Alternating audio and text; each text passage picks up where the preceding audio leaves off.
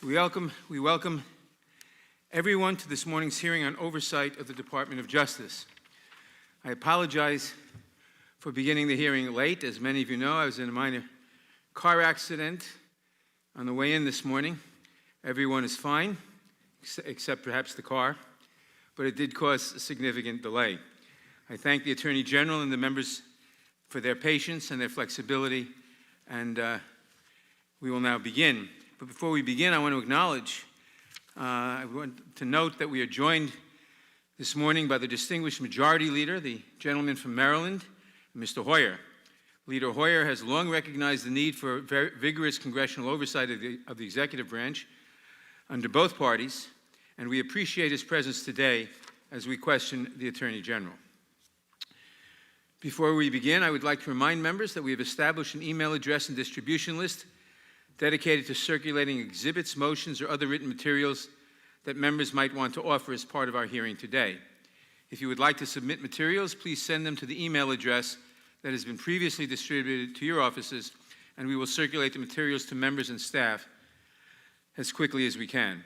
I would also remind all members that guidance from the Office of Attending Physician states that face coverings are required for all meetings in an enclosed space, such as this committee hearing. I expect all members on both sides of the aisle to wear a mask, except when you are speaking. I will now recognize myself for an opening statement. Thank you for being here, Mr. Barr. According to the Congressional Research Service, this is the first time you have appeared before the House Judiciary Committee, both during your first tenure as Attorney General 30 years ago and during your current service in the Trump administration. Welcome. 150 years ago, last month, in the aftermath of the Civil War, Congress created the Department of Justice.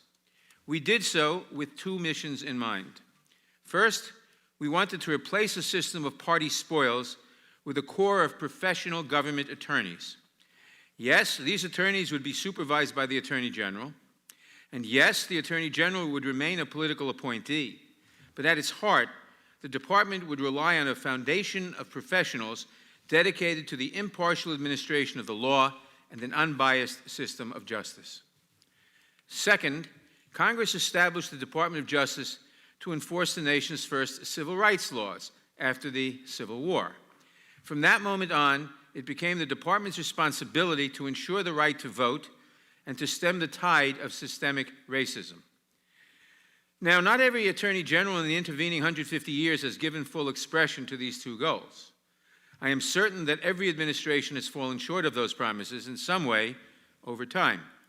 But today, under your leadership, sir, these two objectives are more at risk than at any time in modern history. Your tenure has been marked by a persistent war against the department's professional corps in an apparent attempt to secure favors for the president. Others have lost sight of the importance of civil rights laws. But now we see the full force of the federal government brought to bear against citizens demonstrating for the advancement of their own civil rights. There is no precedent for the Department of Justice to actively seek out conflict with American citizens under such flimsy pretext or for such petty purposes. 150 years later, we are again at a pivotal moment in our nation's history, Mr. Barr. We are confronted with a global pandemic that has killed 150,000 Americans and infected more than 16 million worldwide. We are coming to grips with a civil rights struggle long swept under the rug, if not outright ignored by our government. We are, as a nation, witnessing the federal government turn violently on its own people. And although responsibility for the government's failure to protect the health, safety, and constitutional rights of the American people belongs squarely to President Trump, he could not have done this alone. He needed help. And after he finished utterly humiliating his first Attorney General, he found you. In your time at the department, you have aided and abetted the worst failings of the president.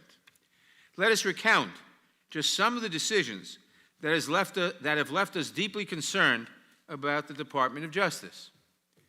First, under your leadership, the department has endangered Americans and violated their constitutional rights by flooding federal law enforcement into the streets of American cities against the wishes of the state and local leaders of those cities, to forcefully and unconstitutionally suppress dissent. Second, at your direction, department officials have downplayed the effects of systemic racism and abandoned the victims of police brutality, refused to hold abusive police departments accountable for their actions, and expressed open hostility to the Black Lives Matter movement. Third, in coordination with the White House, the department has spread disinformation about voter fraud, failed to enforce voting rights laws, and attempted to change the census rules to flaunt the plain text of the Constitution, and even defied court orders on this subject, all in the apparent attempt to assist the president's re-election.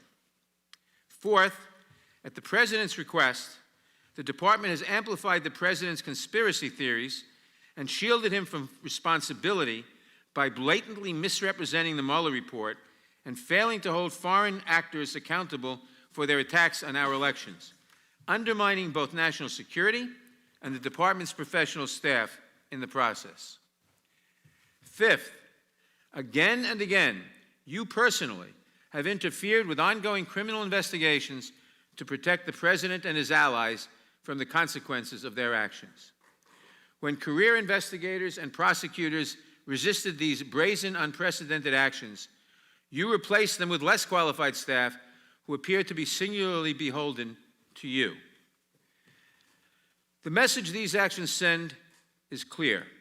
In this Justice Department, the president's enemies will be punished and his friends will be protected, no matter the cost to liberty, no matter the cost to justice. Finally, and perhaps most perniciously, the department has placed the president's political needs over the public health by challenging stay-at-home orders in the states hit hardest by the pandemic. The department's persistent efforts to gut the Affordable Care Act will make recovery that much harder. These actions come at a price: real damage to our democratic norms, the erosion of the separation of powers, and a loss of faith in the equal administration of justice. In the hands of President Trump, a Department of Justice that adopts a dangerously expansive view of executive power and demonstrates a willingness to shield him from accountability represents a direct threat to the liberty and safety of the country. And we were warned. At your confirmation hearing, Professor Neil Kinkoff testified, and I quote, "Public confidence in the rule of law depends on there being an Attorney General who will not allow the President to do whatever he wants with the Justice Department. William Barr's views of presidential power are so radically mistaken that he is simply the wrong man at the wrong time to be Attorney General of the United States." Close quote. Again, this failure of leadership comes at great cost. This administration has twisted the Department of Justice into a shadow of its former self, capable of serving most Americans only after it has first served those in power. This committee has a responsibility to protect Americans from that kind of corruption, Mr. Barr. We have a responsibility to ensure that the Justice Department and its Attorney General administer justice equally and fairly. And this is what has brought us to this hearing room today. We want to give you a chance to respond to our questions to these and other matters, and we hope and expect that you will do so in a clear and forthright manner. Our members expect sincere answers today, and our country deserves no less.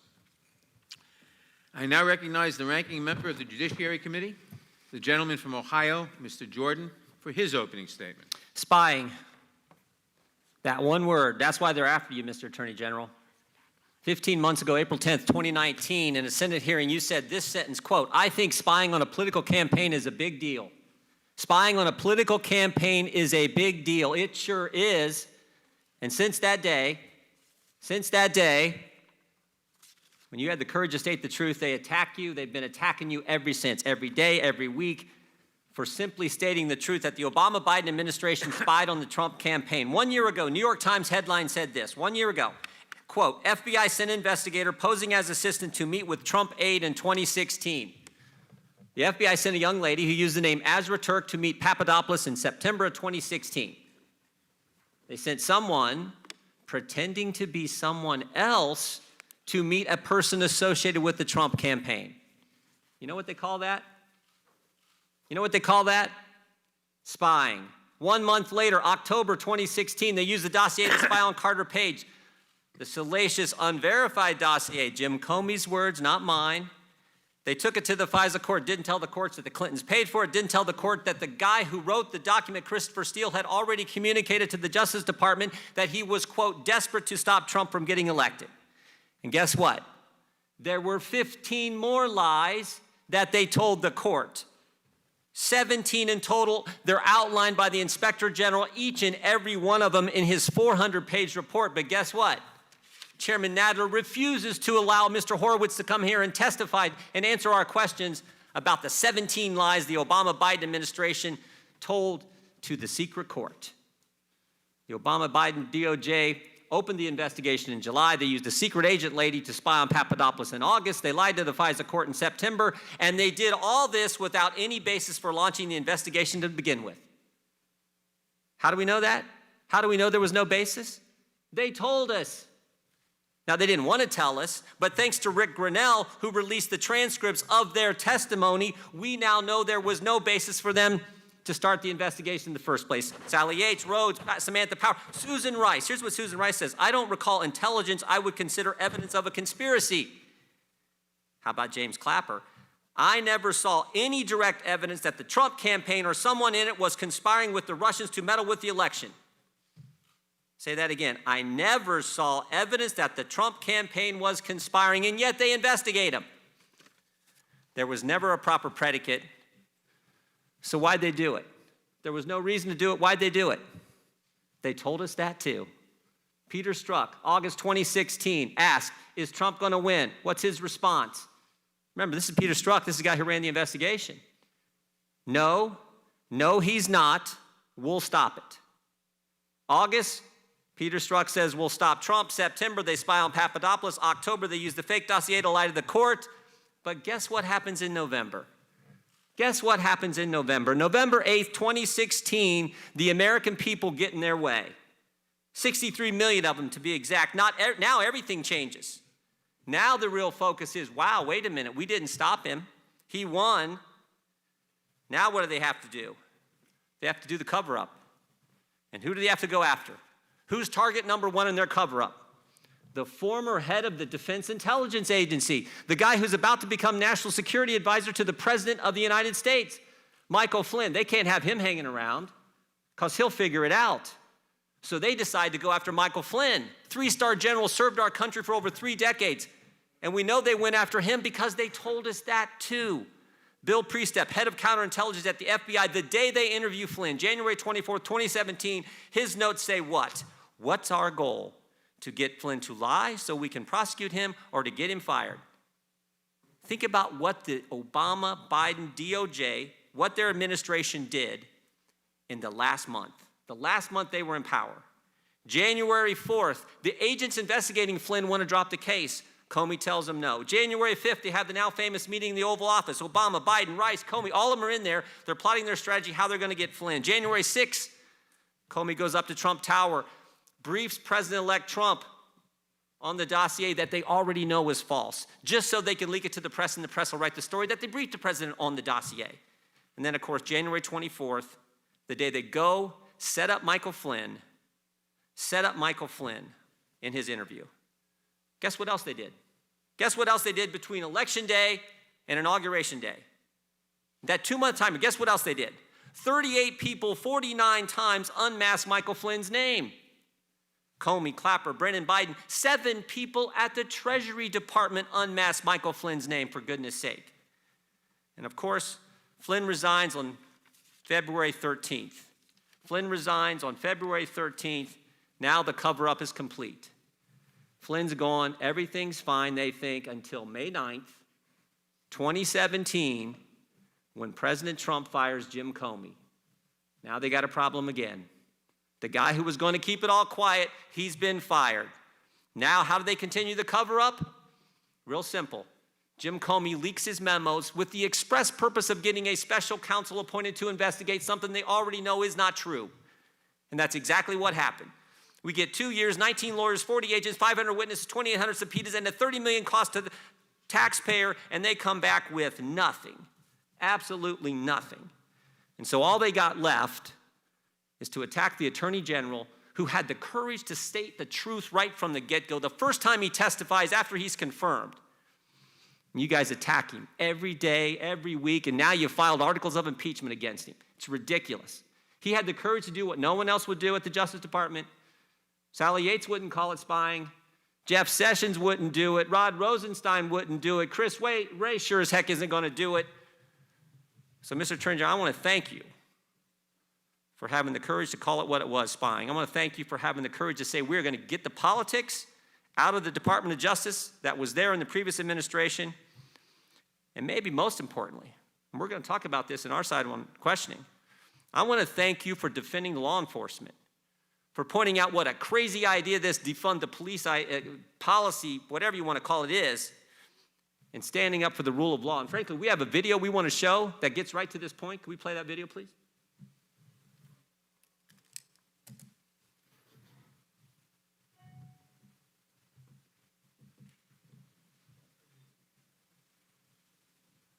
I want to be clear in how I characterize this. This is mostly a protest. It is not, generally speaking, unruly. Peaceful protest. Peaceful protesters. Peaceful protest. Peaceful protest. Peaceful protest. Peaceful protest. Peaceful protest. Peaceful protest. Peaceful protest. Peaceful protest. Peaceful protest. Peaceful protest. Peaceful protest. Peaceful protest. Peaceful protest. Peaceful protests. Peaceful protesters.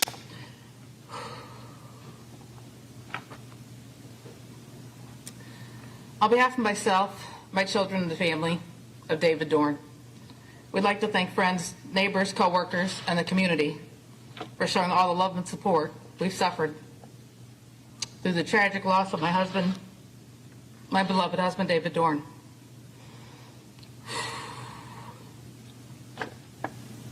We'd also like to thank St. Louis Metropolitan Police Department for their hard work and perseverance through this investigation, as well as Circuit Attorney's Office. He dedicated his life to the city of St. Louis, retiring at the rank of captain after 38 years of distinguishable service. Then as a chief of Moline Acres for almost 6 years. During those years, he's touched so many lives as a friend, mentor, co-worker, and guardian. His life was senselessly taken from me, from us, by an opportunist who had no regards for human life or the law. This didn't have to happen, but it must have been God's plan for David.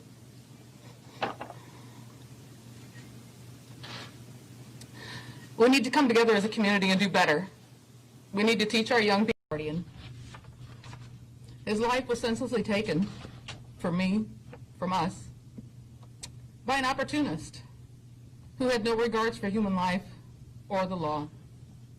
This didn't have to happen, but it must have been God's plan for David.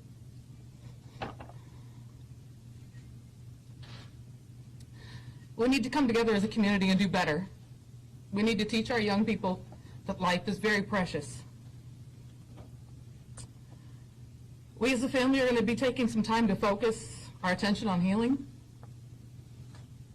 which is very important as we move forward.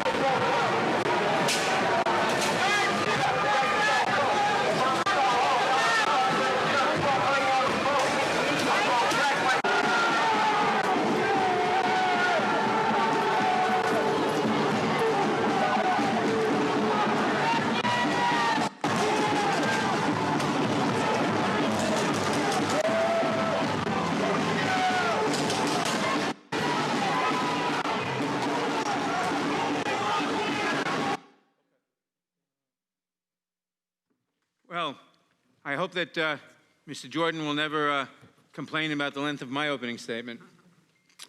Without objection, I am going to insert the committee's audiovisual policy into the record of this hearing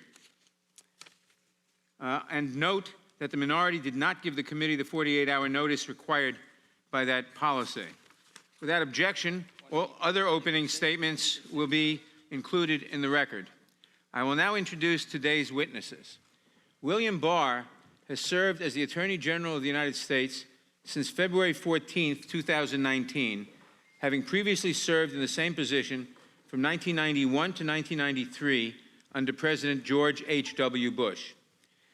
He also served as Deputy Attorney General and Assistant Attorney General of the Office of Legal Counsel under the Bush administration, was a member of the Domestic Policy Staff under President Reagan, served in the Central Intelligence Agency, and was a law clerk for Judge Malcolm Wilkie of the U.S. Court of Appeals for the D.C. Circuit.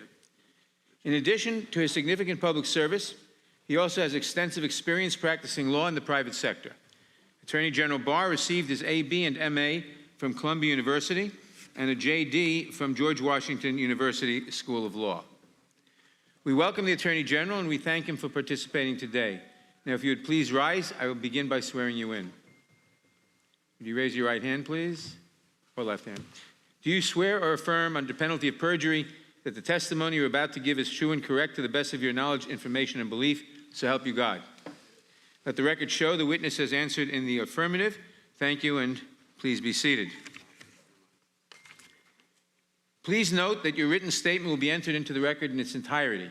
Accordingly, I ask that you summarize your testimony in 5 minutes. To help you stay within that time, there is a timing light on your table.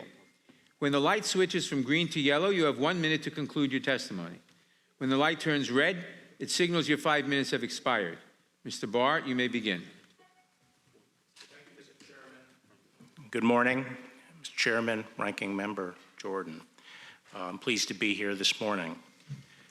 On behalf of the Department of Justice, I want to pay my respects to your colleague, Congressman John Lewis, an indomitable champion of civil rights and the rule of law. I think it is especially important to remember today that he pursued his cause passionately and successfully with unwavering commitment to nonviolence. As I said in my confirmation hearing, the Attorney General has a unique obligation. He holds in trust the fair and impartial administration of justice. He must ensure that there is one standard of justice that applies to everyone equally, and that criminal cases are handled even-handedly based on the law and the facts and without regard to political or personal considerations. And I can tell you that I've handled criminal matters that have come to me for decision in this way. The President has not attempted to interfere in these decisions. On the contrary, he has told me from the start that he expects me to exercise my independent judgment to make whatever call I think is right, and that is precisely what I've done. Indeed, it's precisely because I feel complete freedom to do what I think is right that induced me to serve once again as Attorney General. As you just said, Mr. Chairman, I served as Attorney General under President George H.W. Bush, and after that I spent many years in the corporate world. I'm almost 70 years old. I was almost 70 years old and slipping happily into retirement. I had nothing to prove and I had no desire to return to government. I had no prior relationship with President Trump. Let me turn briefly to the several pressing issues of the day. The horrible killing of George Floyd in Minneapolis understandably jarred the whole country and forced us to reflect on long-standing issues in the nation. Those issues obviously relate to the relationship between law enforcement and the African-American community. Given our history, it's understandable that among Black Americans there's at least some ambivalence and often distrust toward the police. Until just last 50 years ago or so, our laws and our institutions were explicitly racist, explicitly discriminatory. It was not until the 60s that the civil rights movement finally succeeded in tearing down the Jim Crow edifice. Our laws finally came to formally embody the guarantee of equal protection. And since then, the work of securing civil rights has rightly focused on reforming institutions to ensure they better conform to our laws and to our aspirations. That work, it's important to acknowledge, has been increasingly successful. Police forces today are far more diverse than they've ever been. And there are both more black police chiefs and more black officers in the ranks. Although the death of George Floyd at the hands of the police was a shocking event, the fact is that these events are fortunately quite rare. According to statistics compiled by the Washington Post, the number of unarmed black men killed by police so far this year is 8. The number of unarmed white men killed by police over the same period of time is 11. And the overall numbers of police shootings have been decreasing.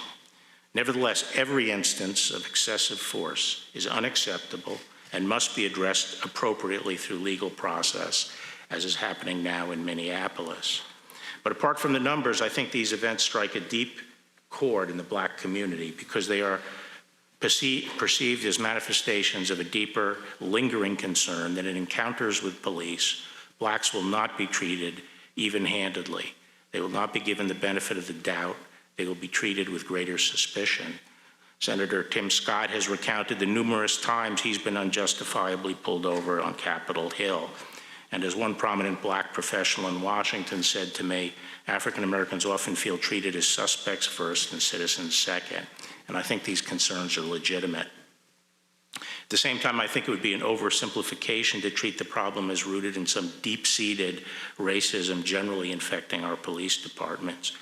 It seems far more likely that the problem stems from a complex mix of factors which can be addressed with focused attention over time. And we in law enforcement must be conscious of the concerns and ensure that we do not have two systems of justice. Unfortunately, some have chosen to respond to George Floyd's death in a far less productive way by demonizing the police, promoting slogans like "all cops are bastard," and making grossly irresponsible proposals to defund the police. The demonization of the police is not only unfair and inconsistent with principles of all people should be treated as individuals, but gravely injurious to the inner city communities. When communities turn on and pillory the police, officers naturally become more risk averse and crime rates soar. Unfortunately, we are seeing that now in many of our cities. The threat to black lives posed by crime on the streets is massively greater than any threat posed by police misconduct. The leading cause of death for young black males is homicide. Every year, approximately 7,500 black Americans are victims of homicide. The vast majority of them, around 90%, are killed by other blacks, mainly by gunfire. Each of those lives matter. It is for this reason that in selected cities where there has been an upsurge in violent crime, we are stepping up and bolstering the activities of our joint anti-crime task forces. Finally, I want to address a different breakdown in the rule of law that we've witnessed over the past 2 months. In the wake of George Floyd's death, violent rioters and anarchists have hijacked legitimate protests to wreak senseless havoc and destruction on innocent victims. The current situation in Portland is a telling example. Every night for the past 2 months, a mob of hundreds of rioters have laid siege to the federal courthouse and other nearby federal property.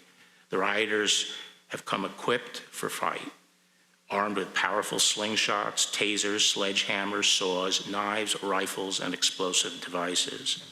Inside the courthouse are a relatively small number of federal law enforcement personnel charged with a defensive mission to protect the courthouse. What unfolds nightly around the courthouse cannot reasonably be called protest. It is, by any objective measure, an assault on the government of the United States.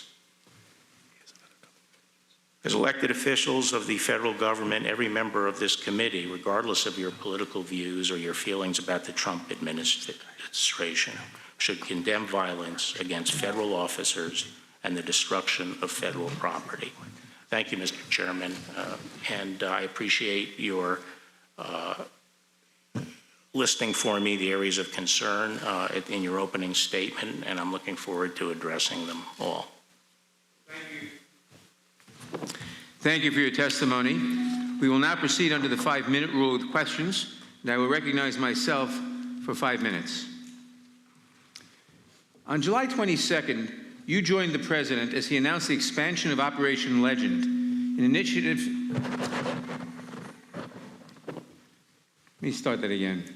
On July 22nd, you joined the President as he announced the expansion of Operation Legend, an initiative to combat violent crime in Kansas City with approximately $61 million in DOJ grants.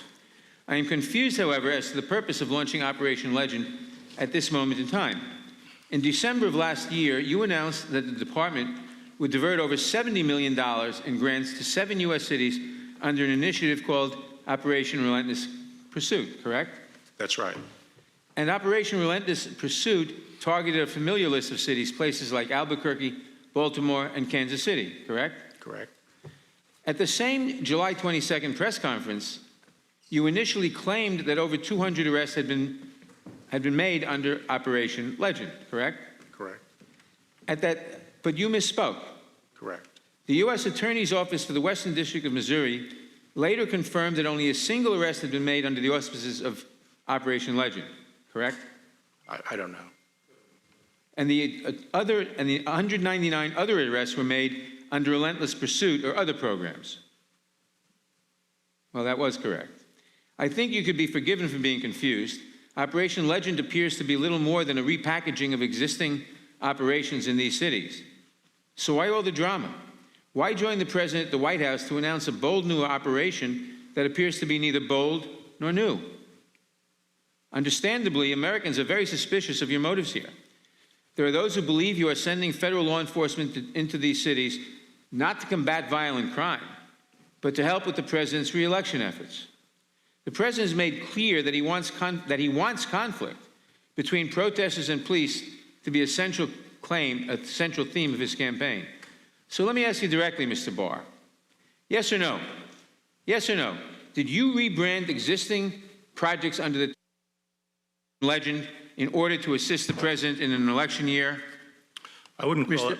Mr. Attorney General, would you agree with me, at least on principle, that it is improper for the Department of Justice to divert resources and law enforcement personnel in an effort to assist the President's re-election campaign? No, Mr. Chairman, in the fall, we did inaugurate an anti-crime initiative because we were concerned about increasing violent crime in a number of cities, and we called that Relentless Pursuit. Unfortunately, COVID intervened, and our agents who were detailed for these assignments could not perform the operation. So the operation was squelched by COVID.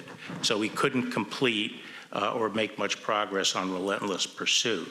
However, in the intervening time, we saw violent crime continuing to rise, and a lot of that was triggered by the events after the death of George Floyd. So we did reboot the program after COVID started breaking and we could commit the law enforcement resources to actually accomplish the mission, which is to reduce violent crime. Now, I regret that COVID interrupted our law enforcement activities, but it doesn't obviate the fact that there is serious violent crime in these cities. These police departments and mayors have been asking us for help, and we have put in additional federal agents and investigators to help deal with it. Have you, now, yes or no, have you discussed the President's re-election campaign with the President or with any White House official or any surrogate of the President? Well, I'm not going to get into my discussions with the President. Well, have you discussed that topic with him, yes or no? Not in relation to this program. I didn't ask that. I asked if you discussed that with... I'm a member of the cabinet, and there's an election going on. Obviously, the topic So the comes answer up. is yes. Well, The the answer is topic comes up in cabinet meetings and other things. Okay. It shouldn't And be a as part of- surprise that the topic of the election. I didn't say I was surprised. I just asked if you'd done that. So as part of those conversations with the President or his people about the re-election campaign, have you ever discussed the current or future deployment of federal law enforcement? In connection with what? In connection with what you just said, in connection with your discussions with the President or with other people around him of his re-election campaign, have you discussed the current or future deployment of federal law Well, enforcement. as I say, I'm not going to get into my discussions with the president, but I've made it clear that I would like to pick the cities based on law enforcement need and based on neutral So, criteria. but you can't tell me whether you discussed. No, I'm not going to discuss what I discussed with the Can president. you commit today that the department will not use federal law enforcement as a prop in the president's reelection campaign? We are not using I just want to federal law close enforcement. with this thought. You really can't hide behind legal fictions this time, Mr. Barr.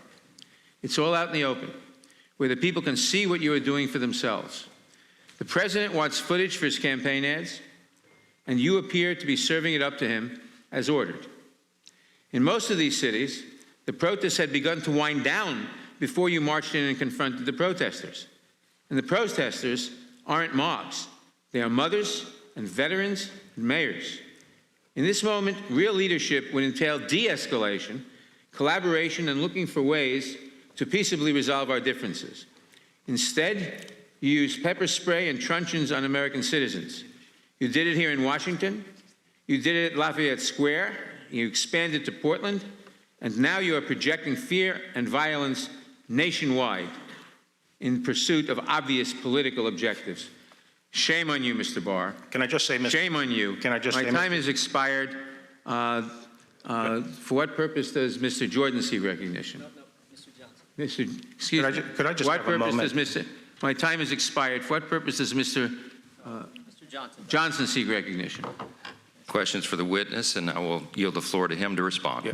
Mr. Chairman, you've conflated two different things. The effort, like legend, is to deal with violent crime that's committing on the streets of the city. Again, predatory violence like murder, shootings, which are soaring in some cities right now. That does not involve encountering protesters, as you refer to it. Civil disturbance is a different set of issues. And I just reject the idea that the department has flooded anywhere and attempted to suppress demonstrators. We make a clear distinction between demonstrators. The facts speak for themselves. This is my time, I'm Mr. Chairman. answering, and you know, the fact of the matter is, if you take Portland, the courthouse is under attack. The federal resources are inside the perimeter around the courthouse, defending it from almost 2 months of daily attacks where people march to the court, try to gain entrance, and have set fires, thrown things, used explosives, and injured police, including just this past weekend, perhaps permanently blinding 3 federal officers with lasers. We are on the defense. We're not out looking for trouble. And if the state and the city would provide the law enforcement services that other jurisdictions do, we would have no need to have additional marshals in the courthouse. On behalf of hundreds of millions of Americans, thank you for that clarification, and thank you for being here. And thank you for your service today and your willingness to do this in very challenging times. Mr. Attorney General, we're very appreciative. It's not an easy job, but it's a vitally important one. I so appreciated what you said in your opening statement today, which is what you said in your confirmation hearing. The Attorney General has a unique obligation. He holds in trust the fair and impartial administration of justice. We appreciate that so much. The Democrats have asserted here this morning, and they continue to say in the media, that under your leadership, the Justice Department has become highly politicized. Why is that a totally unfounded allegation?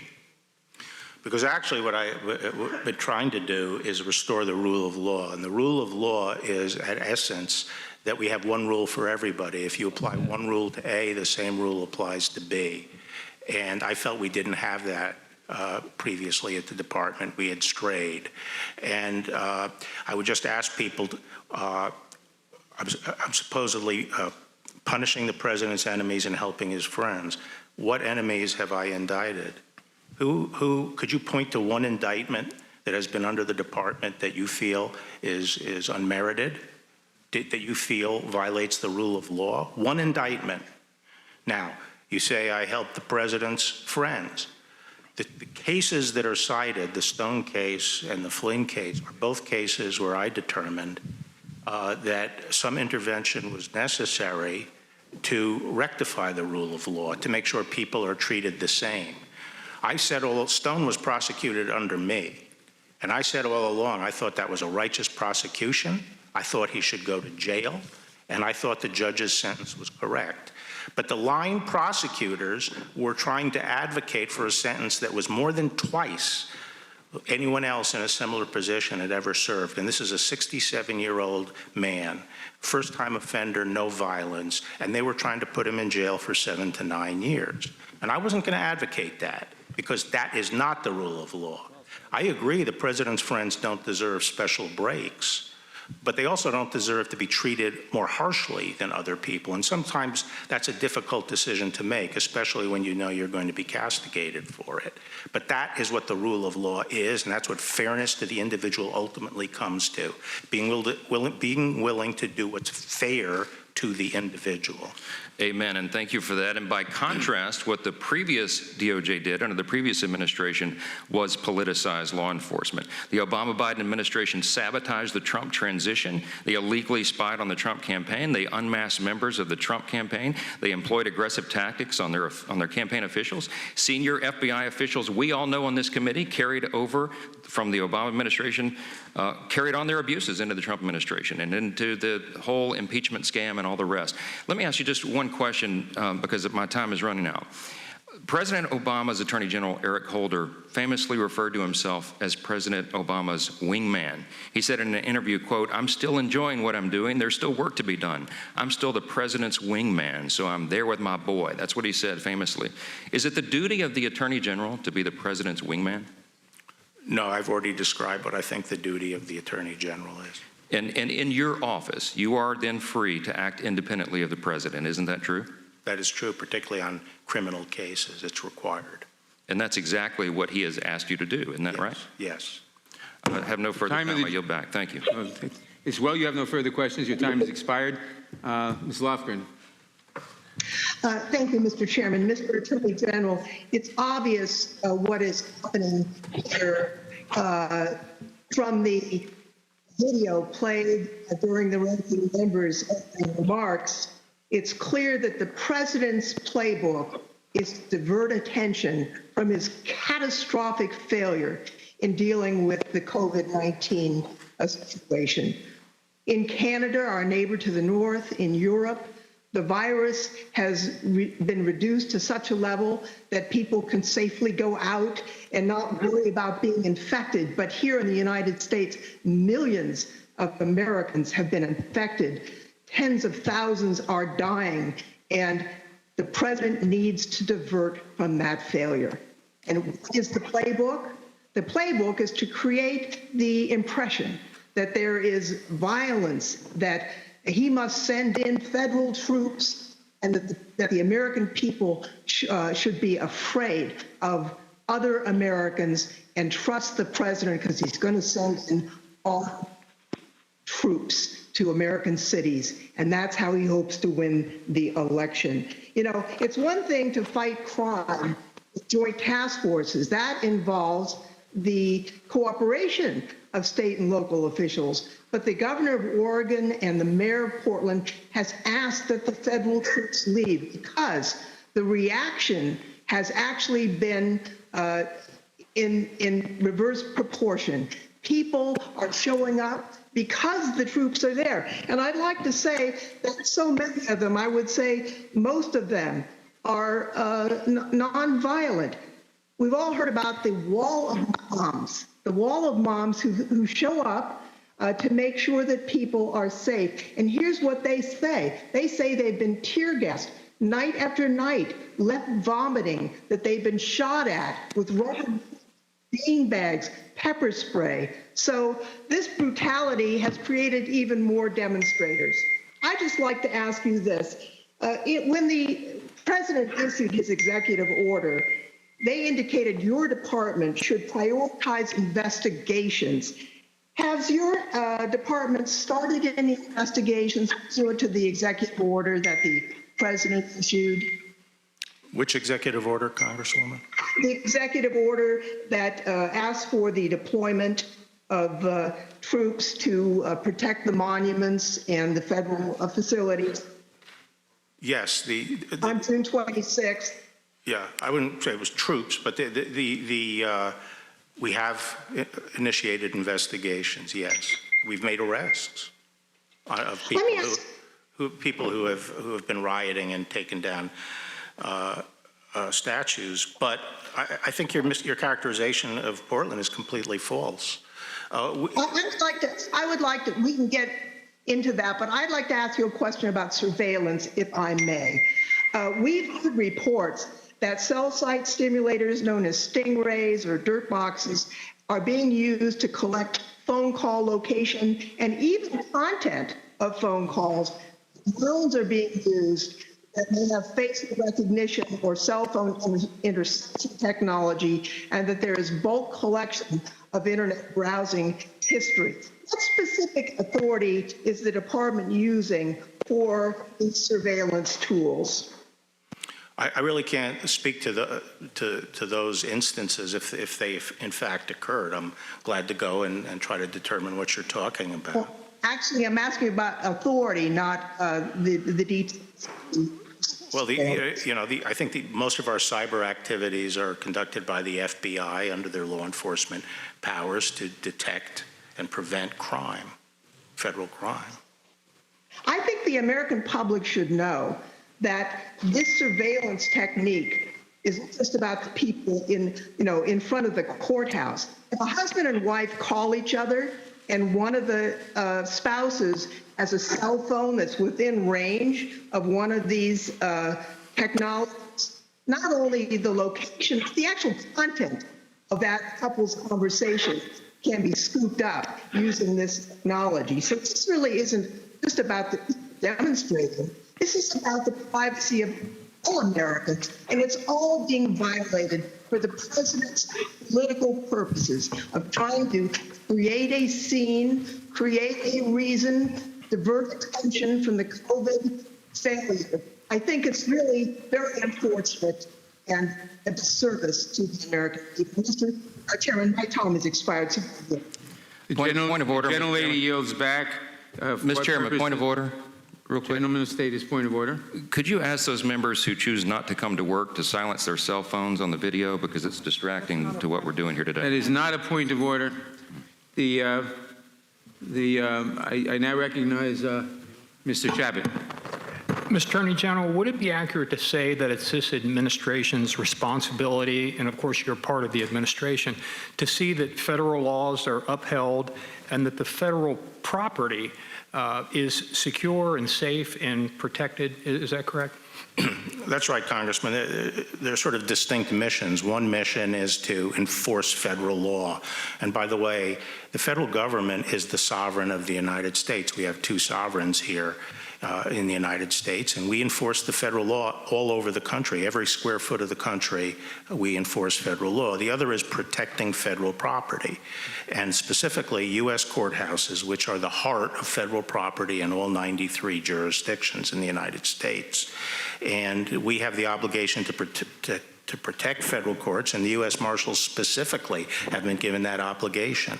Federal courts are under attack. Since when is it okay to try to burn down a federal court?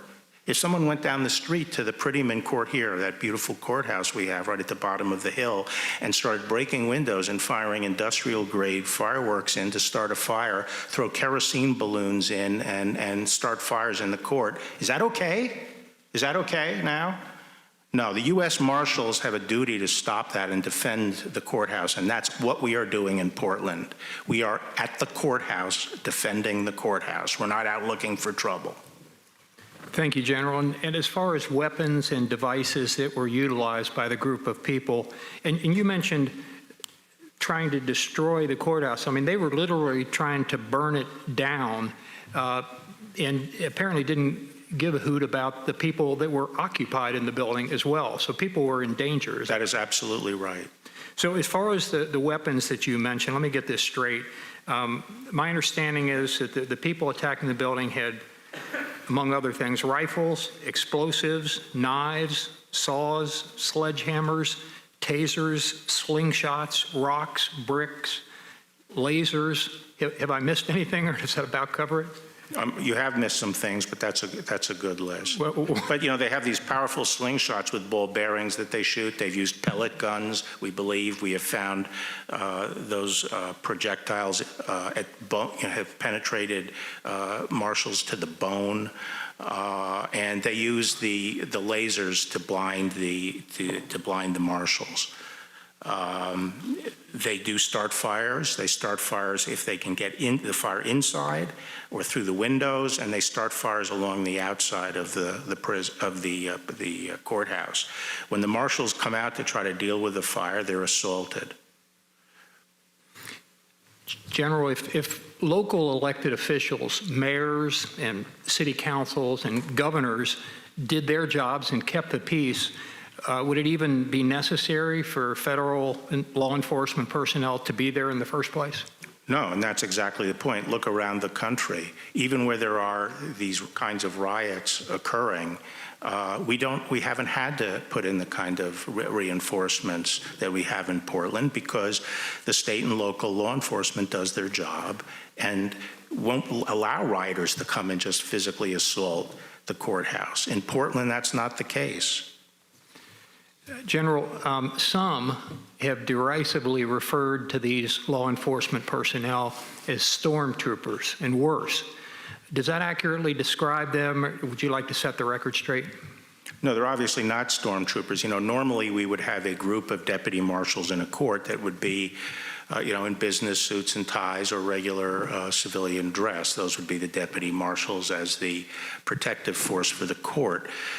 But after almost a month of rioting in Portland, you know, we sent in, I think it was around the 4th of July timeframe, we sent in about 20 special operations marshals. And those are tactical teams that are able, are padded and protected so they could deal with this kind of thing. Up until last week, I was told we had our stormtrooper from the Department of Justice amounted to 29 marshals in the courthouse. 29 marshals.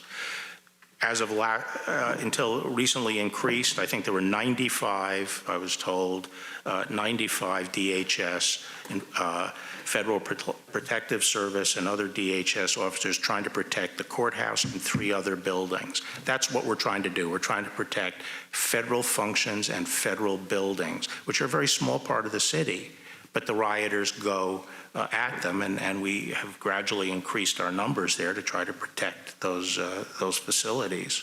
If the state would come in and keep peace on the streets in front of the courthouse, we wouldn't need additional people at the courthouse. Thank you, General. My time's expired. The gentleman's time has expired. Ms. Jackson-Lee. Mr. Chairman, before I begin, I'd like to submit into the record a picture of Lewis and Clark History Department chair of shot at protests in Portland. Ask unanimous consent. Place that into the record. John Lewis in 1963 said, "We are tired about being beat by police. We're tired of being put in jail. We want our freedom now." Mr. Attorney General, in your remarks, you indicated that we made great progress since that time. And you indicated that the killing of George Floyd was shocking. I disagree. It was outright cold-blooded murder on the streets of America, unfortunately by police misconduct. You seem to have a difficult time understanding systemic racism and institutional racism that has plagued so many. Mr. Attorney General, do you understand a black mother's or parent's talk to their child, to their son? Do you know what that is? I think I do. I don't know if you do, but Trayvon Martin, Ahmaud Arbery, Tamir Rice, Michael Brown, Sean Bell, and George Floyd. Black mothers and fathers have had to talk to their sons about police violence. I take no backseat to the history of this committee that has stood for good policing, not misconduct. And so I ask you this question: does the Trump Justice Department seek to end systemic racism and racism in law enforcement? I just need a yes or no answer. To the extent there is racism in any of our institutions in this country and the police, then obviously this administration will fully enforce this. So you agree that there may be systemic racism? To the extent, in where? Let me continue my line of questioning. I don't agree that there's systemic racism in the police department. Specifically, generally in this country. I'm reclaiming my time, Mr. General. Specifically, do you understand the violent impact of racial profiling? And do you support the end racial profiling, racial and religious profiling in the George Floyd bill, including the removal of the strict interpretation of qualified immunity, which would leave individuals like Breonna Taylor and George Floyd without any relief at all? No, I'm opposed to eliminating qualified immunity, and I don't agree that it would leave the victims of police misconduct Well, let me share with you some aspects. without any remedy at all. I'm reclaiming my time. Let me share with you some aspects of profiling. After the death of George Floyd found that while black people make up 19% of the Minneapolis population and 9% of its police, they were on the receiving end of 58% of the city's police use of force incidents.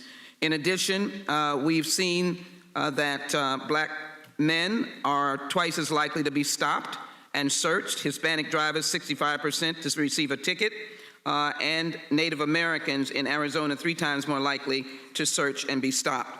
Let me ask you the questions of how we respond to that. The Justice Department has many tools at its disposal to reduce police violence, to pattern or practice investigations, a practice to end bad policing and police violence. It addresses police violence at an institution level rather than just focuses on acute cases.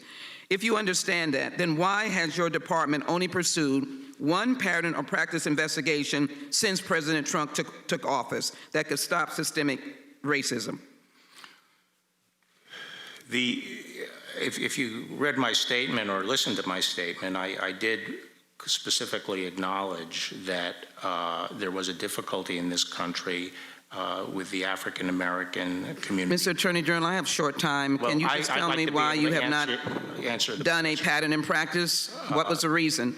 And you asked me what I thought the response was, and I thought the response to this is, in fact, training of police. And I think the police believe that that's a response. I was talking to a black Then let me chief of continue. police. Mr. Attorney General, I want to respect you, but I have a short time. For example, 18 U.S.C. Section 242, which makes unlawful the denial of rights under the color of law. Can you defend the fact that in the first 7 months of FY 2020, federal prosecutors filed only 242 charges in just 27 cases in the Trump DOJ? And were you aware that in FY 2019, federal prosecutors brought 2 Section 242 charges in just 49 cases in the United States? And are you aware of how many cases we've had? 184,274, which means that in FY 2019, only about 27 out of every 100,000 prosecutions was related to Section 242 charges.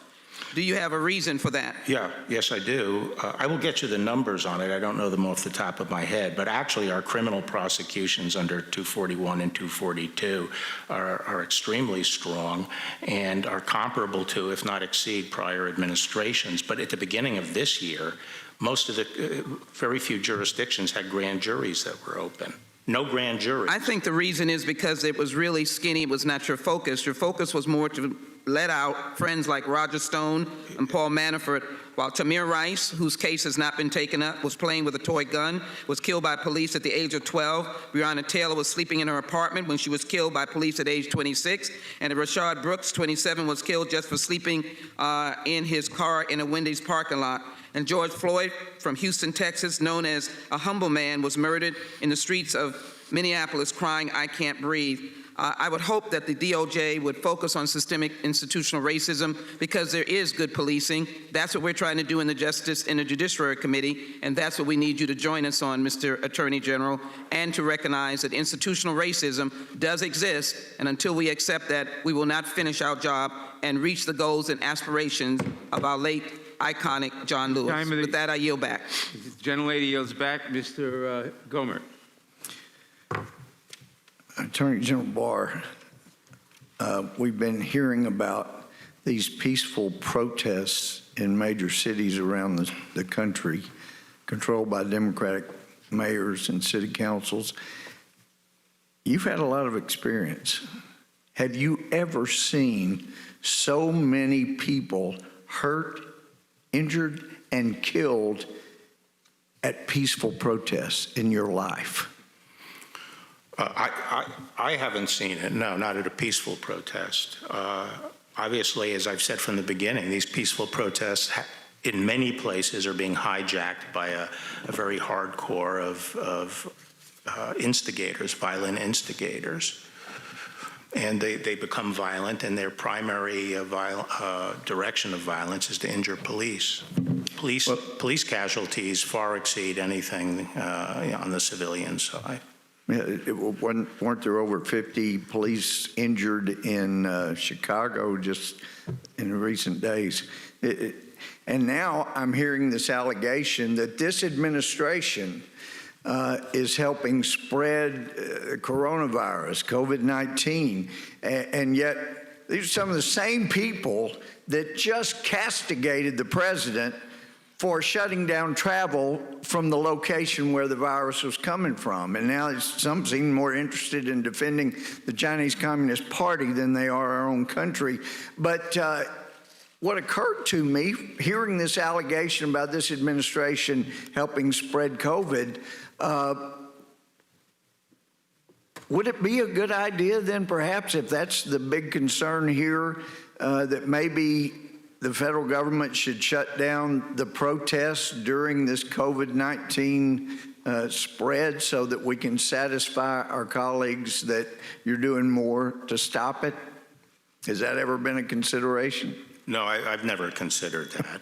Well, it would apparently stop some of the allegations being thrown here. Now, I know you know history. Going back to 1917, the Bolshevik Revolution, the Mao Revolution, some of these tactics we're seeing are not new. Trying to get, even David Horowitz, I introduced one time as a former socialist, he said, no, I was a full-blown communist. But he has pointed out that he started looking away from the group he was in because he saw they were interested in trying to provoke the police to kill somebody so that they could really create mayhem. You're familiar with that tactic by Marxists, are you not? Yes. It is a dangerous time. Well, let me ask you, I know you know that U.S. attorneys are supposed to serve at the pleasure of the president. You know, Bill Clinton fired 93 U.S. attorneys on the same day. Do you know what made U.S. Attorney Berman think that he was the exception who did not serve at the pleasure of the president? What caused him to think he owned that position?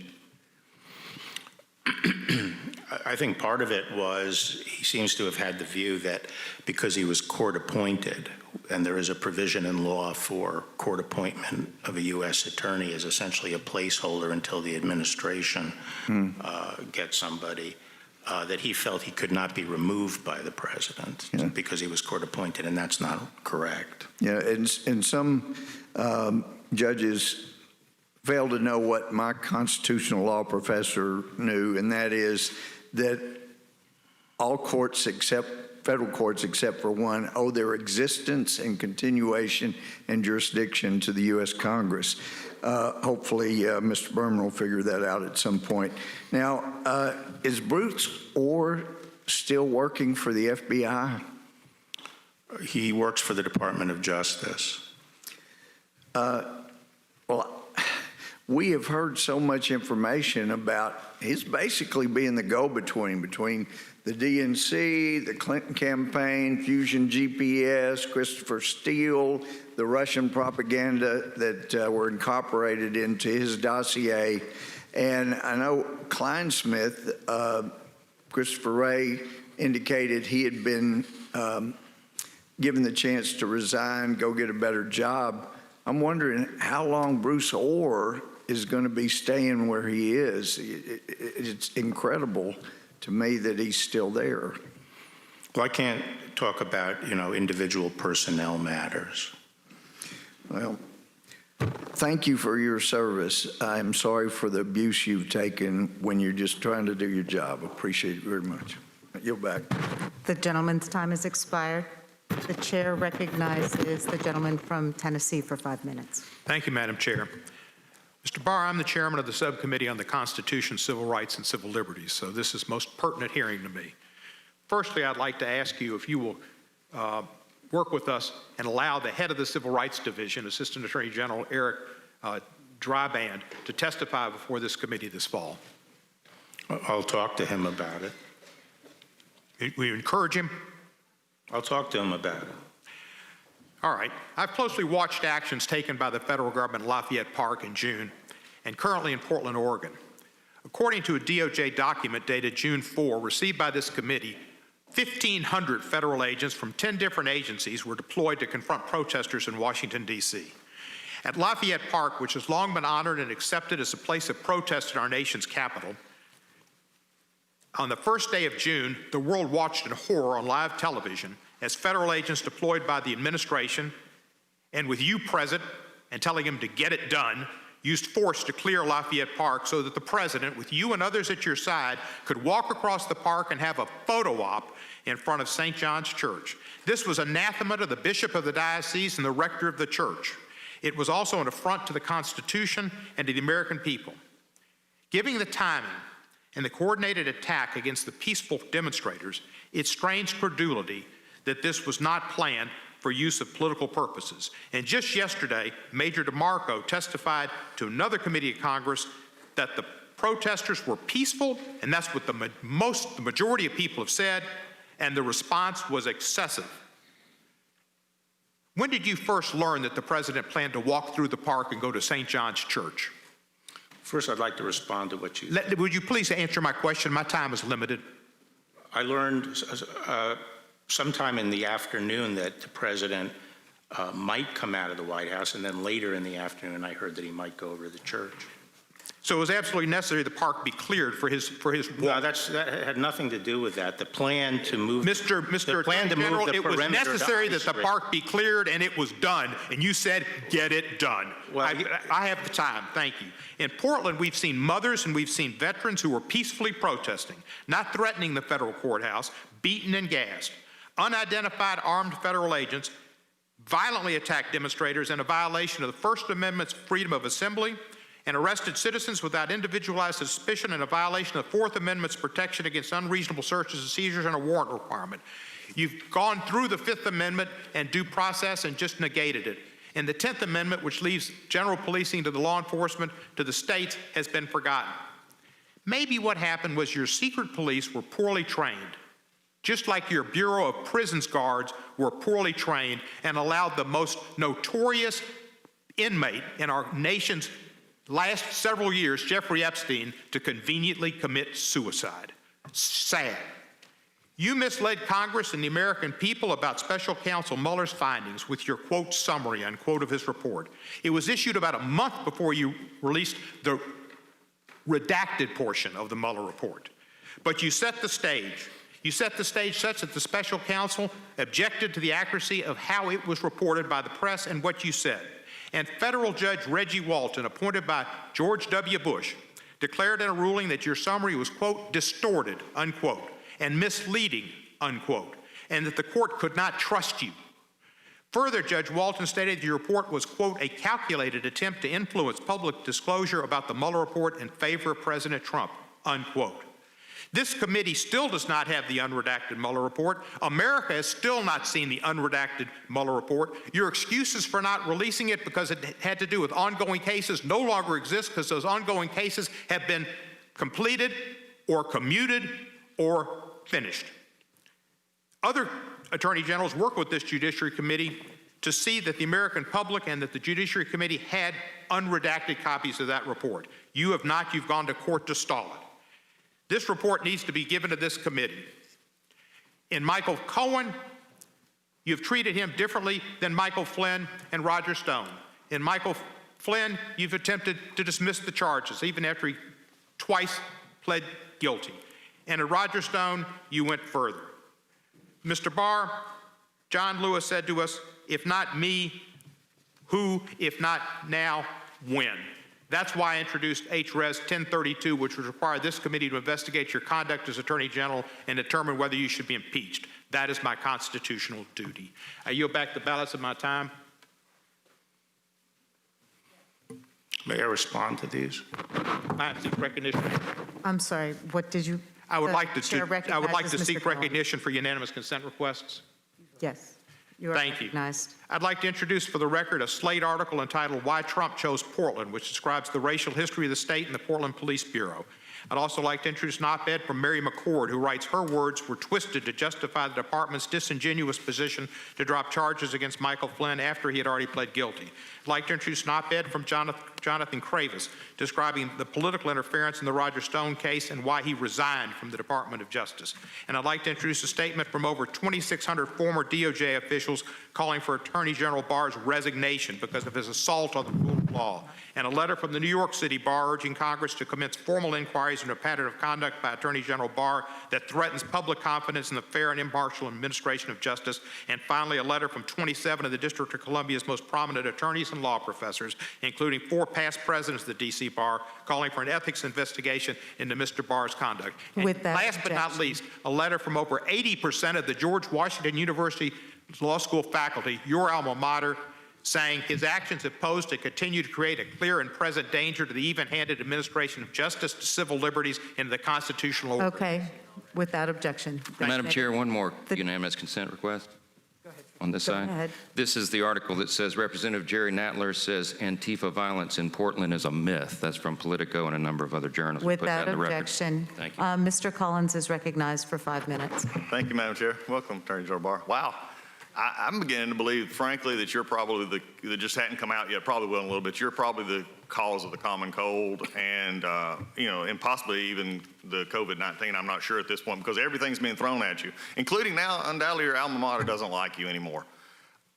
Where have we come? The chairman said something earlier today that really made me think. He said, why all the drama?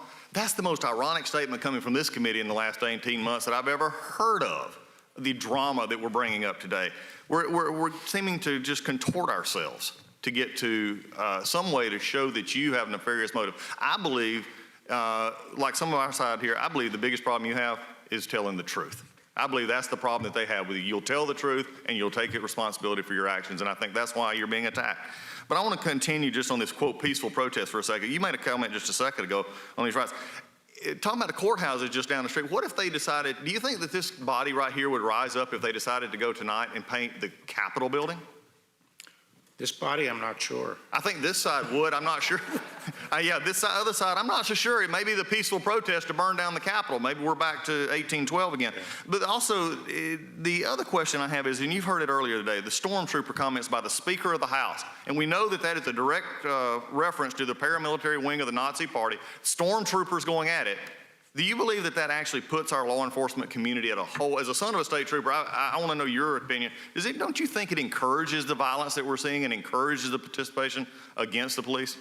I think that's possible, and I think it's irresponsible to call these federal law enforcement officers stormtroopers. Yeah, and we're seeing that thing played out over and over. Let's switch back to something else, though, that is I think, more appealing here. We've talked about the investigations, and especially going with Flynn. Do you believe that there was actually a basis to go after General Flynn? I mean, what we've seen so far, what's been released, and especially keeping an investigation open, Peter Strzok kept it open. Do you believe there's actually a basis for the beginning of this investigation to start with? Or continuing it? Well, I would just say, I asked another U.S. attorney in St. Louis who had 10 years in the FBI and 10 years in the Department of Justice as a career prosecutor to take a look at it, and he determined based on documents that had not been provided to Flynn's side and not been provided to the court, that in fact there was no basis to investigate Flynn. And furthermore, it was clearly established by the documents that the FBI agents who interviewed him did not believe that he thought he was lying. Well, there's another part of this as well that concerns what has been given to the courts and the interviews, and that is that the facts were not disclosed to Flynn prior to the interview. That seems like a Brady violation to me. Do you believe that there's a Brady violation there in this case? No, there wasn't a Brady violation there, but I think what the counsel concluded was that the only purpose of the interview, the only purpose, was to try to catch him in saying something that they could then say was a lie. So it was an entrapment? And therefore there was not a legit, the interview was untethered to any legitimate investigation. So as the law enforcement officer in this country, it is your responsibility to provide justice for both sides, not, and just call it as it should be. And I think that's what you've done there.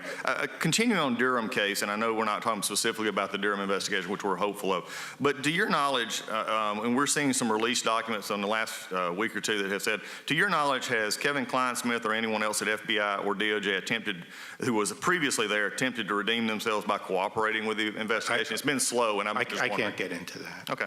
I understand that. Well, I have another issue as we finish up in looking at this between the rhetoric, between the investigation. I think Durham investigation is something most of us are waited for because we can't seem to get this committee to actually believe that the IG's report is worth having something about this committee. And there's not a Democrat or Republican on the side that can make a legitimate claim why the Inspector General has not been called before this committee to actually explain his report, except politics. And that's what this committee has become all along. But I have another problem, and I've written to you about this, and that's down with the district attorney down in Fulton County, Georgia, actually making felony murder charges on an officer.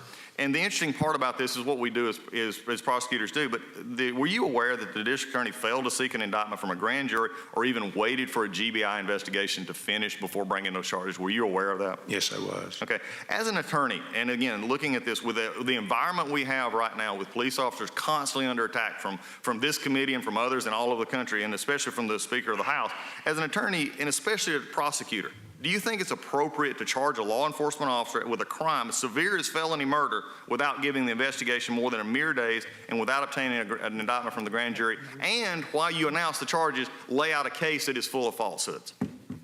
I've said that I would have preferred that he had used the grand jury and had waited till the Georgia Bureau had completed its investigation. I appreciate your help in that, and with that, I yield back.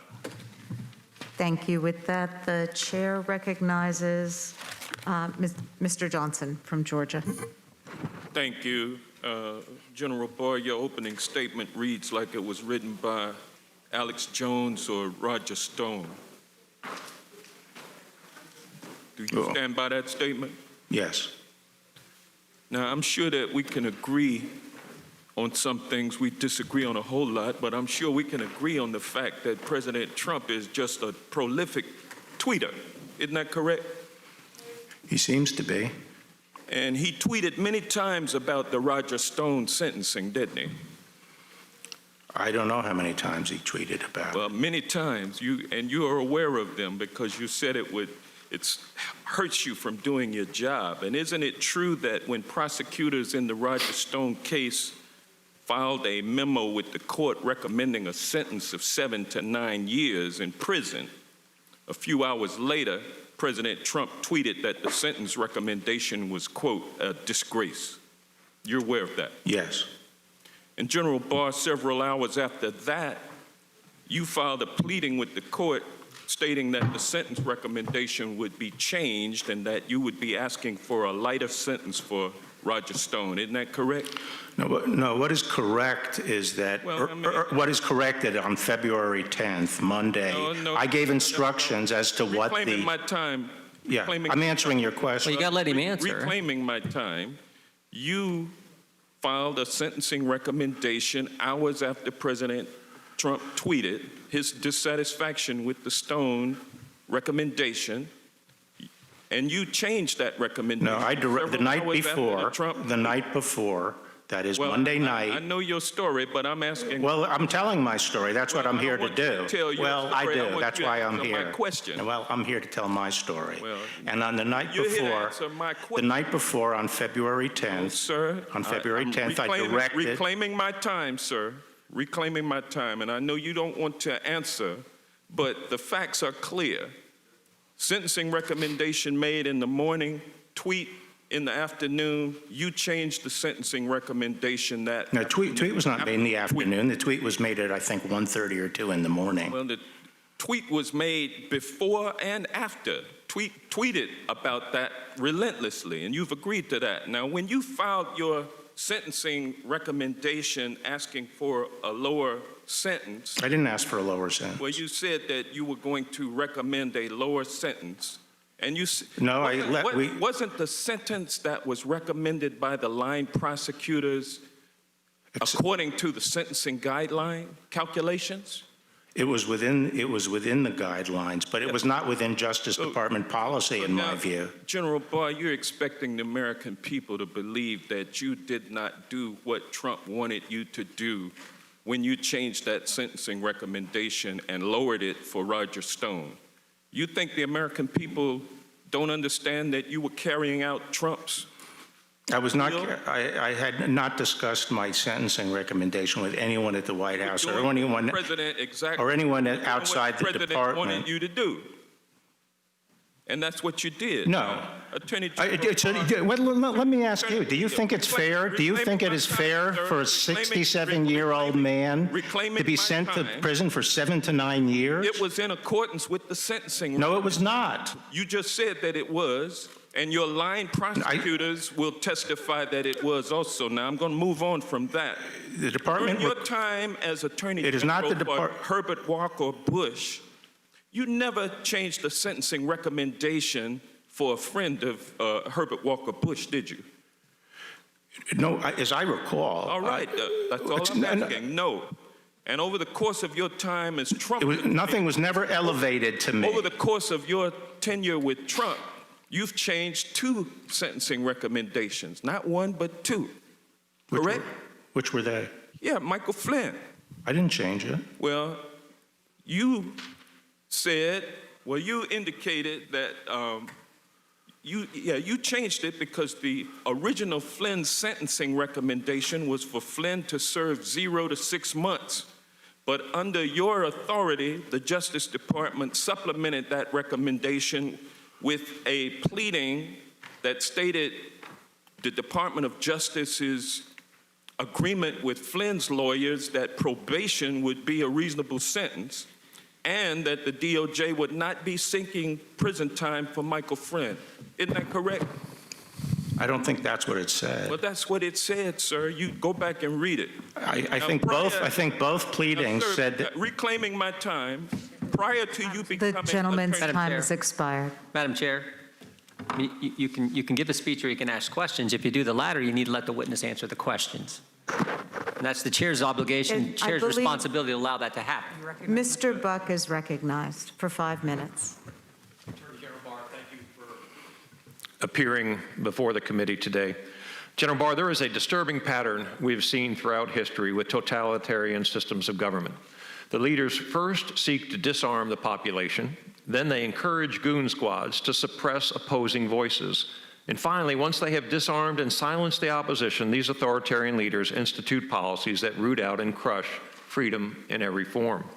Unfortunately, the American left has been infected with the same totalitarian desire to remove firearms and silence opposing views as part of a campaign to achieve its political ends. We've seen this scenario play out in every major Democrat-run city in America. Progressive leaders push to disarm law-abiding Americans to further their influence while watching as crime rates soar. We even saw failed presidential and Senate candidate Beto O'Rourke proudly tell Americans, hell yes, we're going to take your AR-15 and your AK-47. Now the American left is actively cheering as its fascist militia Antifa rages in the streets. Antifa is a domestic terrorist organization that hijacks peaceful rallies, organizes armed riots, attacks peaceful protesters, burns buildings, loots stores, and spreads hate. Reports of Antifa-linked attacks began circulating in 2017. These thugs, often armed with sticks and pepper spray and other instruments, showed up to silence college Republican groups at Berkeley. The left was silent. Then in June 2019, Antifa jumped into the national conversation after journalist Andy Ngo was brutally attacked in Portland. No arrests were made. The left again was silent. Almost exactly 1 year ago today, the Wall Street Journal ran an op-ed stating Portland has to do something to deter political violence or the city will get more of it. Of course, the city's feckless leadership has only further encouraged Antifa's violent antics. As a result, we've seen 61 straight nights of violence in Portland. Antifa's fascist totalitarian activities are now oozing into other Democrat-run cities. Last Sunday, Antifa launched a violent assault on a peaceful pro-police demonstration in Denver, Colorado. Conservative leaders in Colorado, including Randy Corcoran, a Denver area lawyer and radio talk show host, organized a family-friendly event in honor of Law Enforcement Appreciation Day. The atmosphere was peaceful, and counter-protesters were given plenty of space to advocate their message. But as the afternoon wore on, a swarm of violent Antifa thugs infiltrated the peaceful Black Lives Matter counter-protesters and began assaulting pro-police Americans. These are 20 and 30-year-old thugs assaulting 50, 60, 70, and even 80-year-old Americans who only wanted to show their support for law enforcement.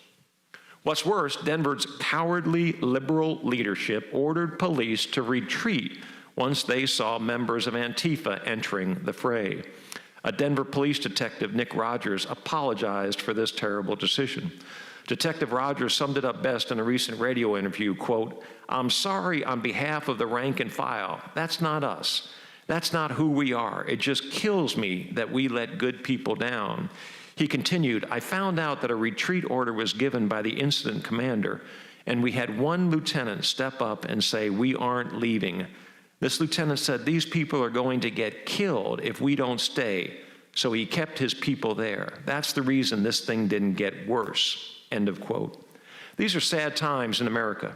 Free speech and the right to keep and bear arms are both being threatened by violent anarchists, and the best our chairman can do is call Antifa a myth. General Barr, this has to stop. We can't let Antifa continue terrorizing our country.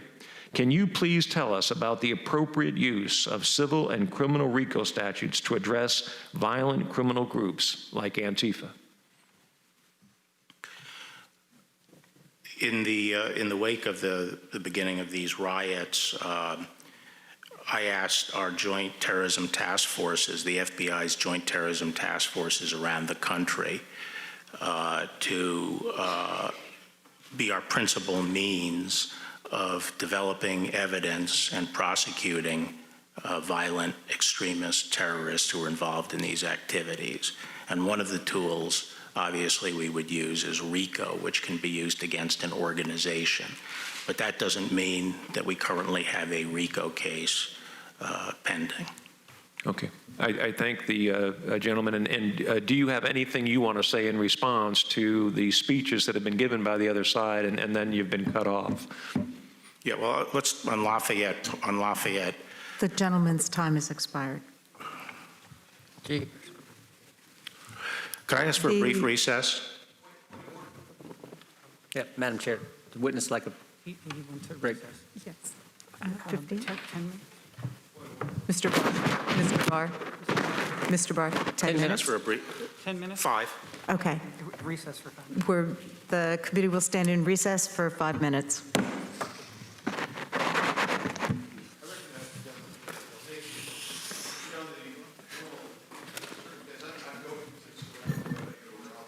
General Barr. You've been listening to Attorney General Barr testifying before the House Judiciary Committee, and there have been fireworks from the start. You'll remember this hearing got underway a bit late because Chairman Nadler, on his way there, was involved in a car accident. But as soon as this thing got underway, there were a lot of verbal shots fired from both sides. AG Barr on Roger Stone saying he was prosecuted under me. I said all along he should go to jail. I agreed with the judge's sentence, but the line prosecutors were advocating for twice what any other person had served. That's part of the testimony there. They have talked a lot about the riots in Portland and elsewhere. In fact, Republicans at the beginning just played some video of what was going on in Portland and let sort of the chaos and violence speak for itself. At that point, Chairman Nadler said that they didn't appropriately ask for that video to be played ahead of time and objected. And we've heard very pointed questions from both sides of the aisle. I want to bring in the rest of the group that is with us today. Josh Holmes is standing by as I pull up the exact quote that I thought was very interesting from AG Barr at the very beginning. He said, "The threat to blacks' lives posed by crime on the streets is massively greater than any threat posed by police misconduct. The leading cause of death for young black males is homicide. Every year, approximately 7,500 black Americans are victims of homicide. The mass majority of them, around 90%, are killed by other blacks, mainly by gunfire. And each of those lives matter." Josh, your reaction, what you've seen so far? Well, look, I think we are all grateful when we can hear directly from the Attorney General and not from sort of the media filter that parses out the facts that he's referring to. These are all incredibly depressing statistics that are happening across cities across America. And frankly, you wouldn't be able to read much or hear much about it if it wasn't for hearings like this where you can hear directly from the Attorney General. I thought he's comported himself very well here this morning. It's an incredible mismatch between congressional Democrats who are basically forced to just sort of try to shout over him. They're asking questions, but not really. They're more like statements. And then anytime he tries to interject, they basically reclaim their time and don't allow him to speak. I can only imagine that's because what he's about to say would refute most of what their question was. And so, look, I think he's done really well this morning. I think this is an important conversation for the American public to hear about. I obviously wish that the demeanor of some of the members of Congress would be a little bit more befitting of the institution that they're representing. But beyond that, I think this is an important hearing. Yeah. Marie, I mean, that has been really frustrating just as a general listener. You know, Democrats have asked him questions and then they don't let him answer. And I thought the whole point was to bring him here to, you know, quote unquote, answer for a lot of the things that have happened. And I wanted to hear what his response was. Why do you think they don't let him actually answer? Melissa, unfortunately, this is what televised House hearings have become. I sat through many of these when the Obama administration was in office, where the same thing happened to us from the other side. And unfortunately, both sides of the aisle play to the cameras in these hearings. That's why closed hearings actually are often much more productive in terms of getting information. I actually would like them to let him answer on some occasions. There are some times I was on the edge of my seat saying, just hear what he has to say.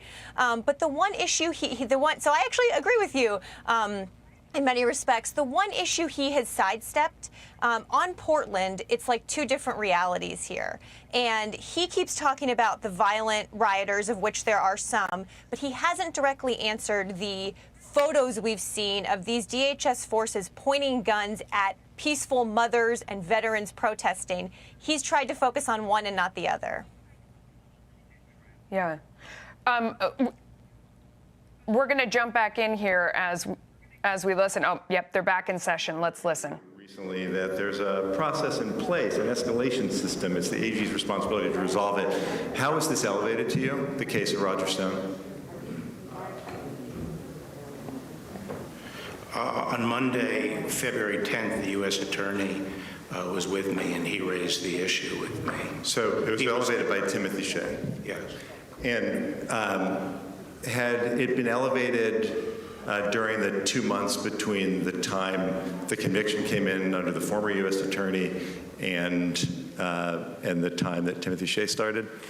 I think Shea may have had conversations with people in the... Did you ever have conversations with a former U.S. Attorney about this case? About the sentencing? Stone. I don't recall any discussion about Stone. So Timothy Shea, you said in the interview that he was new, he had just started. He was new, but he worked for you for a long time, didn't he? Yes. And what was his job for you? Well, when I was Attorney General 30 years ago, he worked... No, now, just now. He was on my staff. He advised you on criminal justice policy and law enforcement, right? Correct. And you named him acting U.S. Attorney. Had you discussed the Stone case with him before you named him acting U.S. Attorney? No. Did you discuss sentencing with him? Not before. The first time was when he came in. It wasn't Monday, actually. Just to refresh your recollection, in a prior interview, you said he came in the week before. He came in to see some senior staff. That's what I said. He may have had discussions with people in the deputy's office. I was not involved in those discussions. Basically, I didn't, as far as I can recall, I had no substantive involvement in Stone until that Monday when he came in the morning. Well, I'm sorry, Mr. Attorney General, the week before when he came in to see the senior staff that he had worked with the week before when he was working on... No, I said I think he had raised it with people in the deputy's office. That's senior staff, too. Right, I understand. But I was not involved. He started on July 31st. The first week he was there, he came to raise this issue. I think he started February 1st. Right. The first week he was there, he came into your office to raise the issue of sentencing. In the interview you did with ABC, you said you never... I don't think he came... That's what you told ABC News. You said that he's talked to senior staff. Not you, perhaps, but he talked to senior staff. I don't know have what, I think I speak English. I said that before he came in to see me, I believe he had some conversation. Conversations with senior staff, right? That's right, before he came to see you. We're saying the same thing. But the first it was raised with me was on Monday. Was on Monday. Did you talk to the senior staff after they spoke with him? I think at a 9 o'clock meeting, they said that he was trying to work something out on sentencing, and he was actually optimistic that something could be worked out. So I didn't really think of it as an issue until that Monday when he told me that prosecutors. He filed the sentencing memo, and the sentencing memo called for 7 to 9 years. It's the policy of the U.S. Attorney's Office to suggest a specific guideline range, which they did, and then you overruled the line prosecutors. They asked for a lower sentence, and you gave some reasons. You talked about health. Health is to be considered only for an extraordinary physical impairment. Did that apply to Roger Stone, Mr. Attorney General? That's what the guideline said. Well, actually, I can't, I can't reveal all the information. I'm not asking what his health was, but did that apply? No. Okay. And did what apply? His health. Was that the reason? Health is a reason to. I know. Is that the case? Is that the reason for Roger Stone? Or you're asking for a lower sentence? Let me go on. It says age. Let me go on. Age, why I felt. Hold on one second. Age can be consideration. It says only if it creates conditions that are of an unusual degree and distinguish the case from typical cases. He was 67. Did the that judge apply agreed with me, Congressman. No, that's not what I'm asking. I'm not asking you that. The judge agreed with me. I'm not asking whether. I know you're not asking. I'm not asking you that. And the issue here is whether Roger Stone was treated differently because he was friends with the president. When you asked to reduce the sentence, you said enhancements were technically applicable. Mr. Attorney General, can you think of any other cases where the defendant threatened to kill a witness, threatened a judge, lied to a judge, where the Department of Justice claimed that those were mere technicalities? Can you think of even one? The judge agreed with our analysis. Can you think of even one? I'm not asking about the judge. I'm asking about what you did to reduce the sentence of Roger Stone. Yes. Can you think, Mr. Attorney General, he threatened the life of a witness. And the witness said he didn't feel And you view that as threatened. a technicality, Mr. Attorney General. Is there another time Can I answer when that the question? happened? Can I have just a few seconds to answer the question? Sure. I'm asking if there's another time in this all case, the time of the Justice Department. The judge agreed with You our. won't answer my question, The Mr. judge Attorney agreed General, with and it's unfortunate. And the appearance is that, as you said earlier, this is exactly what you want. The essence of rule of law is that we have one rule for everybody, and we don't in this case because he's a friend of the president's. I yield back. The gentleman yields back, Ms. Roby. Mr. Attorney General, thank you so much for being here with us today. I'm a member of both this committee as well as the Appropriations Committee, and I've been able to see firsthand both the funding and the operation of the department. Additionally, before I was elected to Congress, I served on the City Council in my hometown of Montgomery, Alabama. And I've witnessed the importance and the value of various Justice Department grant programs and the resources to state and local governments. For example, the Alabama Fusion Center, which is designed to combine information between federal, state, and local government, private sector entities, and the intelligence community, has been a recipient of these federal grants. And the Alabama Fusion Center is also responsible for the Alabama Center for Missing and Exploited Children, and has done a great job in work in combating child exploitation. Do you believe that Congress is adequately funding programs that provide state and local agencies with the tools that they need to be effective in preventing and pursuing crimes such as child exploitation and human trafficking, particularly over the internet? I think we could always use more resources for that, Congressman. But if I could just have a moment of your time to respond to these questions here on that were being asked about the Roger Stone sentencing. The U.S. attorney came to me and said that the 4 line prosecutors were threatening to resign unless they could recommend 7 to 9 years. but there was no comparable case to support that. It would have been a very disparate sentence. All the cases were clustered around 3-year sentence for that. And the way they had gotten to the 7 to 9 was by applying an enhancement. And there are debates all the time within the Department of Justice about the proper calculations under the guidelines and whether a particular enhancement applies or doesn't apply. And those are usually worked out and resolved. But here they were saying that they were taking an enhancement that has traditionally been applied to mafioso and things like that, threatening a witness, and they were applying it to him because he had a phone call at night where he told a witness that if you want to get it on, let's get it on, and I'll take your dog. And we felt that that technically could apply, but in this case, it really didn't reflect the underlying conduct. And the overarching requirement at the Department of Justice is that we do not presume and automatically apply the guidelines. We make individual assessments of the defendant and what is really just under the case, and nothing that is excessive. And these individuals were trying to force the U.S. attorney, who was new in the office, to adopt 7 to 9. And I made the decision, no, we are going to leave it up to the judge. And that later, when that was not done, that evening, I told people we had to go back and correct that the next morning. So that's the sequence of events. But at the end of the day, the proof of the pudding is in the eating. The judge said she would not have gone along, she didn't think, with the first recommendation because the enhancement artificially inflated the exposure of the defendant, and she came out exactly where I had come out. So at the end of the day, the question is fairness to the individual. And even though I was going to get a lot of criticism at the end of for doing that, I think at the end of the day, my obligation is to be fair to the individual. Thank you for permitting me. Yeah, I'm happy to have yielded you time to respond. That being said, Mr. Attorney General, as I am a departing member of Congress and have just a few short moments left, I just want to express to you in the department how important this issue that I originally asked you about is to me, both as a member of Congress representing my constituents in Alabama, but also as a mother of 2 beautiful children. And I am increasingly alarmed about the way that children are just 1 click away from being on a website, a forum, or a chat room, or a social media site where bad actors may be lurking.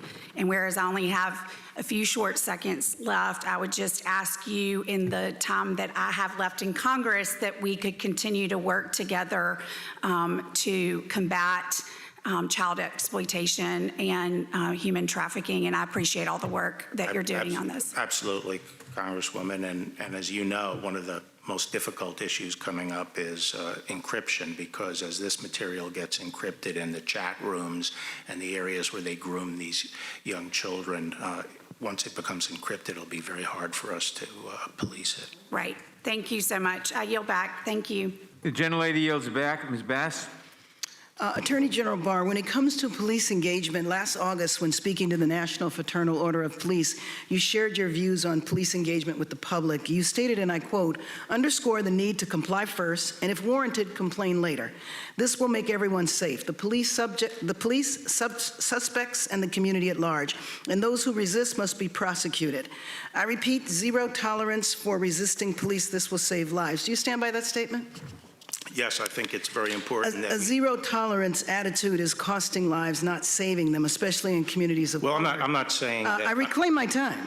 A movement and protests have arisen in response to police brutality. Here are a few examples of who bears the cost of 0 tolerance. Elijah McClain was walking home from a convenience store when he was approached by police. He had not committed a crime. Police held him in a chokehold for 15 minutes, then injected him with ketamine, not under a doctor's supervision, but at the direction of non-medically trained and unlicensed police officers. Are you familiar with that case? No. Do you know how frequently ketamine is used by law enforcement to subdue civilians, especially people of color? No. Did you know if police departments have been documented as directing paramedics and EMTs to inject ketamine during arrests? No. Have you, well then, I guess you haven't evaluated the use of force tactics since becoming AG, and especially this particular tactic of subduing suspects with ketamine? Not with respect to ketamine, no. Will you commit to directing the department to evaluate the protocols around the use of ketamine, chokeholds, and other methods used by federal law enforcement officials when making arrests or detaining subjects? Well, absolutely. Under the President's executive order, we are reviewing Thank you. And especially use of force and working good. with police departments. Especially the ketamine. That's pretty outrageous. George Floyd was killed by a police officer via a chokehold. For 8 minutes and 46 seconds, a police officer knelt on his neck as he begged for his life. He was suspected of using a counterfeit $20 bill. That's how zero tolerance can amount to a death sentence for black men when used in communities of color. With George Floyd screaming, as we all know, he couldn't breathe. Now consider James Holmes, who murdered 12 people and injured 70 others in a movie theater in Aurora, Colorado, the same town as Elijah McClain, where he was arrested. James wore body armor, had a knife, semi-automatic weapons, and an AR-15. Yet he was calmly arrested by the same police department as Elijah McClain without a chokehold or an injection of ketamine. Dylan Roof used a gun to murder 9 people and injured another at Emmanuel African Methodist Episcopal Church in South Carolina. When he was arrested, no chokeholds, no injections, he was treated so well that officers brought Dylan Roof Burger King after arresting him. Are you familiar with that case? Yes. I raised those 2 examples to follow up on what my colleague from Texas highlighted earlier, that the department is not doing enough to address issues of racism, bias, and brutality in law enforcement. When someone who commits mass murder is calmly arrested and served Burger King, while a young man walking down the street is placed in a chokehold and injected with ketamine, then dies. You said that under the executive order, the administration is looking at chokeholds. What have you determined so far? Well, we're setting up a system of certification of police departments, and part of what our charter is to come up with criteria that will be used for certification, including limitations on use of force, specifically including chokeholds. So in the George Floyd Justice and Policing Act, part of it called for a national registry of law enforcement officers as a resource for police chiefs to determine who are the best candidates for jobs. As you may or may not be aware, Tamir Rice might be alive today if the police chief who hired him had known that that police officer had been fired from another department. What is your view of a national registry of law enforcement officers?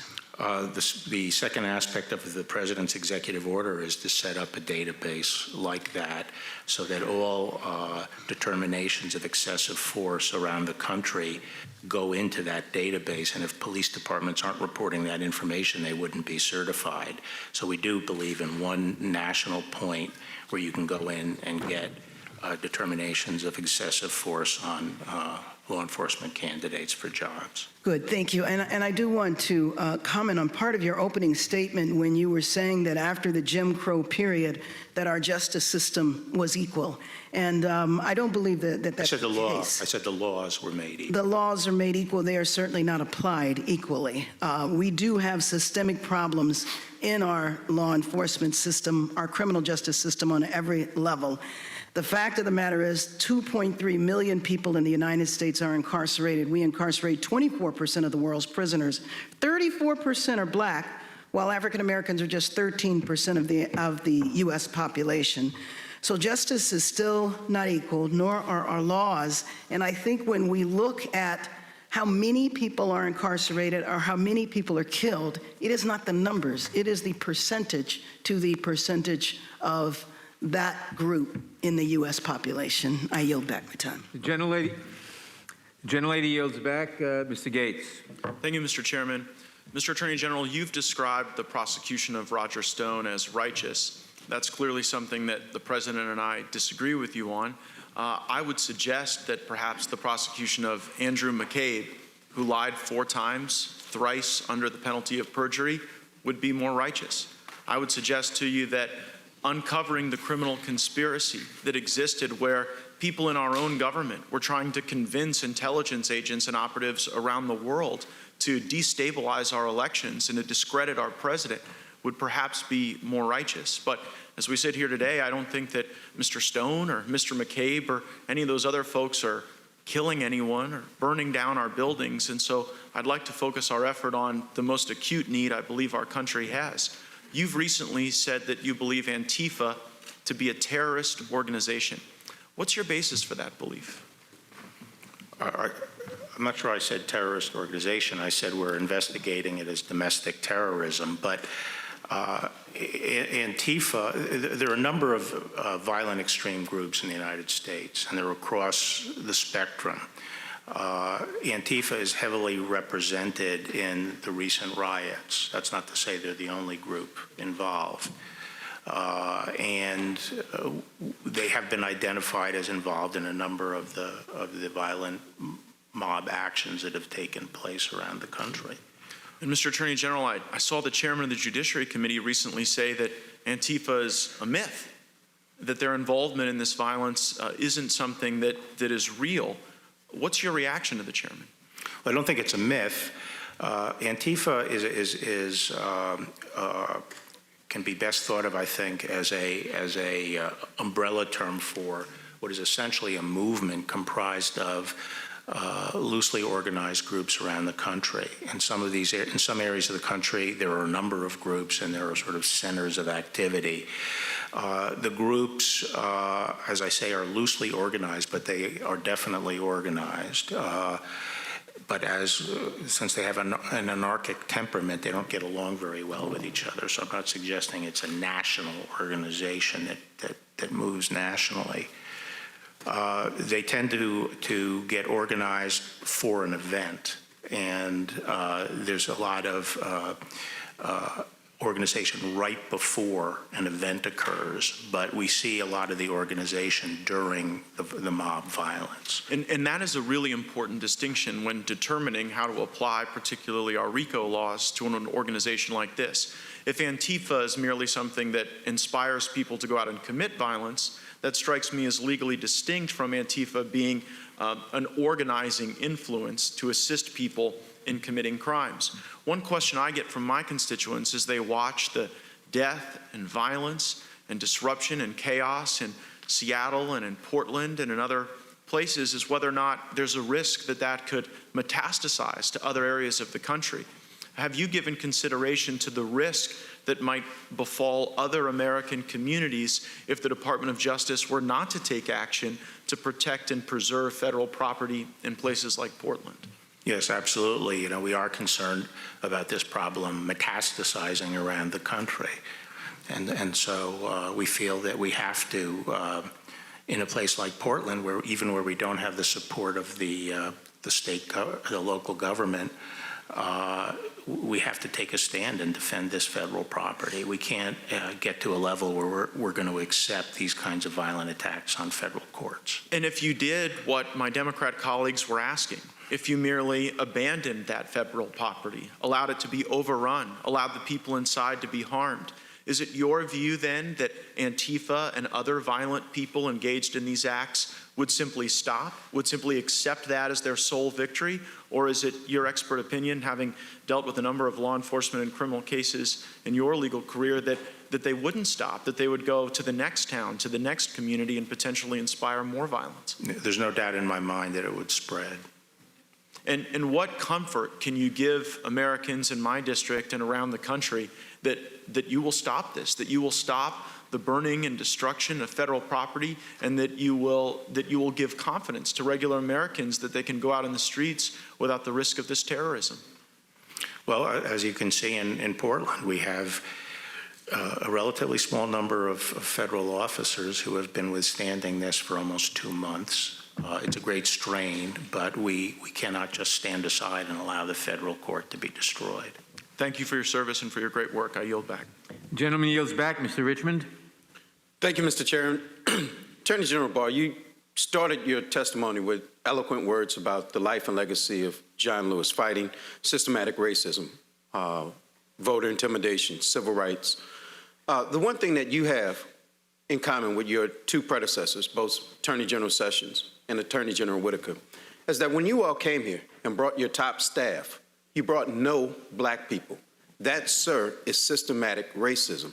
That is exactly what John Lewis spent his life fighting. And so I would just suggest that actions speak louder than words, and you really should keep the name of the Honorable John Lewis out of the Department of Justice's mouth. Let me also say, you mentioned bogus Russiagate. In your opinion, as the Attorney General of the United States of America, did Russia interfere or attempt to interfere in the 2016 election? Yes. In your position as the Attorney General of the United States, is Russia attempting to interfere in the 2020 presidential election? I think we have to assume that they are. Thank you, sir. Now, let's talk about the integrity of the election, which is also something Congressman Lewis fought for. Jared Kushner implied that the president could move the election day. Can a sitting U.S. president move an election day? Actually, I haven't looked into that question under the Constitution. Well, 2 U.S. Code Section 7 says federal election day is the Tuesday after the first Monday in November. So if you take that as a correct statute, is there any executive action by a president? I've never been asked the question before. I've never looked into it. As Attorney General of the United States, do you believe that this 2020 presidential election will be rigged? I have no reason to think it will be. President Trump tweeted that the election will be rigged, but he also tweeted that when he was losing to Hillary Clinton, and he tweeted that the day after it was Fox showed that he was losing to Trump. But I don't want to be too political. Do you believe, as the Attorney General of the United States, that mail-in voting will lead to massive voter fraud? I think there's a high risk that it will. Do you ever vote by mail-in ballot? Apparently I did once at least. But you believe that other people voting by mail could lead to massive fraud? No, what I've talked about, made very clear, is that I'm not talking about accommodations to people who have to be out of the state or have some particular need not to, inability to go and vote. What I'm talking about is the wholesale conversion of election to mail-in voting. You do understand that African Americans disproportionately do not survive COVID-19 coronavirus. You are aware of that? I didn't hear the question. You are aware that African Americans, black people, disproportionately die from COVID-19 coronavirus, correct? Yes, I think that's right. And not that it would be the first time that African Americans would risk their lives to vote in this country to preserve its democracy. But the suggestion is that them having the ability to vote by mail would somehow lead to massive voter fraud, but I won't stick to that. No, I didn't say that. I just state, I think, what is a reality, which is that if you have wholesale mail-in voting, it substantially increases the risk of fraud. But it doesn't make it likely. That's all I said. Now, I also saw on TV that the president said he's not sure that he'll accept the election results. Can a president just protest because he lost an election? Protest in what sense?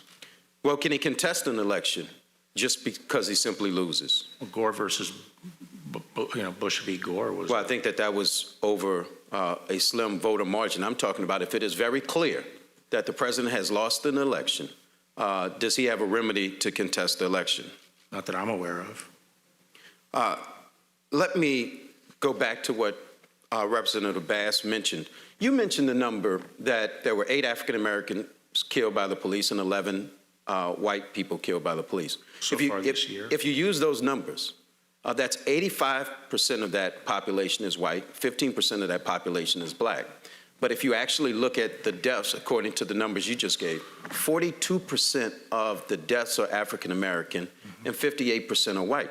That is a glaring disparity in terms of population, and I just give you those numbers. Well, not necessarily. Because you I have to adjust it by the race of the criminal perpetrator. No, I just did that for you. I'm using your numbers, and according to your numbers, African Americans are 4 or 5 times more likely than their percentage of the population to be killed by police than their white counterparts.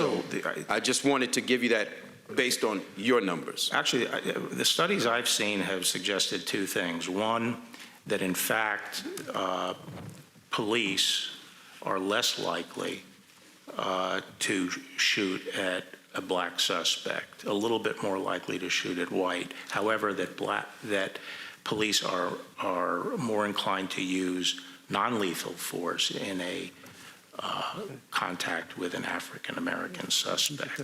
So those are in terms of the statistics, that's what it looks like to me. Any data that you have that shows that African Americans are less likely to die at the hands of police or be shot or shot at, to me, is a incorrect analysis.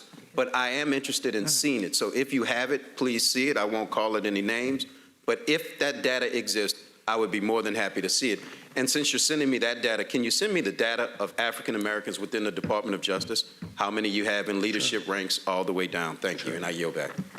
The gentleman yields back. I would remind Mr. Jordan, Mr. Biggs, and Mr. Johnson to stop violating the rules of the committee, to stop violating the safety of the members of the committee, to stop holding themselves out as not caring by refusing to wear their masks. Can we get the picture?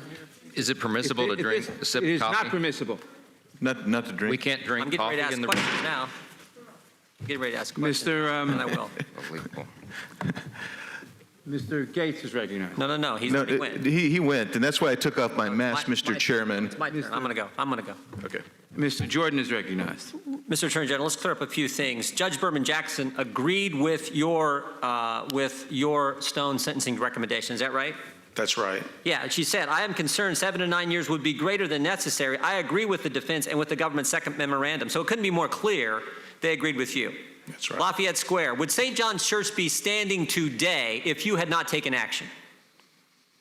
Well, I think that was on Sunday. That was on Sunday night, and I think law enforcement did use tear gas. My understanding is that night to clear the way so that the fire trucks could get in to save St. John's Church. The church historically. That was on Sunday night, though. Understand the time frame, but would it be standing today if there had not been action taken by federal law enforcement and local law enforcement?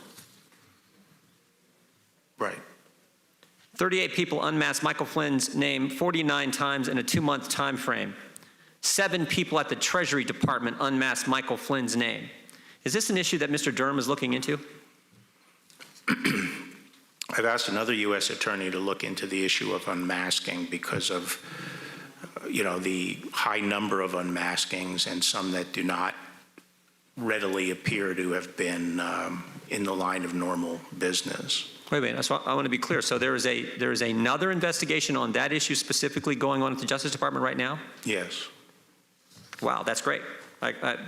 So Mr. Durham is looking at how the whole Trump-Russia thing started. You have another U.S. attorney. Can you give us that U.S. attorney's name, or is that something you're comfortable doing? Or?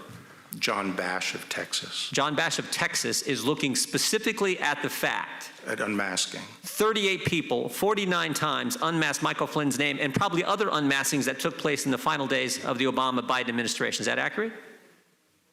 Actually, a much longer period of time. Even before that? Yes. Thank you, Mr. I appreciate that, and that's information that the committee did not know. Are peaceful protests violent, Mr. Attorney General? No. Do peaceful protests destroy businesses? No. Do peaceful protests injure officers? No. Do peaceful protests attack civilians? No. Do peaceful protests burn down buildings? No. The video we played, it's hard to watch. It's really hard to watch to see that happening in our great country. But there was the start of it was almost laughable, where you have the reporter saying, as a building is burning behind him, it's not generally speaking an unruly protest. It's mostly just a protest. I mean, it's almost laughable when you have the reporter saying, I guess he's saying it's not a fire, it's just a burning building. I guess he's saying it's a peaceful burning building. A few weeks ago, well, let me ask you this. I want to go right to this.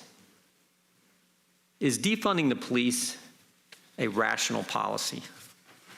No, I think, if anything, I'm more concerned that the police be adequately funded today and get more resources. A lot of the things we need to do to address some of the concerns people have about what they saw in Minneapolis are going to take some resources, some of the training that we have to do.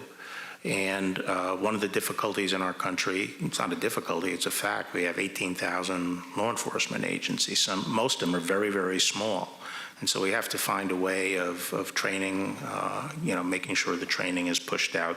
Is it dangerous? Dangerous to defund the police? It's extremely dangerous. Extremely dangerous. And some of the ordinances you're seeing cities pass are also dangerous. Are you familiar with the letter that Chief of Police of Seattle, Carmen Best, sent to business owners and residents in that city? Yes, I am saying that, she cannot protect, she can't do her job. Her police force cannot do the job because That's exactly what she said. Yeah. Gives officers the policy they're trying to pass. Thank goodness the court stopped it. The policy they're trying to pass gives officers no ability, and she emphasized no, not us, not you, Mr. Attorney, not me, gives officers no ability to safely intercede to preserve property in the midst of large, violent crowds. Mm-hmm. She also said in that letter, again, she's taken the leadership and responsibility to tell the business owners, the citizens, that she's supposed to serve. She also tells them in that letter, I've done my due diligence on informing the council numerous times. So she's saying, I tried to tell them, these people won't listen to me. And then finally she says this, and this is the scary part. This is why it's so dangerous. She says this in her letter, Seattle police will have an adjusted deployment. That's a nice way of saying, you're on your own. We can't help you. That is how scary this defund the police. And here's the kicker. Here's the kicker. These same cities sent you a letter last week. The same week Chief of Police Best does this to the residents and citizens of her city. Her mayor sends you a letter blaming you, blaming the federal government for the violence that is happening in these cities. That is how ridiculous the left's position has become. I appreciate the work you're doing, Mr. Attorney General. I'm over time. I yield back. Thank you. The gentleman yields. Mr. Jeffries. Mr. Barr, the job of the Attorney General is to defend the best interests of the people and serve as the people's lawyer. But during your time as Attorney General, you have consistently undermined democracy, undermined the Constitution, and undermined the health, safety, and well-being of the American people, all to personally benefit Donald Trump. Now, you just testified that there's no mechanism for a president to contest an election that has clearly been won by the opponent. Mr. Attorney General, what will you do if Donald Trump loses the election on November 3rd, but refuses to leave office on January 20th? If the results are clear, I would leave office. Do you believe that there is any basis or legitimacy to Donald Trump's recent claim that he can't provide an answer as to whether he would leave office? I really am not familiar with these comments or the context in which they occurred, so I'm not going to give commentary on them. Okay, thank you. He just stated that publicly about a week ago to Fox News. Mr. Barr, during a radio interview this spring with Hugh Hewitt, you praised President Trump's coronavirus response as superb, correct? Who did? You did. Okay. Over 150,000 Americans have died. More than 4 million Americans have been infected. More than 5 million Americans have lost their health care. Over 100,000 small businesses have permanently closed. More than 50 million Americans are out of work. This is not the outcome of superb leadership. What we've gotten from Donald Trump is exactly the opposite. Let's explore. Well, I disagree with that. That was not a question, that was a statement. Let's explore. In February, President Trump falsely claimed that the number of coronavirus cases would go from 15 to 0 in a few days. Was that superb, yes or no? I'd have to see the context in which it was said. Here's the context. The number of cases didn't go down to 0. It's over 4 million. Let's go to March. In that month, President Trump said, I take no responsibility at all for the failure in testing. Was that superb, yes or no? It was accurate. The problem with the testing system was a function of President Obama's mishandling of the CDC and his efforts to centralize everything in the CDC when they didn't have the Thank you, Mr. Barr. That is inaccurate. That's a myth. It wasn't until this administration. It wasn't until claiming my time. In April, President Trump irresponsibly suggested that the American people inject themselves with bleach. Was that superb? Yes or no? That's not what I heard. That's exactly what he said. That's what the American people heard, and you know it, and you can't defend it. Let's move on to May. In that month, on National Nurses Day, President Trump falsely called PPE shortages fake news, while nurses and other healthcare professionals resorted to wearing trash bags and ski goggles to protect themselves. Fake news. Was that superb? Yes or no? I think the administration did a good job of mustering PPE, and the national supply of PPE was run down during the Obama administration and never replaced. Thank you, Mr. Barr. The answer is no, it was not superb. By June, President Trump irresponsibly continued to refuse to wear a mask despite the public health guidance from his own experts. Was that superb? Yes or no? Which guidance? The earlier guidance that the masks wouldn't work? You know exactly the guidance that we're talking about. The CDC and Dr. Fauci in April recommended that the American people wear a mask, but Donald Trump has become the poster boy for the anti-mask movement. Donald Trump has probably tested more than any other human being on the face of the earth. Mr. Barr, the answer is the refusal to wear a mask is not superb. Last question. In July, President Trump falsely claimed that 99% of COVID-19 cases are, quote, totally harmless. Was that superb? Yes or no?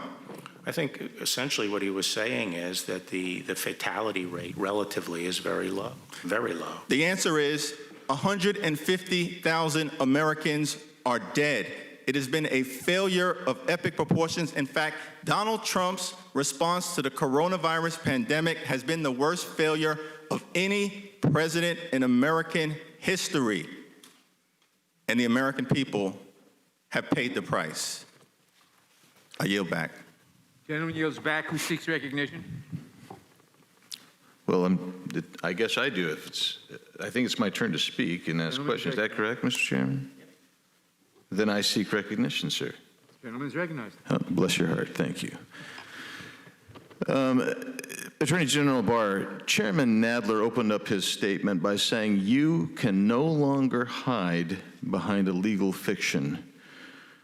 That caused me some consternation. I had no idea what he was talking about. Do you have any idea what he's talking about? I don't recall that phrase in what context. Well, who knows what context? I mean, he was just kind of rattling on there, but he was attacking you and your performance and virtually everything he could, and said you can no longer hide behind a legal fiction.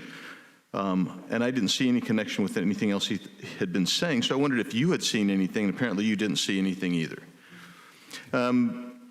The next person to ask questions was the gentlelady from California, who consistently referred to civilian federal agents as federal troops, and intimating, if you will, that Portland was peaceable until federal civilian agents arrived on the scene.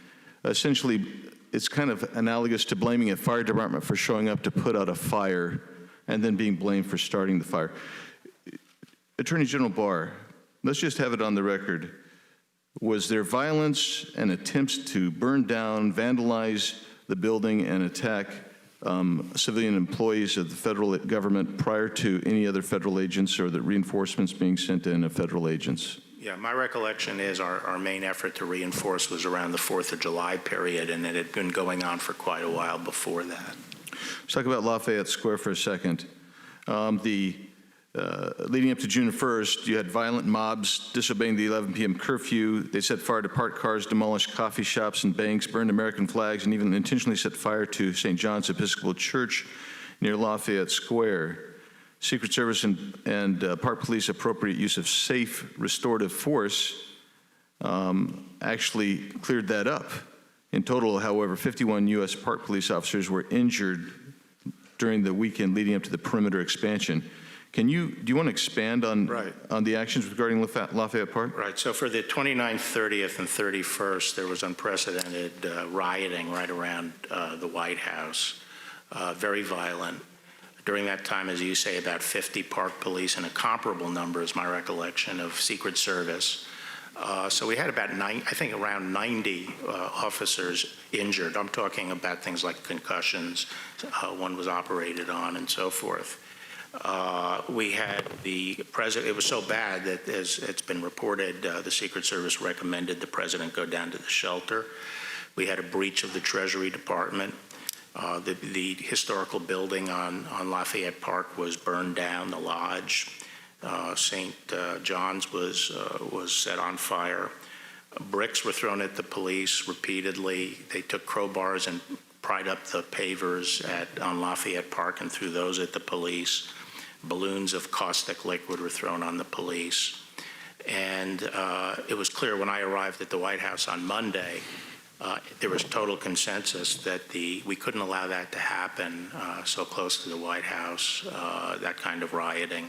And therefore, we had to move the perimeter out 1 block and push it up toward I Street. And there was already a plan in being at that point that the Park Police and the Secret Service had worked out the night before, which was to put the perimeter further away and then give them time to put a non-scalable fence across the northern part of the park.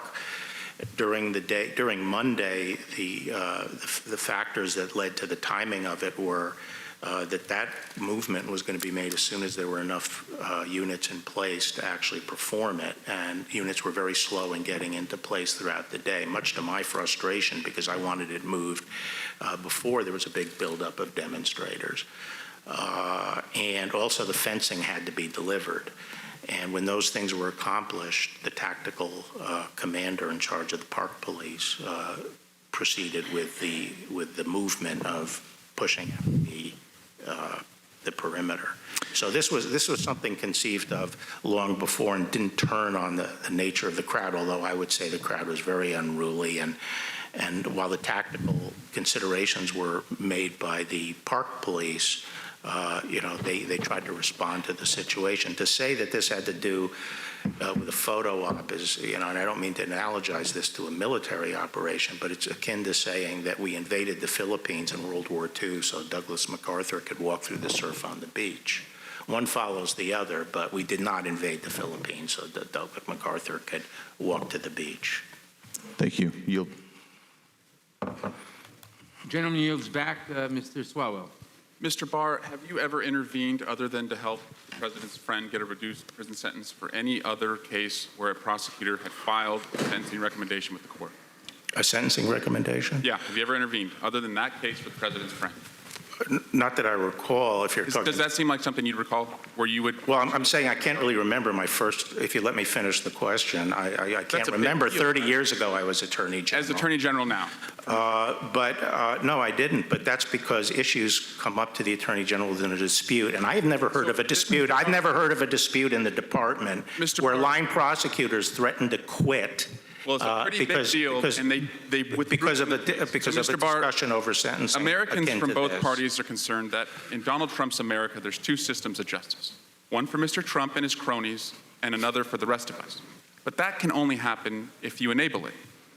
At your confirmation hearing, you were asked, do you believe a president could lawfully issue a pardon in exchange for the recipient's promise to not incriminate him? You said, no. Not to what? That would be a crime. You were asked, could a president issue a pardon in exchange for the recipient's promise to not incriminate him? And you responded, no, that would be a crime. Is that right? Yes, I said that. You said a crime. You didn't say it'd be wrong. You didn't say it'd be unlawful. You said it would be a crime. And when you said that a president swapping a pardon to silence a witness would be a crime, you were promising the American people that if you saw that, you would do something about it. Is that right? That's right. Now, Mr. Barr, are you investigating Donald Trump for commuting the prison sentence of his longtime friend and political advisor, Roger Stone? No. Why not? Why should I? Well, let's talk about that. Mr. Stone was convicted by a jury on 7 counts of lying in the Russia investigation. He bragged that he lied to save Trump's butt. But why would he lie? Your prosecutors, Mr. Barr, told a jury that Stone lied because the truth looked bad for Donald Trump. And what truth is that? Well, Donald Trump denied in written answers to the Russia investigators that he talked to Roger Stone during the time Roger Stone was in contact with agents of a Russian influence operation. There's evidence that Trump and Stone indeed did talk during that time. You would agree that it's a federal crime to lie under oath, is that right? Yes. It's a crime for you, it's a crime for me, and it's certainly a crime for the President of the United States, is that right? Yes. So if Donald Trump lied to the Mueller investigators, which you agree would be a crime, then Roger Stone was in a position to expose Donald Trump's lies. Are you familiar with the December 3rd, 2018 tweet where Donald Trump said Roger Stone had shown guts by not testifying against him? No, I'm not familiar with that. You don't read the president's tweets? No. Well, there's a lot of evidence in the president's tweets, Mr. Attorney General. I think you should start reading them because he said Mr. Stone showed guts, but on July 10 of this year, Roger Stone declared to a reporter, I had 29 or 30 conversations with Trump during the campaign period. Trump knows I was under enormous pressure to turn on him. It would have eased my situation considerably, but I didn't. The prosecutors wanted me to play Judas. I refused. Are you familiar with that Stone statement? Actually, I'm not. So how can you sit here and tell us, why should I investigate the President of the United States if you're not even aware of the facts concerning the President using the pardon or commutation power to swap the silence of a witness? Because we require, a reliable predicate before we open a criminal investigation. And I just gave to you, sir. I don't consider it. I consider it a very Rube Goldberg theory that you have. Well, it sounds like you're hearing this and by the way, if I applied this standard, there'd be a lot more people under investigation. Mr. Attorney General, the very same day that Roger Stone said that, Donald Trump, that's one of the, no surprise, the true two standards of justice were really during the tail end of the Obama administration. Mr. Attorney General, let's turn to the Michael Cohen case. Are you aware, sir, that Michael Cohen, after being released from prison, was asked to not engage with the media, including to write a book? Were you aware that that was going to be asked of him? Was I aware? Yes. No. Do you know if anyone else in your department was aware? Maybe I should tell you what happened. Why don't you tell us what happened? Okay.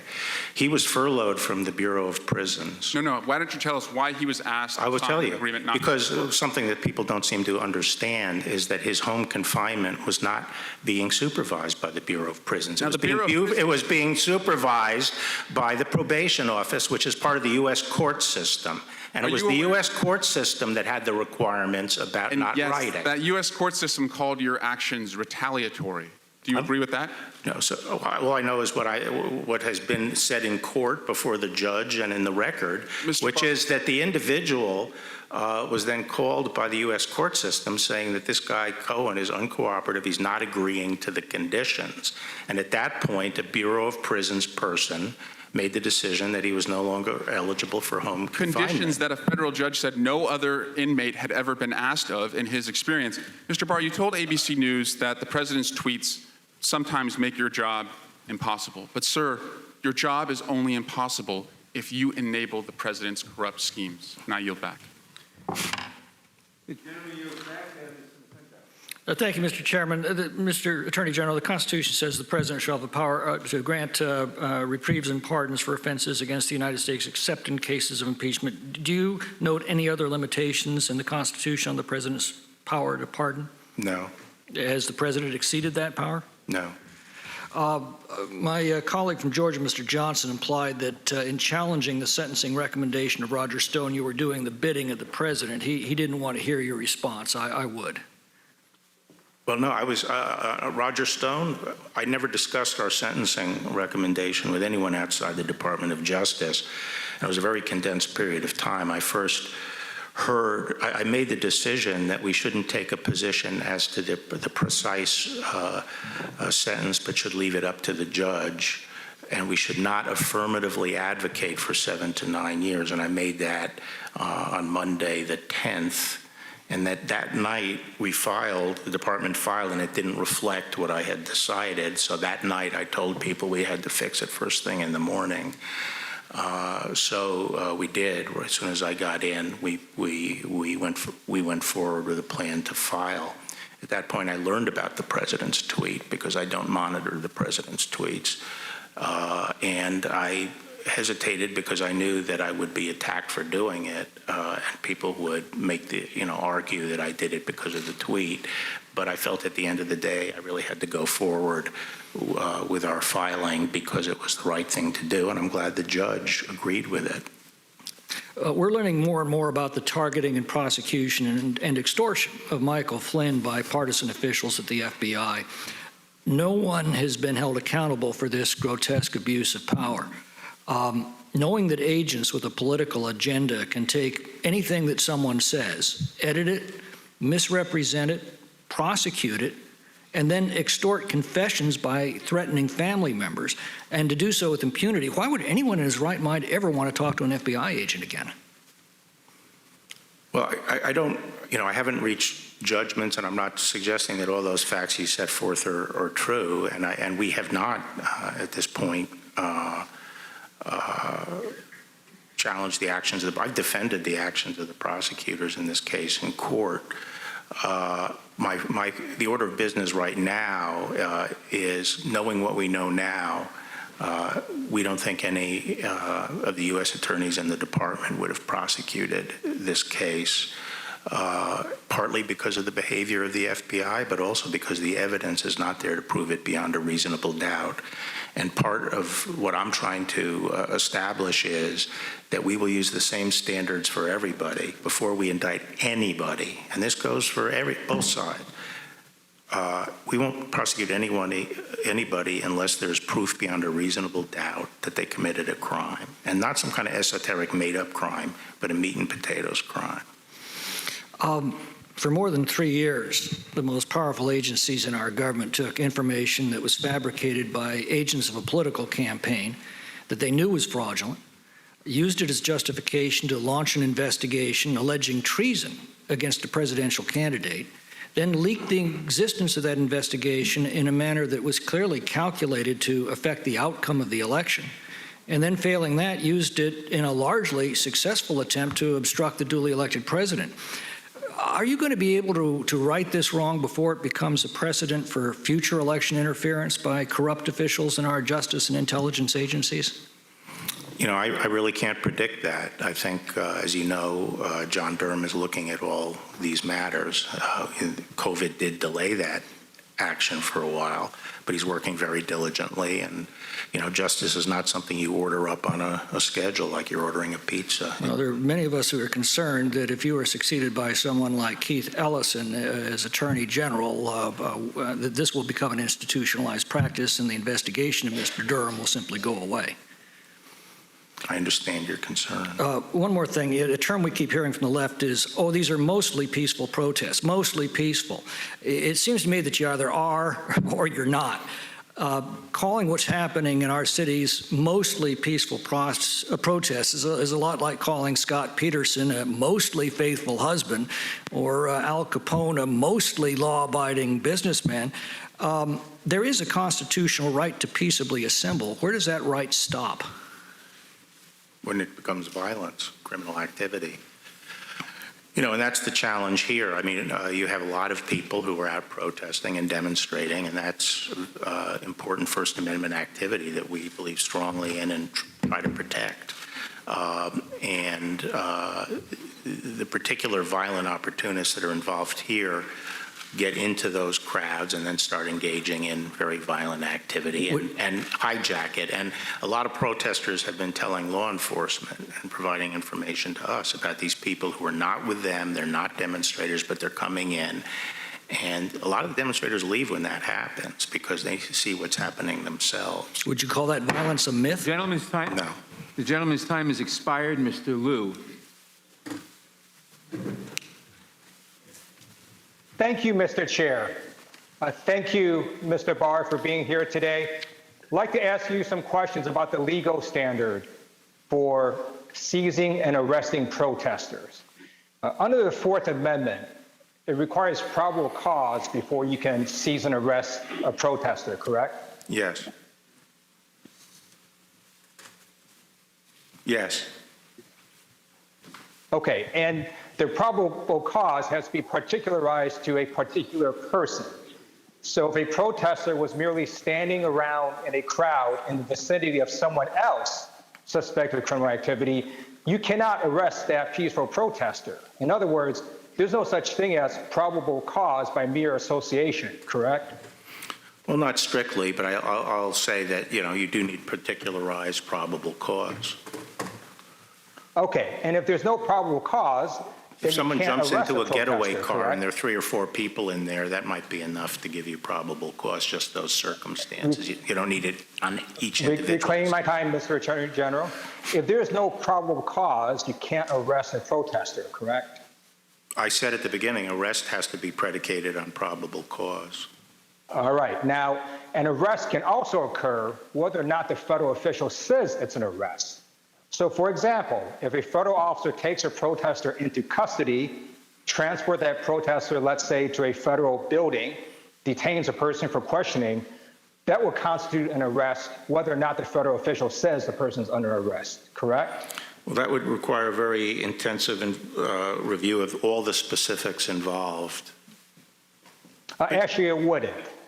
In the case of Dunaway versus New York, which is black letter law for over 40 years, the question was whether the police violated the 4th and 15th Amendments when, without probable cause to arrest, they took petitioners into custody, transported him to a police station, and detained him for questioning.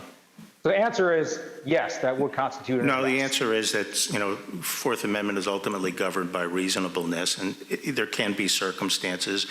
The question sometimes is, when does something actually become custody? Reclaiming my time, this is not a trick question, Mr. Barr. I'm just citing you what the Supreme Court said. So here's a problem. Under this standard black letter law, which has been in effect for over 40 years, what the federal forces in Portland did was unconstitutional.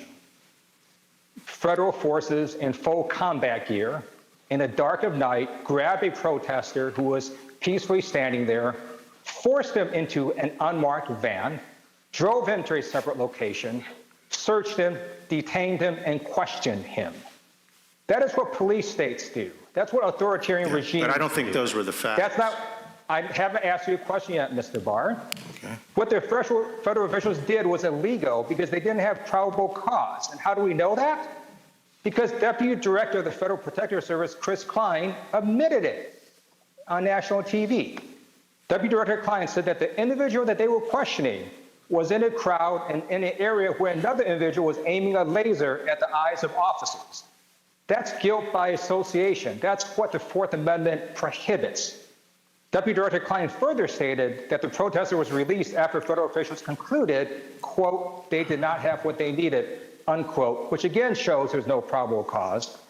And it appears that federal Deputy Director Klein appears to understand that there was no probable cause because he essentially justifies that action as saying it wasn't an arrest. He calls it, quote, a simple engagement, unquote. I'm a former prosecutor. I've never heard that term, a simple engagement, because it's a made-up excuse. What these federal officials did was an arrest. They grabbed a peaceful protester, they forced him into a van, drove him to another location, questioned him. That is exactly what the Supreme Court prohibited over 40 years ago. So and I that's obviously, not an isolated incident. I obviously don't know that. Washington Post, I haven't asked you a question yet. In a Washington Post article on July 24th entitled Operation Diligent Valor, federal agents told reporters that there's no basis for these arrests. They said, quote, at times they have grabbed an individual and taken them inside the courthouse for questioning before determining that they had no probable cause to charge him with any crime, unquote. Deputy Director Klein said that they coordinate with the U.S. Attorney's Office on all of these arrests. I urge you to instruct your federal officials to comply with the Constitution, and I ask you to investigate these arrests because many of them are in violation of the Fourth Amendment. We do not live in a police state. We're better than that. I yield back. Gentleman yields back. Ms. Lesko. Thank you, Mr. Chair. Since Representative Liu didn't allow you any time to answer his allegations, would you care to answer any of his allegations? Yes, I mean, obviously, I don't know all the particulars of any individual case out there, but Based on my general understanding, what had happened was that when they tried to effectuate arrests of the ringleaders or the people who were engaged in violence or that they saw with lasers and so forth, and they went out, they were immediately swarmed by people in black, and there was a lot of violence, so they couldn't effectuate the arrest. So the modus operandi was changed, and based on specific information as to individuals who were seen doing things and identified, they later tried to pick them up when there was less of a risk of this kind of mob response. The fact that if you have information that someone has a laser and is using it and later pick him up and he doesn't have it, it doesn't mean that there wasn't probable cause. It means he doesn't have the laser. The question is, was it reasonable for you to rely on the information that you had and the identification of that individual?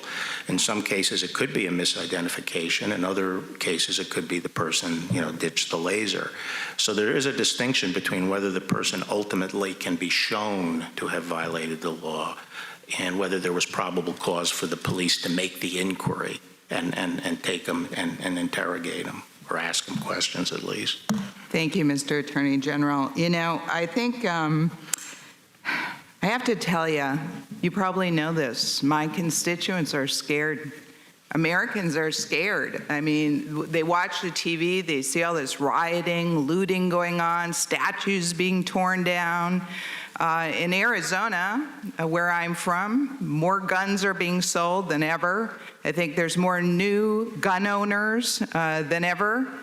And this has to stop. And I think that it's really important, as the saying goes, that in order to solve a problem, the first step is to realize there's a problem. And so I find it very disturbing, should I say, that Chairman Nadler denies that Antifa even exists. He said it to a reporter. He said on the floor of the United States House of Representatives that it was a fantasy, a made-up fantasy. And then in this very room, just recently, Congresswoman Jayapal, who represents the Seattle area, said, when I was talking about the autonomous zone and the takeover, she said, the area is just a few miles from where I sit right now, and there is no takeover. There is no takeover. She also said, lies are being spread by my colleagues in this committee. This area is perfectly peaceful. She also said, my Republican colleagues keep saying the Seattle Police Precinct was taken over by protesters. This is incorrect. Incorrect. No one has taken over that building. Mr. Attorney General, is that your understanding of what happened there? Do you agree with Ms. Jayapal that there was no takeover? It was just Jayapal. peaceful? If you're going to say my name, please say it right. It's Jayapal. Jayapal, would you agree with that? And also, in answer, why do you think these autonomous zones in Democrat-led cities are dangerous to America? Well, starting with they're dangerous because they are purporting to keep on the outside duly constituted authority of the government. They're also, to me, outrageous because the people who are living now under this autonomous zone haven't selected the government. They've selected the duly authorized government of the city and the state. So it's quite an outrage that people would use force to take over an area. What makes me concerned for the country is this is the first time in my memory that the leaders of one of our great two political parties, the Democratic Party, are not coming out and condemning mob violence and the attack on federal courts. Why can't we just say, the violence against federal courts has to stop? Could we hear something like that? Mr. Attorney General, I totally agree. I support what you're doing, and I support what President Trump is doing for law and order in our country, and I yield back. The gentlelady yields back. The committee will stand in recess for 5 minutes.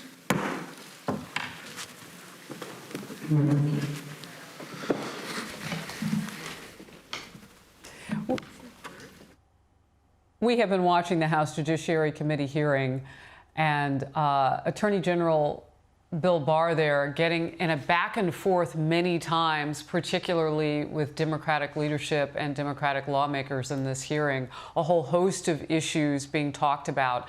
And in this very short break, in the last 5 minutes they took, it was quick, so we want to move quickly here. A legal panel joins me now. Brett Tolman, former federal prosecutor and U.S. Attorney for Utah. Harry Littman, former U.S. Attorney and Deputy Assistant Attorney General. Great to see you first. Harry, you were quite prolific on Twitter, and I was watching you live tweet this event, and I'm curious to get your thoughts on where we stand right now. What's being accomplished in this process? Thanks, Harris. If I had to give an overview, I guess it would be not very much. I mean, I don't think that anyone's really laid a glove on Bill Barr except possibly Representative Swalwell.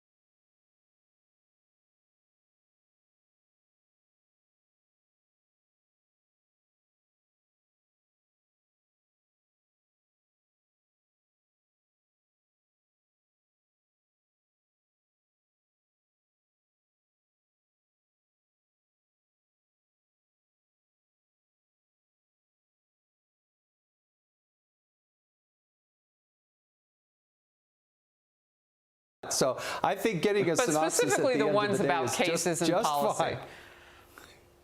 Yeah, but look, the Attorney General, I think, is doing it the right way. Can I just comment on Richard's comment? I thought Karen Bass had asked a very legitimate question. I'd like to know the answer to that question. And fortunately, Donald Trump and the Department of Justice have already put those wheels in motion to expose that. So I wholeheartedly agree with Richard on that and Karen Bass. All right, gentlemen, thank you both for joining me. I'm Harris Faulkner. I'm going to hand it off now to the Daily Briefing. And a Fox News alert, we are looking live on Capitol Hill. We are about to get back to this hearing. Attorney General Bill Barr is going to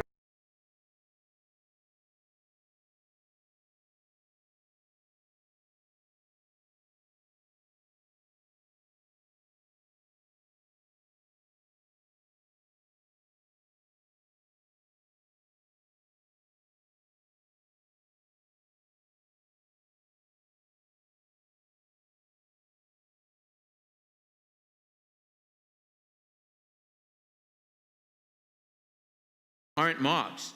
They are mothers and veterans and mayors. Federal courts are under attack. Since when is it okay to try to burn down a federal court? Is that okay? Is that okay now? No, the U.S. Marshals have a duty to stop that and defend the courthouse, and that's what we are doing in Portland. We are at the courthouse defending the courthouse. We're not out looking for trouble. And we have Fox team coverage for you. William LaJeunesse, he's standing by in Portland, where he's been embedded with federal agents at the U.S. courthouse there. But first, let's go to the White House.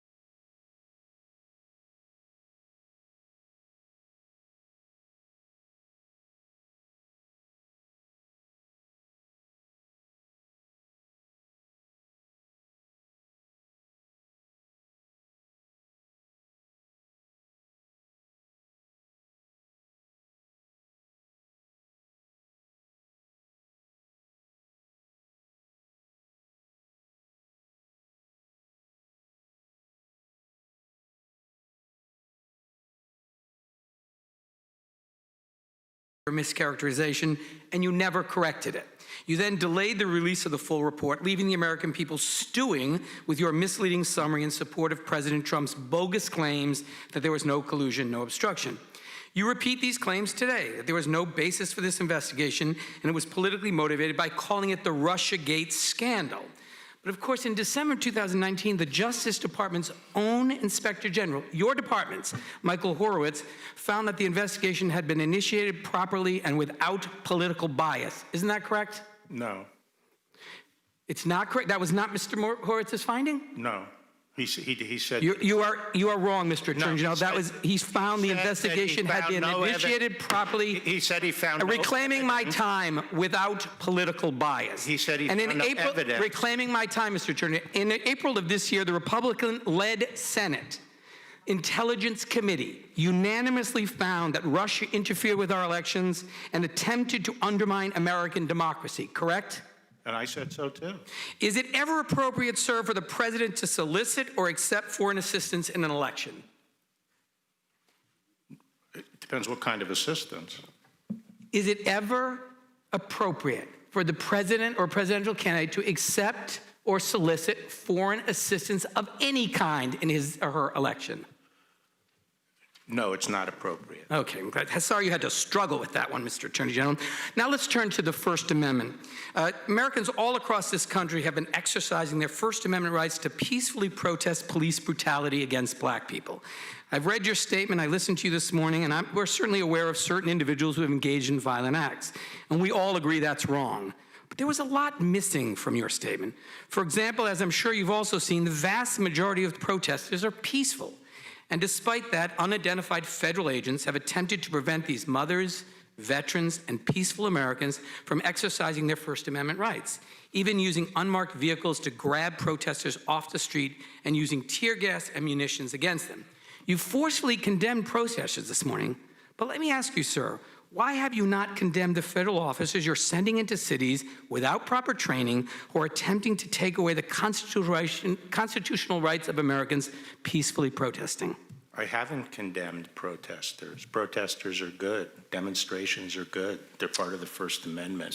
So let me ask you, what I'm condemning is people who commit crime. Yeah, we agree. Do you think it's ever appropriate, Mr. Barr, for officers to use force against peaceful protesters? Yes or no? Not against peaceful protesters. So you also don't mention in your statement today or your testimony that federal officers have even tear-gassed elected representatives. County Commissioner Sharon Myron confirmed firsthand, last night I was tear-gassed by a federal occupying force. I saw throw canisters of poison without warning into a nonviolent crowd, including elders and the vulnerable. And on July 23rd, the mayor, Ted Wheeler, was tear-gassed. He called the tactics of the officers abhorrent.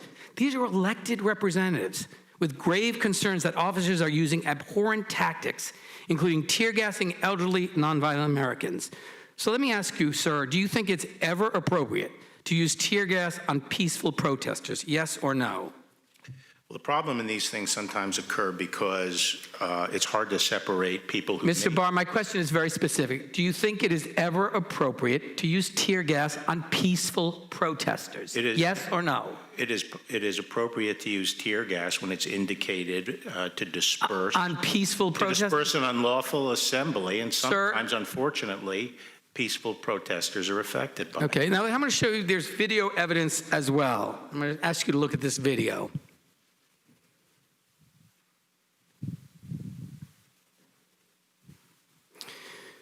Just so you know, this is the video that's capturing the nation's attention this weekend, shot by Tribune reporter. that video is of Christopher David, a Navy veteran, being beaten and tear gassed by the officers. Do you think that was appropriate? Well, I didn't see him tear gas. Seems to be gas in the area. I don't know what kind of gas it was, and I don't know whether it was directed at him. Do you think what happened to Mr. David was appropriate, Mr. Barr? The Inspector General's reviewing that particular Well, incident. do you think he deserved to get pepper sprayed and beaten to the point of broken bones? As I say, the Inspector General is going to review the incident. So as the top law enforcement official in our country, do you think Americans who show up to peacefully protest should expect to be beaten and pepper sprayed and have their bones broken by federal officers? Well, I don't think that what was happening immediately around the courthouse was a peaceful protest. That's not my question, Mr. Barr. Well, that's where that... My question is, do you think as the chief... Reclaiming my time, Mr. Barr, my question is, do you think, as the top law enforcement official in this country, that Americans who show up to peacefully protest should expect to be beaten, pepper sprayed, and have their bones broken by federal officials? Yes or no? I don't think peaceful protesters should face that. And that's correct. And isn't protecting the First Amendment freedom of Americans at least as important as protecting a building from vandalism? I think we've fought for. I've not posed a question. We fought for a democracy, for the right to speak freely, and you are attempting to take that away. And what's worse, you're doing it for the sole purpose of furthering the president's political agenda and generating footage for Trump campaign commercials. The Justice Department is responsible for protecting the constitutional rights of Americans, not to serve as the president's personal bully or political director. And speaking of protesters, it's worth remembering every suffragette, every person who marched to end child labor, every abolitionist who demanded an end to slavery was a protester. The revolutionaries who transformed us from colonists into a nation were protesters. Protesters aren't chaos. They're deeply American examples of values, a desire for this country to be at its best self. They're righteous, sometimes they're necessary. One of America's most beloved and effective protesters, John Lewis, lies in state 1,000 feet from here in a deserved place of honor. And sir, your failure to respect the role of peaceful protest in this country is a disgrace, it's un-American, and it's important to remember what these protests are about. Black Lives Matter. Abuse at the hands of police by black Americans, and I want to let you see now a video that fairly represents peaceful protest that is happening all across America that you conveniently omitted from your testimony and your statement.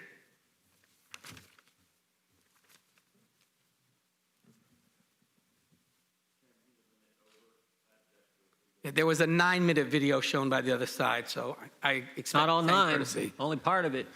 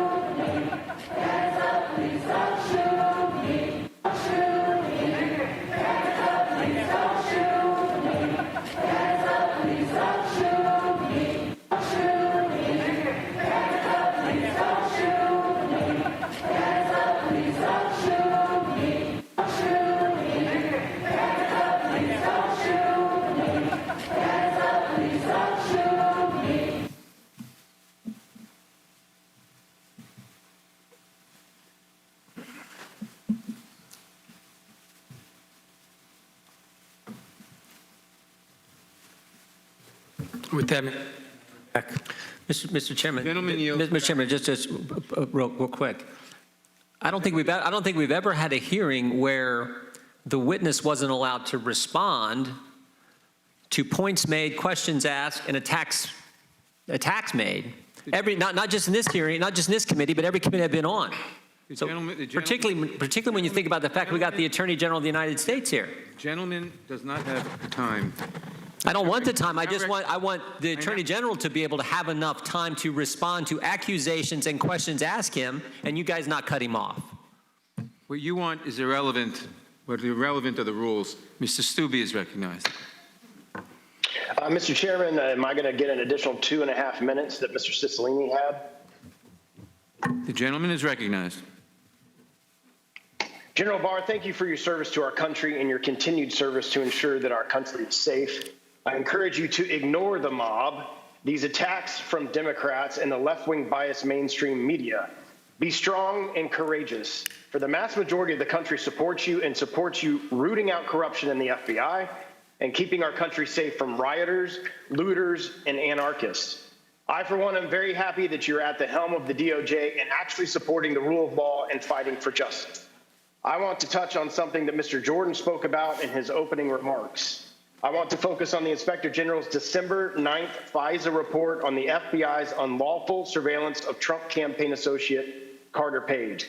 Isn't it true the Inspector General found the FBI under the Obama-Biden administration made 17 significant errors in FISA applications to surveil candidate Trump's campaign associate Carter Page? I think that's right. How many errors are acceptable when the FBI is targeting Americans? Well, none are acceptable. Then there was the complete Woods Files failures the FBI operated under during the Obama-Biden administration. The Inspector General found that 51 factual assertions in the FISA applications to surveil Page, 1, lacked supporting documentation, 2, the supporting document did not support the FBI's factual assertions, or 3, the supporting document showed the FBI's factual assertion was inaccurate. The Inspector General testified there should not have even been one error, yet he found 51 errors. Why is it so important for surveillance targeting Americans to be error-free? Well, especially under FISA, which is a counterintelligence tool and doesn't have the same built-in protections that the criminal justice process would have. It's very important because you're going to be spying on Americans that you have you've demonstrated an appropriate basis for doing that, and therefore there's a special burden on the investigative agency, in this case the FBI, to have accurate information as to the basis of their surveillance.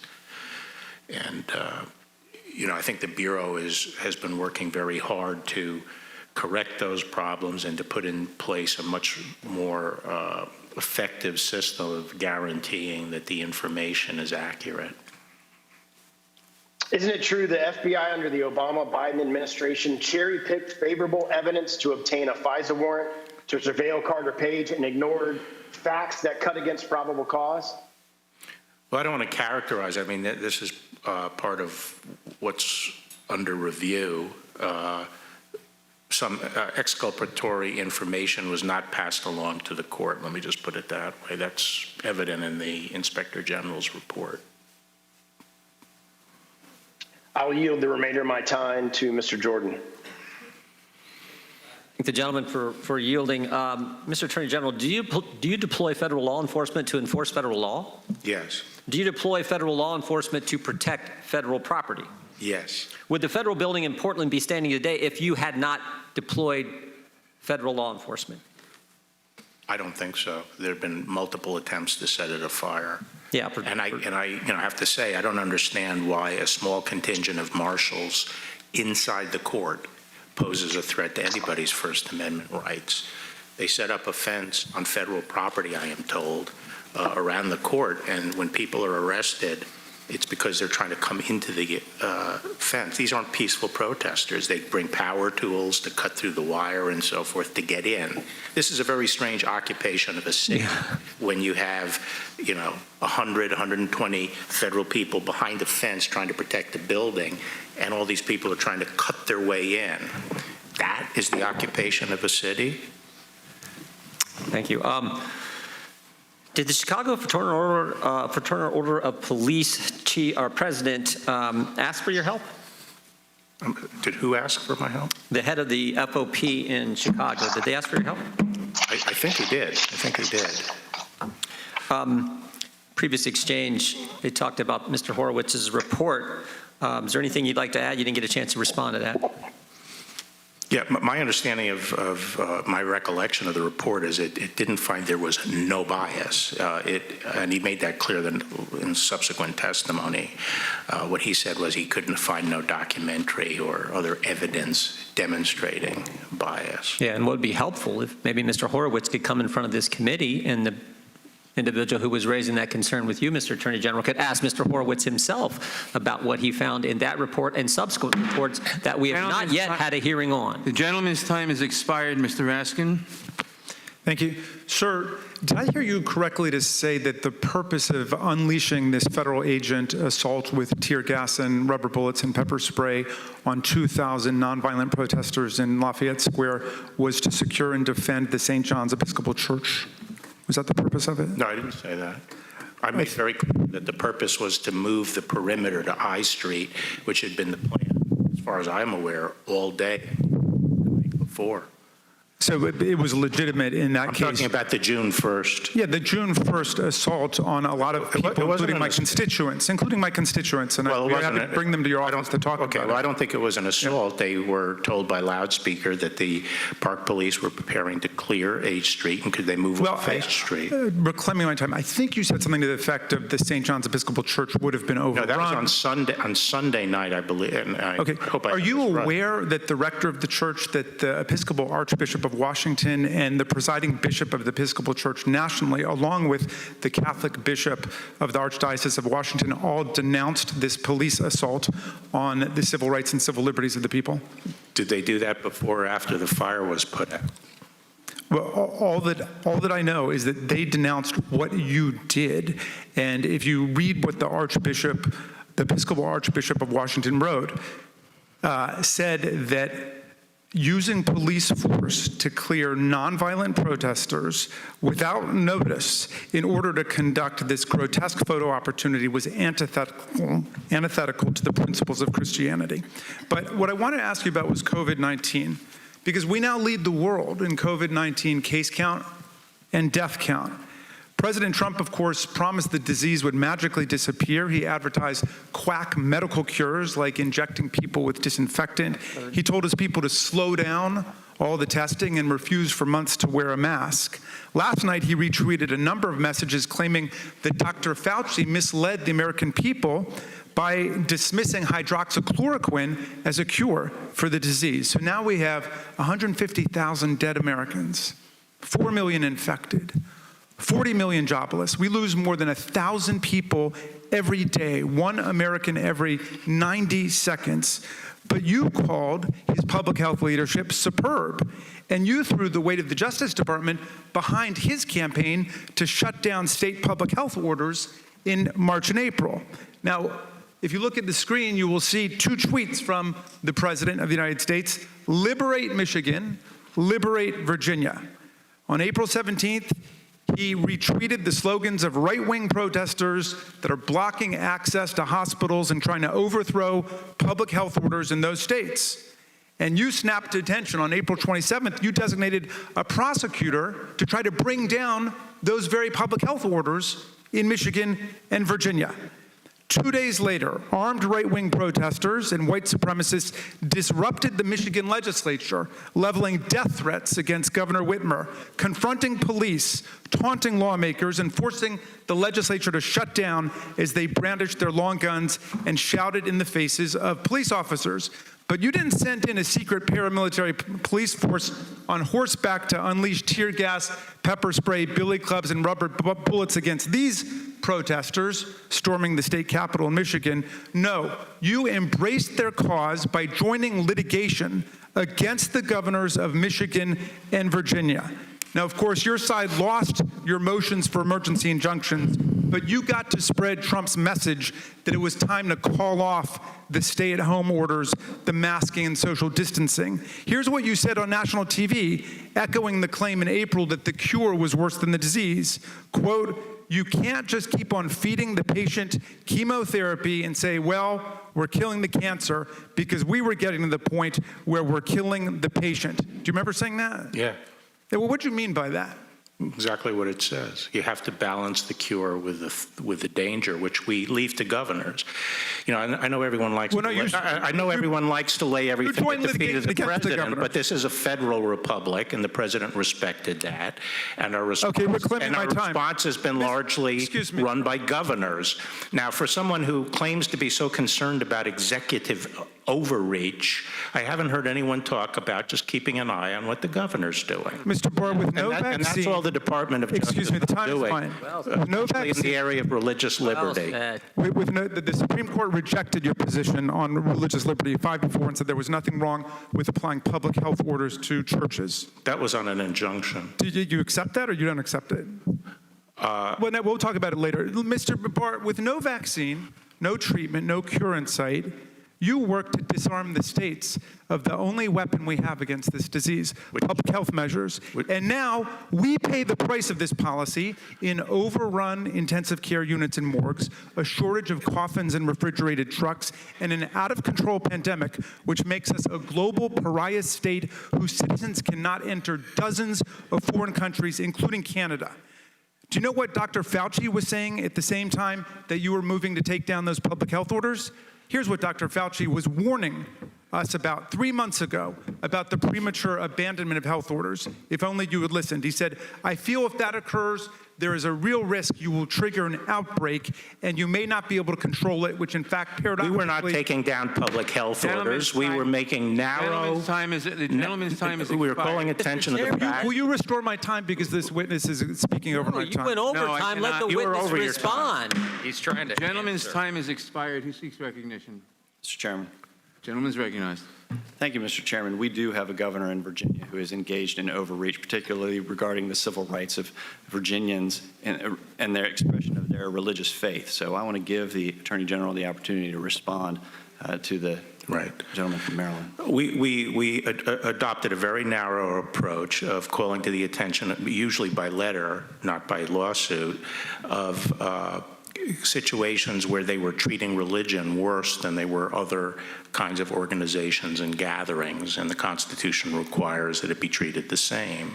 And we were calling those to the attention of the governors, and most of the governors that we called attention to voluntarily changed their own orders. There were a few occasions where we pointed out anomalies in the regulation, differential regulation of business, and again, mostly they were voluntarily changed by the governors.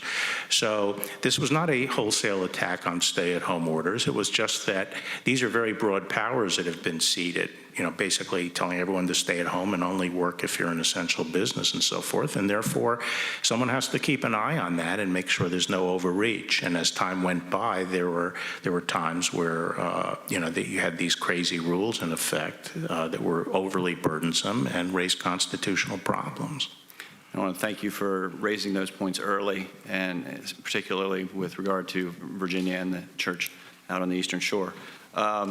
I want to thank you also for being here and for returning to lead the Department of Justice and right the ship and root out the rank partisanship and bias that had corrupted the administration of justice for many years.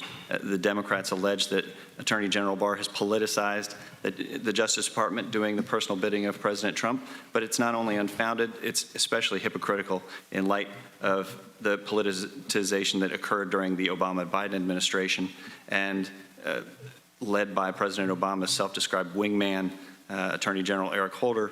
The Obama-Biden Justice Department investigated journalists, shut out career prosecutors, and flouted congressional oversight. I want to ask, particularly, even after President Trump assumed office, FBI lawyers exhibited bias against Trump while working for both Mueller and the FBI's Russia investigation, and the Inspector General couldn't rule out political animus against candidate Trump as influencing FBI abuse, correct? That's my understanding. The Inspector General found that an FBI lawyer altered evidence to support a FISA application to surveil Carter Page and criminally referred this lawyer to Durham for federal prosecution. The same lawyer who also worked on the investigations into Clinton's misuse of classified information and Russia collusion expressed bias against President Trump. And the Inspector General testified back in December that he can't rule out bias. Mr. Attorney General, I'd ask, what would the consequences be to one of your Justice Department lawyers if they doctored underlying documents so they could support evidence submitted to a federal court? In the abstract, talking generally, that lawyer would be fired. Would they likely be disbarred as well? Yes. And isn't it true that the IG found that an FBI lawyer doctored an email to support probable cause against candidate Trump's campaign aide? I think that's right.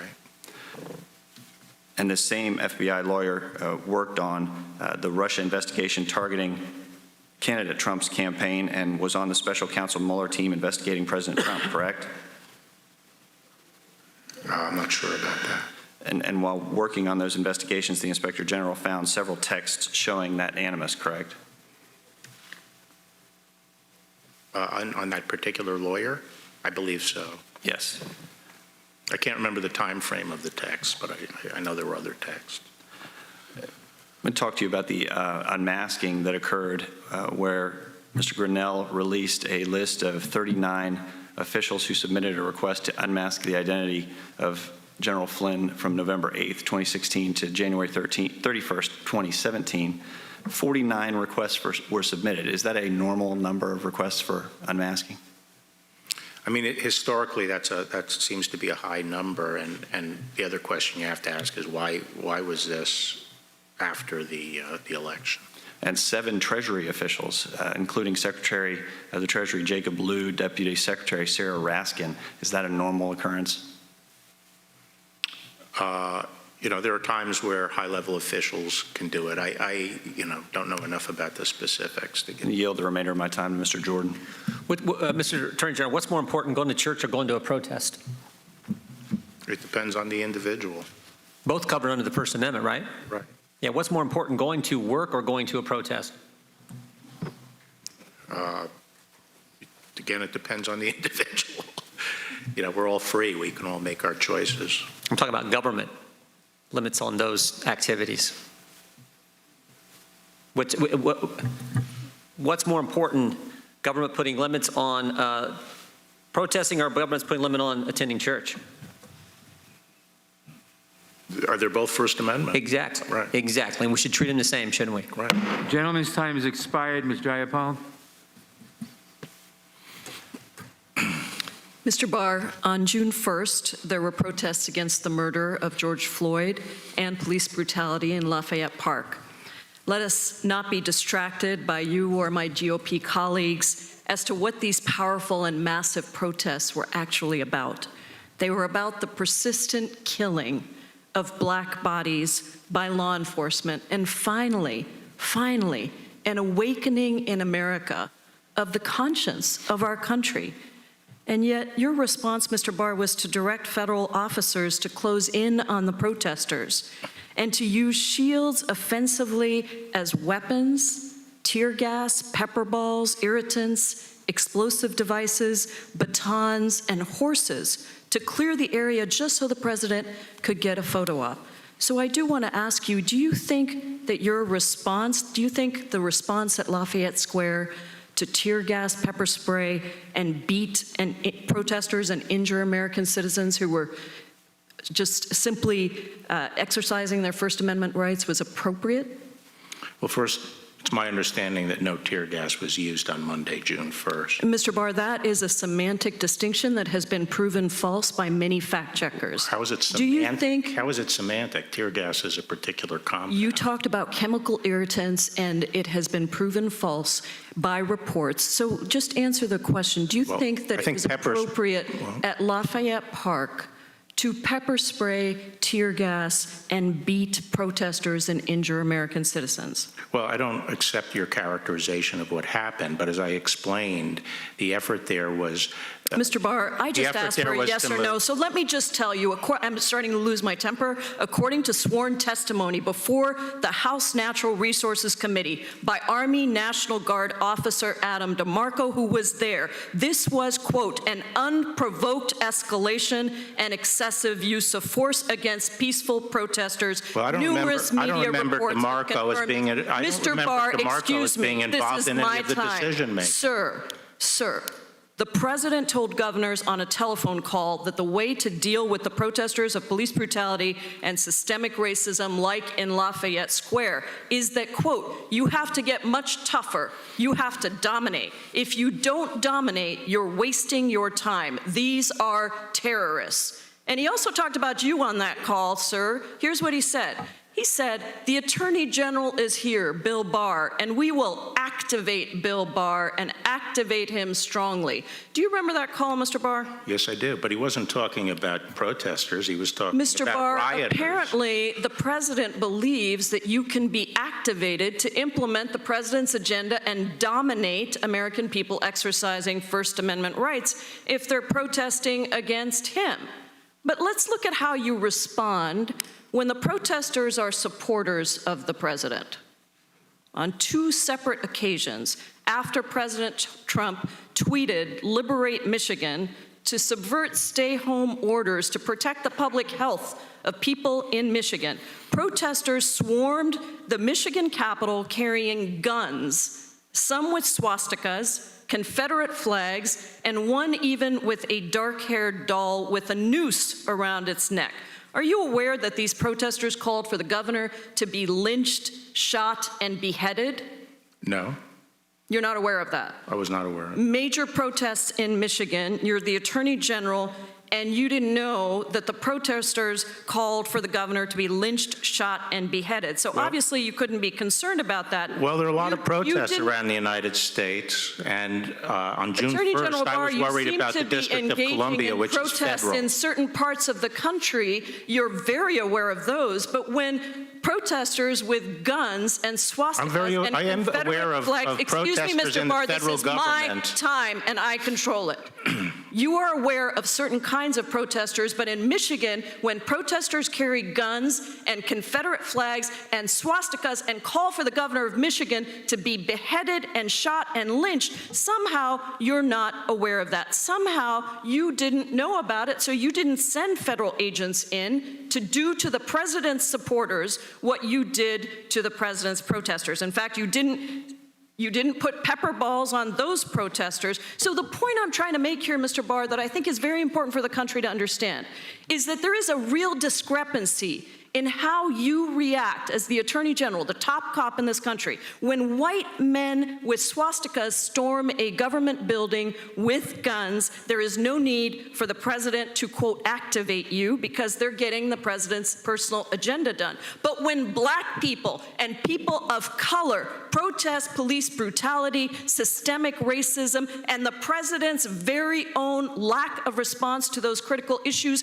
then you forcibly remove them with armed federal officers, pepper bombs, because they are considered terrorists by the president. You take an aggressive approach to Black Lives Matter protests, but not to right-wing extremists threatening to lynch a governor if it's for the president's benefit. Did I get it right, Mr. Barr? I have responsibility for the federal government, and the White House is the seat of the executive Mr. Barr, let me just branch, make it clear. not You for are the- supposed to the Michigan represent authorities the can people handle- of the United Michigan States authorities of can America, handle- not violate people's First Amendment rights. You are supposed to uphold democracy and secure equal justice under the law, not violently dismantle certain protesters based on the president's personal agenda. Gentlelady's time has expired. Mr. Chairman, I would like to ask unanimous consent to also introduce into the record a report from the MIT Election Data and Science Lab, which says that over the past 20 years, more than 250 million ballots have been cast by mail, and the fraud rate is 0.00006%. Without objection, Mr. Eschenthaler. Thank you, Mr. Chairman. And thank you, AG Barr, for being here today. I truly appreciate it, and I'm sincere when I say it's an honor. Yeah. AG Barr, let me just... Could I just ask you for 1 minute, though? To respond, yes. Yeah. As I made clear, moving 8th Street out to I Street as the perimeter was a decision made the day before. It was justified by the extreme rioting that was going on around the White House. I don't remember Captain DeMarco, who was the same Captain DeMarco who ran as a Democratic candidate for Congress in Maryland, even being close to the discussions as to what was going on. Now, the fact is that the movement was not geared to the behavior of that particular crowd. It was geared to the fact that we were moving the perimeter out so we could put a fence up on H Street, by H Street. But it is a fact that the Park Police reported, and I saw myself, projectiles being thrown from that crowd. So I did not consider them all peaceful protesters. But I'm sorry. Thank you for giving me that opportunity. You're welcome, AG Barr. AG Barr, I'd like to also talk about the violent protests that are being seen in Seattle, specifically Chaz, and also Portland, Oregon. As you know, over the course of June and early July, several shootings occurred inside Seattle's police-free zone, including the tragic murders of a 16-year-old and a 19-year-old. There were numerous reports of robberies, assaults, and property destruction as well. Sexual assaults as well. Yes, and despite all this chaos, all this violence, it took the Seattle mayor literally weeks to declare this an unlawful gathering, and took weeks before the police were allowed to clear that area. In similar circumstances, let's talk about Portland, Oregon. It's been going through 8 weeks of violent rioting in the streets as well. Rioters continue, in fact, to fire projectiles and mortar-style fireworks at federal law enforcement officers, and are using dangerous lasers, which have already permanently blinded at least 3 federal officers. Yet our own Chairman Jerry Nadler, told a reporter on Sunday that the anarchy and violence going on in Portland, and I quote the chairman, is a myth that is spread only in Washington, D.C., end quote. Attorney General Barr, is it in fact a myth that there's anarchy and anarchist groups engaging in violence in Portland? I think there are anarchist and far-left groups that are involved in the violence in Portland. I actually think that the chairman's comment was about Antifa. I don't know exactly what he said, but I thought he was referring to Antifa. Well, do you think it's a myth that Antifa is involved in this anarchy? No, I think Antifa is involved in Portland. So either way, the chairman's comments were not correct, were not accurate. I didn't consider them accurate. What about the autonomous zone in Seattle? Congresswoman Jayapal has said, and I quote, that it's a peaceful protest zone. Is it a peaceful protest zone? No, as I already said, it's outrageous that people set themselves up and over a piece of territory where the people in there have not selected them as the government and try to exercise sovereign authority. That's an outrage, and we saw people handing out guns to people to quote keep the peace and so forth. It was anarchy there. Your office has already charged several violent protesters with federal crimes. Can you just briefly elaborate on those crimes? Well, the whole gamut. I think we've had 224. They run the gamut from throwing Molotov cocktails to assaulting a police officer, that kind of thing.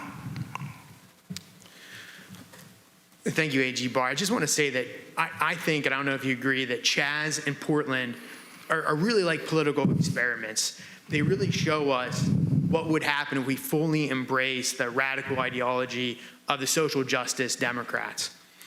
And now, according to Democrats, it's the summer of love. According to the Congresswoman that represents Seattle, it's a peaceful protest zone. Attorney General Barr, in reality, these cities are experiencing violence, chaos, and frankly, just anarchy.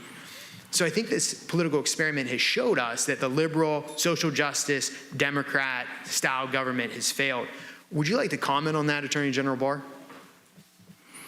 Well, when I was first going through confirmation, I expressed concern about violence getting into our political system, and we'd seen this intolerance and attacking people, and I was very worried about that. And now we've seen it sweeping through the country like this, and I hope the Democratic Party takes a stand against the violence. Thank you, and I yield my time. The gentleman yields back. Ms. Demings. Thank you so much, Mr. Chairman. Mr. Barr, during your, over here. I'm sorry. Over here in the corner. Earlier during your testimony, you talked about gun violence, and you asked the question, what about those lives? And yes, Mr. Barr, those lives do matter. But do you believe that police officers should be held or held to a higher standard?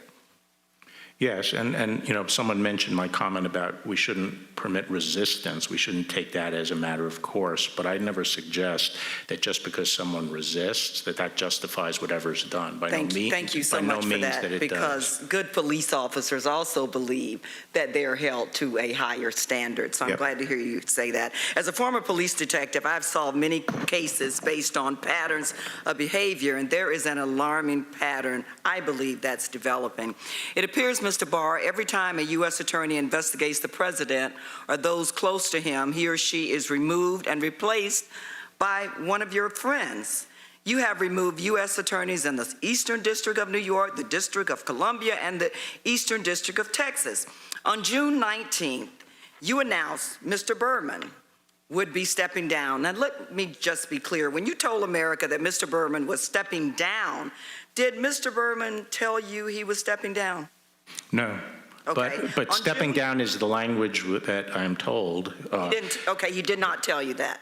No. Okay, but it's the language we usually use to leave flexibility as to whether the person is doing it on their own. On June 20th, when asked about the basis for Mr. Berman's removal, on the very day you announced he was being fired, stepping down, the president's personal attorney, Mr. Giuliani, suggested that, and I quote, "The reason may lie in the fact that Berman's office got involved in what Giuliani described as baseless investigations." Sir, if that wasn't true, if you didn't remove Mr. Berman because he was overseeing investigations of the president and those close to him, why would the president's personal attorney think that?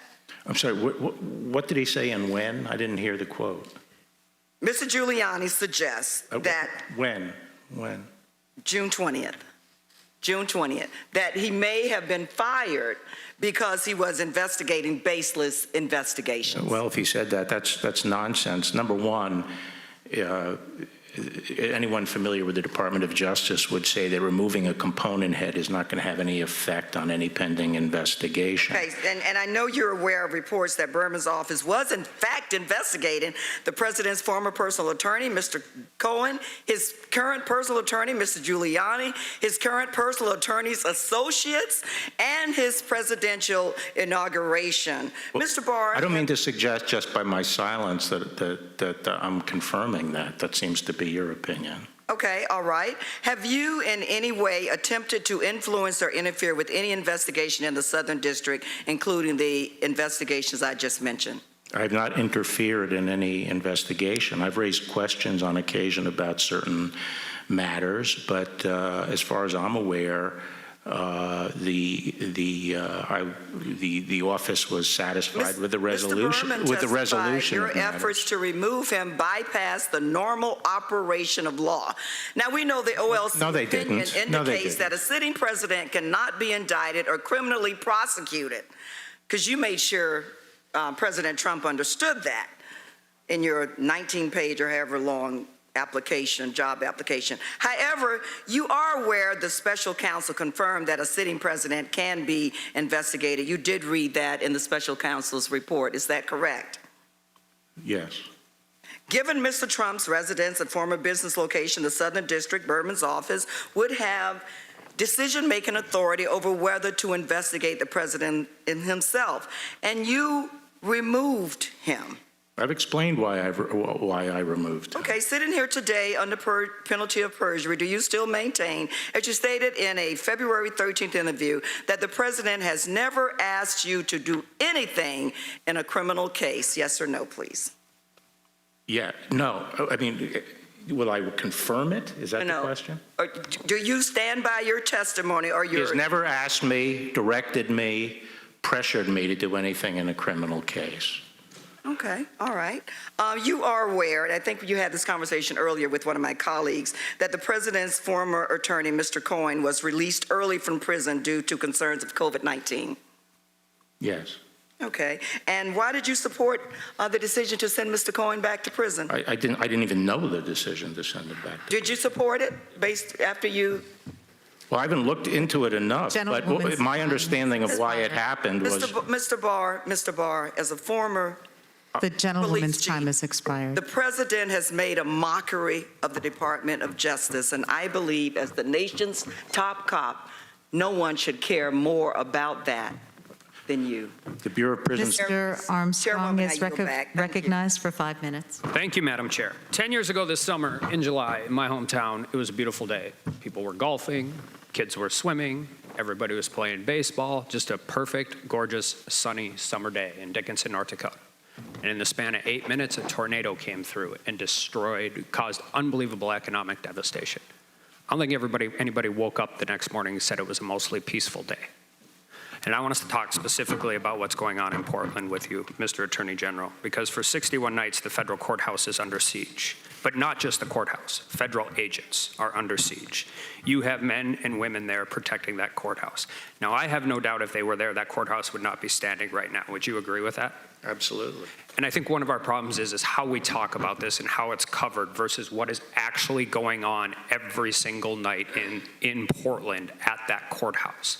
Can you explain what your officers and your agents are going through over there? Yes. I'm talking about the U.S. Marshals who were in the courthouse. They have initially tried to contain themselves in the courthouse. There have been efforts to push through in the main door. When people have succeeded in breaching the courthouse, they have thrown kerosene and fireworks and started fires. So then the effort was to make sure that they cannot breach. There still have been breaches into the courthouse. But basically, they try to remain in there. And starting after the 4th, they tried to arrest the people who were directing fireworks. They would climb up onto the side of the court, break windows, shoot fireworks in. And whenever the marshals came out to try to put an end to that or interdict it, they were shot at with slingshots. Lasers were constantly being put into their eyes, even when they're inside the courthouse.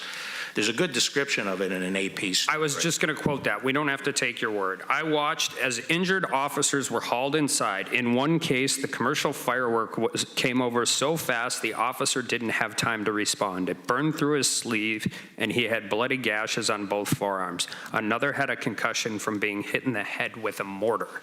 Right. That's right.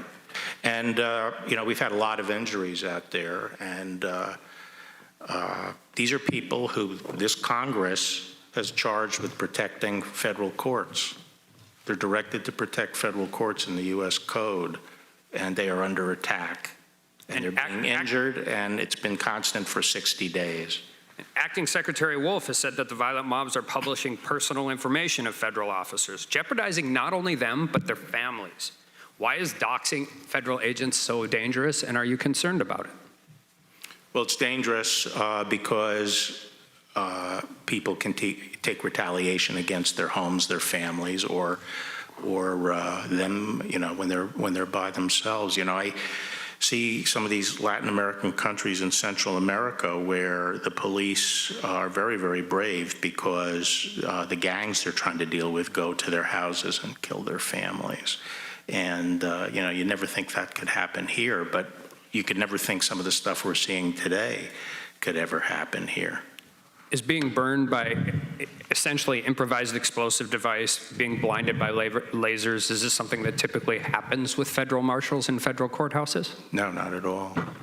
How is this handled? How is this going for recruitment, morale? How are they doing? I mean, I generally want to know, how are they doing?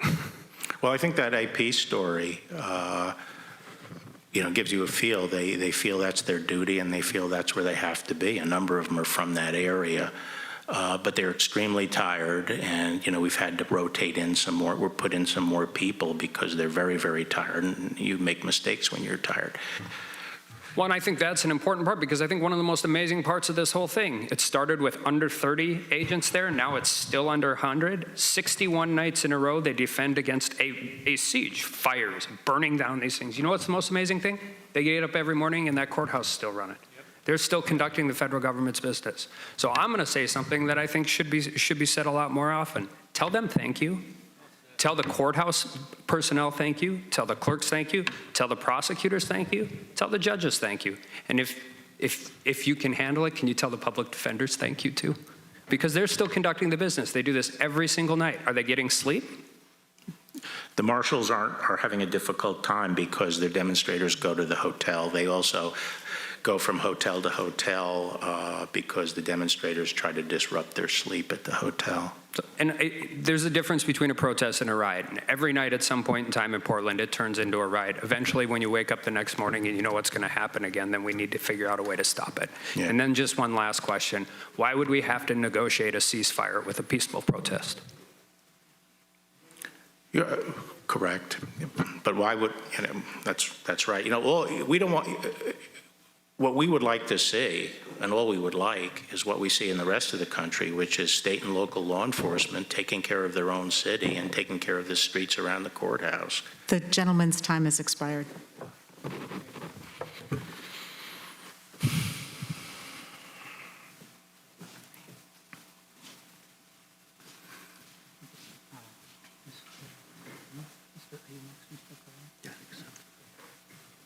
Mr. Correa is recognized.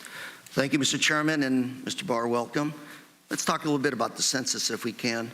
As you know, that's the process where every 10 years we decide how many congressional seats each state gets, how much funding for schools, healthcare, other issues each region gets. Let's talk about the President's memo directing the Commerce Secretary to exclude undocumented immigrants from the apportionment count of the 2020 census count.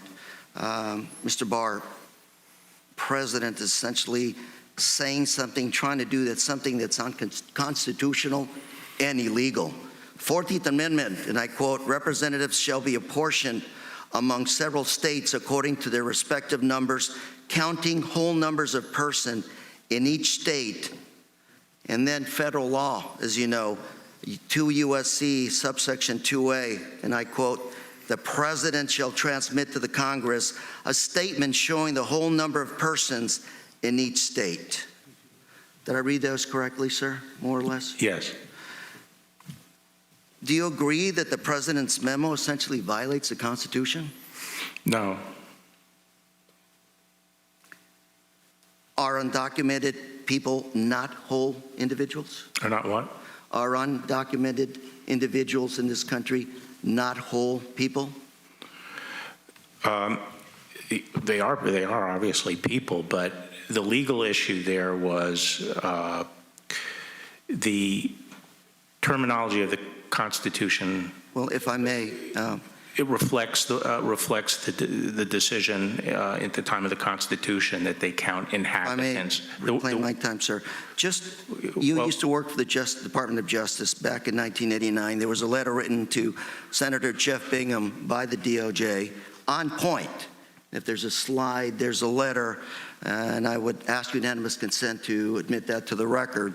Without objection. And I quote, "In the past, the Department of Justice has taken the position that Section 2 of the 14th Amendment, that the original apportionment and census clause of Article 1, Section 2 of the Constitution, requires that inhabitants of states who are illegal aliens be included in the census count. And in our view, this issue today, we have found no basis for reversing that position." Are you reversing that position now? Well, I think what the department advised is that this came up because Alabama claims you cannot count illegal aliens in the census under the Constitution.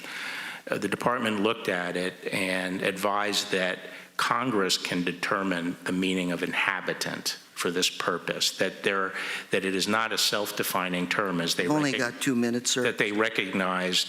Mr. Barr, if I may. Yeah, but this is a hearing. I thought I was the one that was supposed to be heard. Well, let me, and I'm going to get there.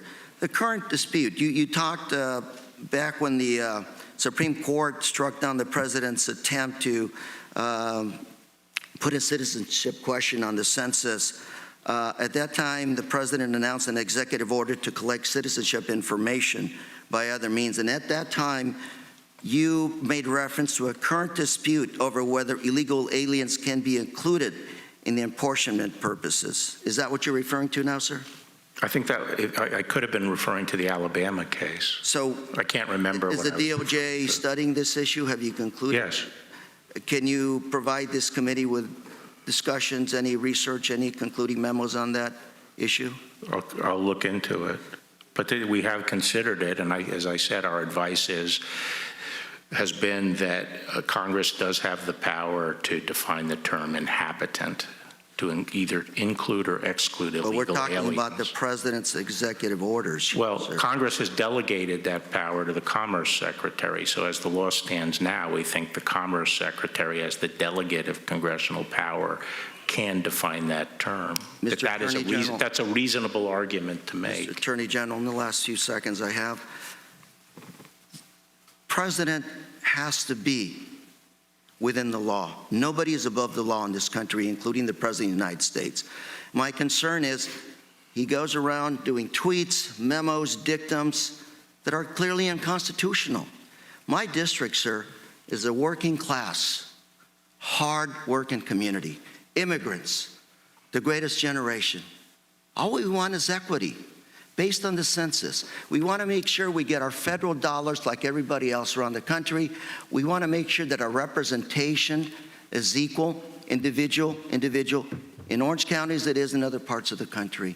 All we ask for is respect, sir. I ask you, please tell the president, stop tweeting things, stop writing memos that are clearly unconstitutional. Thank you very much, and I yield. The gentleman yields back. Ms. Tiffany. Thank you, Mr. Chairman. Attorney General Barr, will you send a thank you to the law enforcement people that work for you for the work that they're doing here across the United States of America? Sure. And I want to thank all the law enforcement across our country. We are an imperfect country, but law enforcement has done they do a good job across our country, and they should be recognized for that. I'm going to ask you a question about Mr. Burnell Trammell from Milwaukee here in just a minute. He was the man who was shot to death at the end of last week. He's the African-American man who was wearing a sign, and he's regularly known around Milwaukee for carrying a Trump for President sign. But I want to share with you what happened in Madison, Wisconsin, so we all understand that this is not a myth about Antifa. So when the riots hit Minneapolis and then extended around the country, they hit Madison, Wisconsin also. And I don't know if you've ever visited Madison, Wisconsin. There's an iconic street there called State Street. Starts at the Capitol and runs all the way down to the University of Wisconsin-Madison. And that street, if you go there now, 75 businesses are boarded up as a result of a mayor and city council who would not protect those people. Those people went to the city council last week and they asked for some assistance. The city council, who would not protect their business, they said, no, we're not going to provide you for assistance. Shortly after State Street was destroyed, and by the way, it's disappointing in some of the film that I've seen that the police cruiser that went flaming down State Street was not included in that. But shortly after that, about a week afterwards, two monuments at the state capitol that I used to walk by all the time were torn down.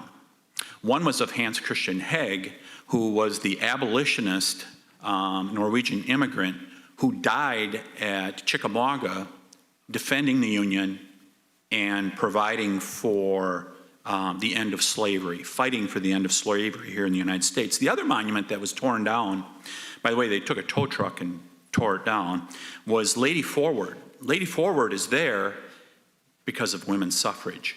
Wisconsin was the first state to pass suffrage back in the early 1900s here in the United States of America. Those were torn down.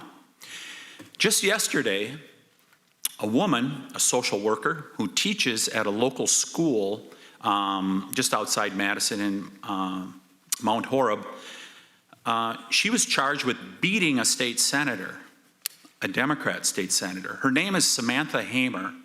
Hopefully she will be given justice. But I want to emphasize to my colleagues on the left that if you think you're insulated from Antifa, which is supposedly a myth, you should really think about that, because them and other radicals, they will not spare violence on anyone. Their anarchy is meant to destroy our country. And I would ask you to, if you want to contact a former colleague of mine, State Senator Tim Carpenter, a Democrat, he'll tell you he was beat to a pulp on that night at midnight when they were tearing down those statues. It is not a myth. So, Mr. Attorney General, I would ask Mr. Burnell Trammell, I don't know if our Attorney General Call in Wisconsin or the mayor of Milwaukee are going to pursue what appears to perhaps be a political execution. Are you familiar with that situation in Milwaukee? You mean the shooting of that gentleman? Yes. I've read about it. If the Attorney General and other law enforcement in Wisconsin do not act, will the federal government study this situation and bring justice for Mr. Trammell and his family? Yes, we'll certainly study that situation.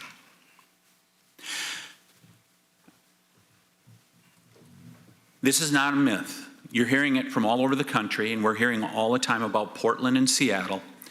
This happened in Madison, Wisconsin also, where a mayor, a far leftist mayor, proudly carries that banner, sat on a street, actually not a street, a highway with protesters and shut down traffic. And then State Street, one of the most iconic streets in the state of Wisconsin and in Madison, was destroyed. And I'm not so sure that those businesses are going to get their businesses back. It is not a myth, folks. What's happening is real across our country, and we need to stop the riots. These are not peaceful protests. These are riots that are happening, and we need to call an end to it. And I hope you, Mr. Attorney General, will work towards that end. Thank you. The gentleman yields back. Ms. Scanlon. Attorney General Barr, I wanted to follow up on some questions from one of my colleagues. You testified earlier that you have at times voted by mail. Is that correct? I remember, I think, once voting by mail. So if public records show you voted by mail in 2012 and 2019, you'd agree with that? I think, you know, I can't really remember the details. Okay. I think on one occasion I had to go to a station and Okay, vote but you did before at the least election. once And vote I by think in mail. another one I voted by reclaiming mail. my time, sir. Yeah. I raise this because in May of this year, 800 public health experts from across the nation sent a letter urging Congress to, quote, prepare for a presidential election by mail to allow Americans to vote from home and assure their health and safety. You're aware that health experts have emphasized that voting by mail is critical to protect public health in this upcoming election, correct? When was that? In May of this year. If you're not aware of it, I can provide Okay, this to I'd be interested in seeing. your staff. Yeah. Great, I have an extra copy for you. So that public health advice is really important to citizens in the Commonwealth of Pennsylvania because we have a large population of seniors who are at higher risk for the coronavirus. They shouldn't have to choose between risking their lives and exercising their right to vote. But the problem we're facing is that the president has repeatedly sought to cast doubt on the security of mail-in ballots, saying that the 2020 election could be rigged with, quote, millions of mail-in ballots printed by foreign countries, end quote. And you, sir, have repeated this disinformation. Well, it's not Barr, disinformation. I don't have a question for you yet. Here it comes, though. Last month, you echoed the president's conspiracy theory when you suggested in at least 3 interviews that, quote, foreign countries could manufacture counterfeit ballots, end quote, to influence the presidential election, correct? You did that in at least 3 interviews? Yes. Okay. But in fact, you have no evidence that foreign countries can successfully sway our elections with counterfeit ballots, do you? No, I don't, but I have common sense. Okay, well, and that's what you responded when you were directly challenged on that. You said, no, you didn't have evidence, but it was obvious. According to state election officials, your alleged concerns here are not obvious, but in fact are outrageous. Every state in the union has absentee ballots. 2/3 of the states allow for vote by mail for any reason. 5 states, Colorado, Oregon, Washington, Hawaii, and Utah, vote entirely by mail and have done so for decades. Even the U.S. military uses mail-in ballots, doesn't it? Yes. Okay. So isn't it true that after you suggested without evidence that foreign adversaries could sway our elections using counterfeit ballots, election experts and officials from around the country said that what you suggested was virtually impossible, preposterous, would never happen, and would be readily detected due to the multiple levels of security used with mail-in ballot systems? There are not multiple levels of security. Okay, well, so and I don't agree. I don't agree that it's a. Okay, reclaiming my time. And again, I'm happy to supply you with the statements that were Before provided Donald from around the Trump country. raised concerns about In it, every fact, major publication. Reclaiming my time, sir. In fact, there is no evidence that foreign countries can make counterfeit ballots and create a real threat to our election security. Are you aware that in May, the president tweeted, and I quote, mail-in voting will lead to massive fraud and abuse. It will also lead to the end of our great Republican Party, end quote. I wasn't aware of that tweet. Well, that tweet suggests, sir, that the president is spreading disinformation about mail-in ballots because he's afraid that if more people vote, he and his party will lose. The fact, Mr. Barr, is that our foreign adversaries cannot actually influence our elections by submitting massive counterfeit ballots, but the FBI and our intelligence services have repeatedly warned that those adversaries are actively trying to sow mistrust of our election systems, and by repeating disinformation about mail-in voting, you and the president are helping them. Just switching gears, you would agree. Well, I'd like an opportunity to respond to that. You would agree that prosecutors who make political contributions are identifying fairly strongly with a political party, wouldn't you? Who makes contributions? You said in 2017 that prosecutors who make political contributions are identifying fairly strongly with a political party, Yes, correct? yes. And in fact, you and your wife have donated over $730,000 to Republican and conservative candidates, including donations of $58,000 to Republican senators and Senate candidates in the 4 months preceding your confirmation. That's correct, Are you isn't it? surprised I'm a Republican? Is that correct that you made those donations? Over a long period of time. Including just before? Okay. That's a cumulative of a long period of time, but basically, Mr. I never Chairman, hid the I fact yield I'm a back, Republican. and I was would talking about also- career prosecutors There's some questions before you. have generally historically avoided making contributions, was my view. $730,000 is not. Time of the gentlelady has expired. Ms. Garcia. Mr. Chairman, I would seek unanimous consent to introduce the 800, the public health expert letter signed by 800 individuals, the Attorney General's repeated interviews in which he suggested that our elections could be undermined, the overwhelming reaction from election officials around the country, and the articles concerning his campaign donations. Thank you. Without objection, the articles will be entered into the record. Ms. Garcia. Thank you, Mr. Chairman. Mr. Barr, your department released Paul Manafort, the president's former campaign manager, early from prison in May out of concern for the coronavirus. In March 26 and April 3rd, your department released guidelines, criteria by which, setting priorities by which people would be released early. By your own department's admission, Manafort did not meet that criteria. Since the start of this pandemic, we have repeatedly urged you to use your authority to protect vulnerable populations in prisons, and instead you released the president's former campaign manager. Sir, do you know how many federal inmates have tested positive for COVID-19 as of today? Yeah, I have that number. Quickly, sir, because the clock ticks. Well, we have a slide, if they'll bring it up, that shows us that 10,000 inmates have tested positive and over 1,000 staff have tested positive. Do you know how many have died? about 100, almost 100, I think. That's right. It's about 99 inmates have died, and yet only 5% have been released under your guidelines. 7,000. You stated in May that you were taking, quote, every measure we can to protect federal inmates. The numbers, however, tell a different story, as do your actions. Despite releasing Manafort, your lawyers continue to argue against the release of prisoners. In April, vulnerable prisoners who suffer from serious at-risk health conditions like chronic asthma, heart disease, and kidney disease filed a lawsuit for early release in Ohio. These prisoners were being, quote, overcrowded in like cattle because prisoners were not able to social distance them. 550 prisoners sought release, yet your own department processed only 7 applications and denied them all. Yet you had time to process Manafort's application. I didn't but process apparently- Manafort's Well, your application. department did, sir. But apparently not these vulnerable Americans living at grave risk. In fact, in a series of rulings in April and May, an Ohio district court ordered that your department, quote, act with urgency and to, quote, move inmates out due to a continued risk of harm to prisoners and to government staff.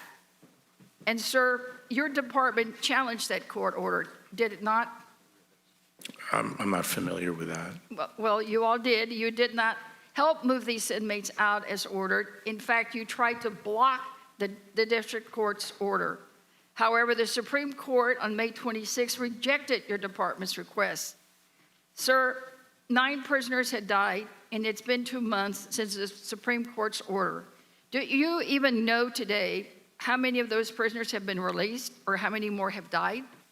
No, I don't. You know, we had 100, Well, sir- we started out this with 170,000 prisoners, so we've lost. I just need you to try to explain to me and to America, how is it that the former campaign manager of the President of the United States who did not meet the priority criteria got released, even though your own department admitted he didn't meet the guidelines, but all these other folks were not.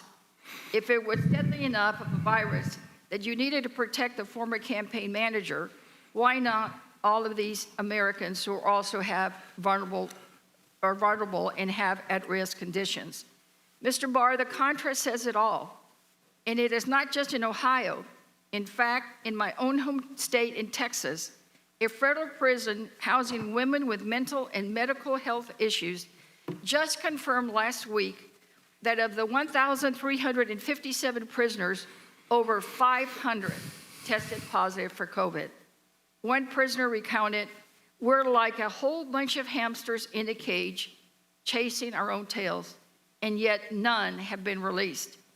Mr. Barr, have you seen those statistics, yes or no? Well, if you can't I put out guidelines, general guidelines, to propel the release of. Not released anyone. I put out general guidelines. One of those prisoners is a mother, Andrea Circle-Bear, who had to give birth on a ventilator in that facility because your department prioritizes releasing Paul Manafort instead of vulnerable Americans.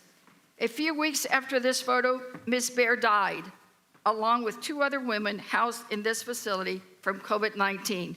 Sir, you could be saving lives by reducing the prison population. Yet you have blatantly abandoned your duty to these women. You have shamelessly abandoned your oath of office to protect all Americans impartially because you have prioritized giving special favors to the president's friends. This is not equal justice under the law. It's not the law that you and I both learned in law school. It is 2 simple systems of justice, one for the president's friends and one for everyone else. The director of the BOP. It is flat wrong. Yeah, Thank you, and I yield back. Yeah, the director of the BOP testified under oath that no one from Justice Department was involved. Gentlelady yields back. Yeah, but the gentleman has not been given an opportunity to respond, and that's been a consistent problem. Mr. Neguse is recognized. Thank you, Mr. Chairman. Good afternoon, Mr. Attorney General. I want to go through a couple of your prior statements. On April 18th of 2019, you stated, quote, that the White House fully cooperated with the special counsel's investigation. You're aware of that? Mm-hmm. Today, yes or no, Mr. Barr, under the penalty of perjury, do you testify that that statement was true at the time you made it? I thought it to be true at the time I made it. Why isn't it true? June 9th, I'll get to that, Mr. Barr. I mean, does it have to do with quibbling I will get to that. over- Reclaiming my time, you answered the question. Okay. I have another question for you. On June 19th of 2020. Actually, I need to answer that question. Mr. Attorney General, you did answer the question. No, you said under penalty of perjury. I'm going to answer the damn question. Okay? You said the answer was yes, is what you said. Well, are you saying no? I think what I was referring to, and I'd have to see the context of it, was the supplying of documents. No, Mr. Attorney General, this statement was not limited to the supply of documents. You stated at a press conference, Mr. Attorney General, reclaiming my time. Reclaiming my time. I think that's what I was talking about. On April 19th of 2019 that the White House fully cooperated with the special counsel's investigation. You knew when you made that statement that the president had not agreed to be interviewed by the special counsel. Now, on June 18th of this year, Mr. Attorney General, I was referring to on the June 18th, production of documents. Mr. Attorney General, on June 18th of this year, the Department of Justice issued a statement saying that Mr. Berman, the former U.S. Attorney for the Southern District of New York, had, quote, stepped down. You're aware of that statement being released by the department, correct? Yes. And do you testify today that that statement was true at the time the department issued it? He may not have known it, but he was stepping down. He may not have known that he was stepping down. That's your testimony today? He was being removed. Mr. Attorney General, the statement did not say that he was being removed. It did not say that he was being fired. It said that he was stepping down. And apparently your testimony today is that that was in fact accurate when Mr. Berman has testified under oath to this committee that it in fact was not. Now I want to talk about No, he was removed. He was removed, and I wanted an opportunity to offer him another job. I understand your rationalization for your answer, but the American people will let your answer speak for itself. Now, Mr. Attorney General, earlier this year, President Trump stated that he had planned to make what he described as Vice President's, quote, Ukraine dealings an issue on the campaign trail. Earlier this year, on February 10th, you stated that you had set up a, quote, intake process for submission of information, intake process, end quote, for submission of information relating to the Ukraine. to the Justice Department, and that included, quote, these are your words, anything Mr. Giuliani might provide. Do you recall making those comments? Something along those lines. You'd concede there isn't anything standard about the Attorney General creating a special process for information related to advancing. I disagree. You disagree? And I also made it clear that that is a vetting process that's available to anybody. Is that right? Which U.S. attorney have you assigned to receive information from Vice President Biden's personal lawyers regarding President Trump? Well, maybe if they had vetted the dossier, there's no. Maybe if they vetted the dossier, we wouldn't have the whole Mr. Attorney General, problem. there's no U.S. attorney, of course, that you've appointed to do that because what you have done with respect to this process is unprecedented. Now, it was cautionary so that we do not pollute the criminal investigative process with Ukrainian disinformation. I will give you an opportunity to explain this intake process. My understanding is that you have directed. You are going to give me an opportunity? I intend to right now. The Eastern District of New York, the U.S. attorney responsible for that district, my understanding is that you have asked that U.S. attorney to be responsible for the intake process. Is that right? No. That's wrong? The U.S. attorney? The U.S. attorney in the Eastern District was given oversight of all Ukrainian-related cases, any new cases involving Ukraine. Correct. We face a problem with Ukraine, which is unreliable information coming in. There's a lot of corruption there. It's a hall of mirrors. Mr. Attorney General, and I wanted to make sure that before we got into criminal proceedings, and this was to everyone's benefit, particularly Vice President Mr. Attorney Biden, General, that the information was scrubbed in conjunction with the intelligence community. With the memo that you issued, which said any and all new matters relating to Ukraine shall be directed exclusively to the Eastern District of New York for investigation and appropriate handling, just as you've described right now. Now, of course, the U.S. attorney responsible in the Eastern District of New York was recently changed. My understanding is a few weeks ago, you announced that Seth Ducharme would be taking over to replace Rich Donahue. Mr. Ducharme, prior Pittsburgh is in charge of the vetting. Mr. Attorney General, prior to taking this position, Mr. Ducharme worked at Maine Department of Justice. Is that correct? Yes, he was a counselor to me. And then he was the principal assistant deputy attorney general. That's right. And rather than having the acting U.S. attorney, the deputy U.S. attorney, rather, in that district, they wanted to swap jobs. You now have appointed your prior counsel to oversee that very same process. With that, I yield back my time, Mr. Chairman. Mr. Chairman. The gentleman yields back. Ms. McBath. Mr. Chairman, before we go to Ms. McBath, could I enter a couple of documents ask for unanimous consent to enter 4 documents? The 2 memos I referred to, setting the guidelines for who gets released, a Washington Post article about Paul Manafort's release, and a testimony from the Council of Prison Locals 333 for the record. Without objection, Ms. McBath is not recognized. Thank you, Mr. Chairman. I want to start by thanking you, Attorney General Barr, for joining us today and for the work that the committed public servants in your department are doing to keep our country safe. But, sir, just a few months ago in May, you said that you would be taking the president's position in urging the Supreme Court to overturn the Affordable Care Act. When asked if you will still take that position, even if it means, and I quote, stripping millions of Americans of their health care in the middle of a pandemic, you stated that the case would not be argued until October, and that the president expects to fix and replace Obamacare with a better system. Attorney General Barr, let's be very, very clear. As public health officials and data have shown us, this pandemic is simply not going away. Just last week, it was reported that one hospital was planning to send coronavirus patients home to die due to limited resources to treat them. So we're still facing an extremely critical and extremely serious situation. And even if you expect the president to figure out a new plan by October, the president has not yet put in place another system, nor is there any guarantee that he will do so by October, as you, quote, expect. So when you say you expect the president to figure out a new plan, you are taking a risk with millions of Americans' lives. You are risking the lives of millions, people who will not be covered for pre-existing conditions if the Supreme Court agrees with your position. Civil servants in your own department have disagreed with you on this matter. In fact, I'm introducing a statement by one of the lead attorneys on the ACA case, Joel McIlvain, who resigned in protest when your department refused to defend the law as it is required. In my district, the 6th District of Georgia, Congressional District, there are over 300,000 people that have pre-existing conditions, and I, sir, am one of them, a 2-time breast cancer survivor.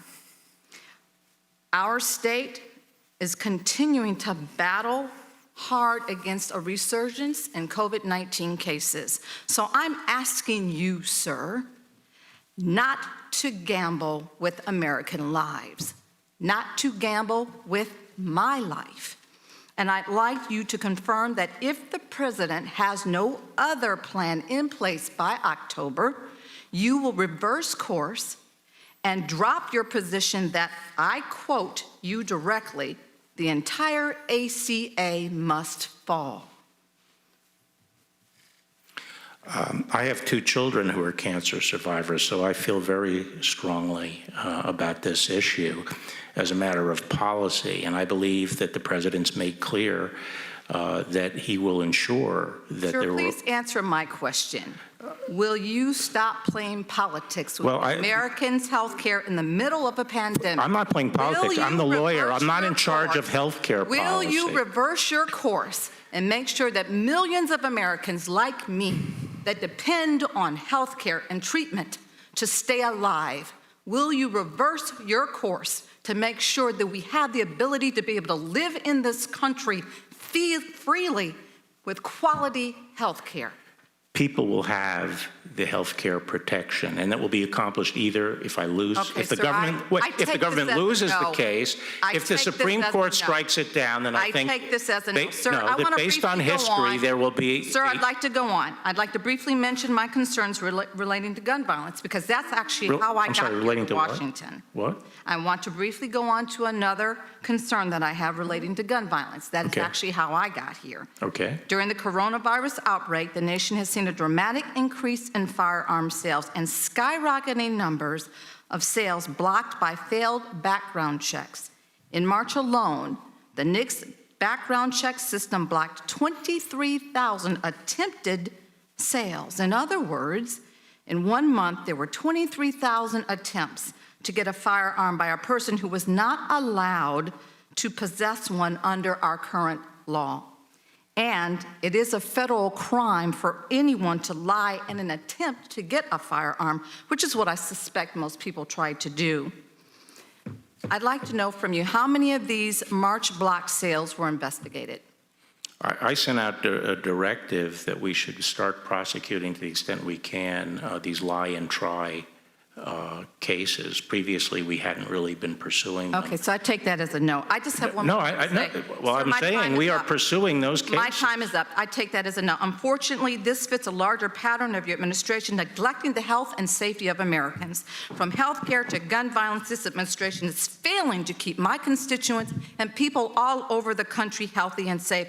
I demand better. Americans demand better. I want you to provide the answers that you are either unwilling to provide us or don't have answers to this committee, because these are relevant questions and we need to have answers from you. And I yield back the balance of my time. Mr. Chairman, Mr. John, I got a question. For what purpose? For what purpose does the gentleman seek? For months, you've tried to get the Attorney General to come. He's here. Why don't you let him speak? Why don't you let him answer the questions? The gentleman is not... Time after time.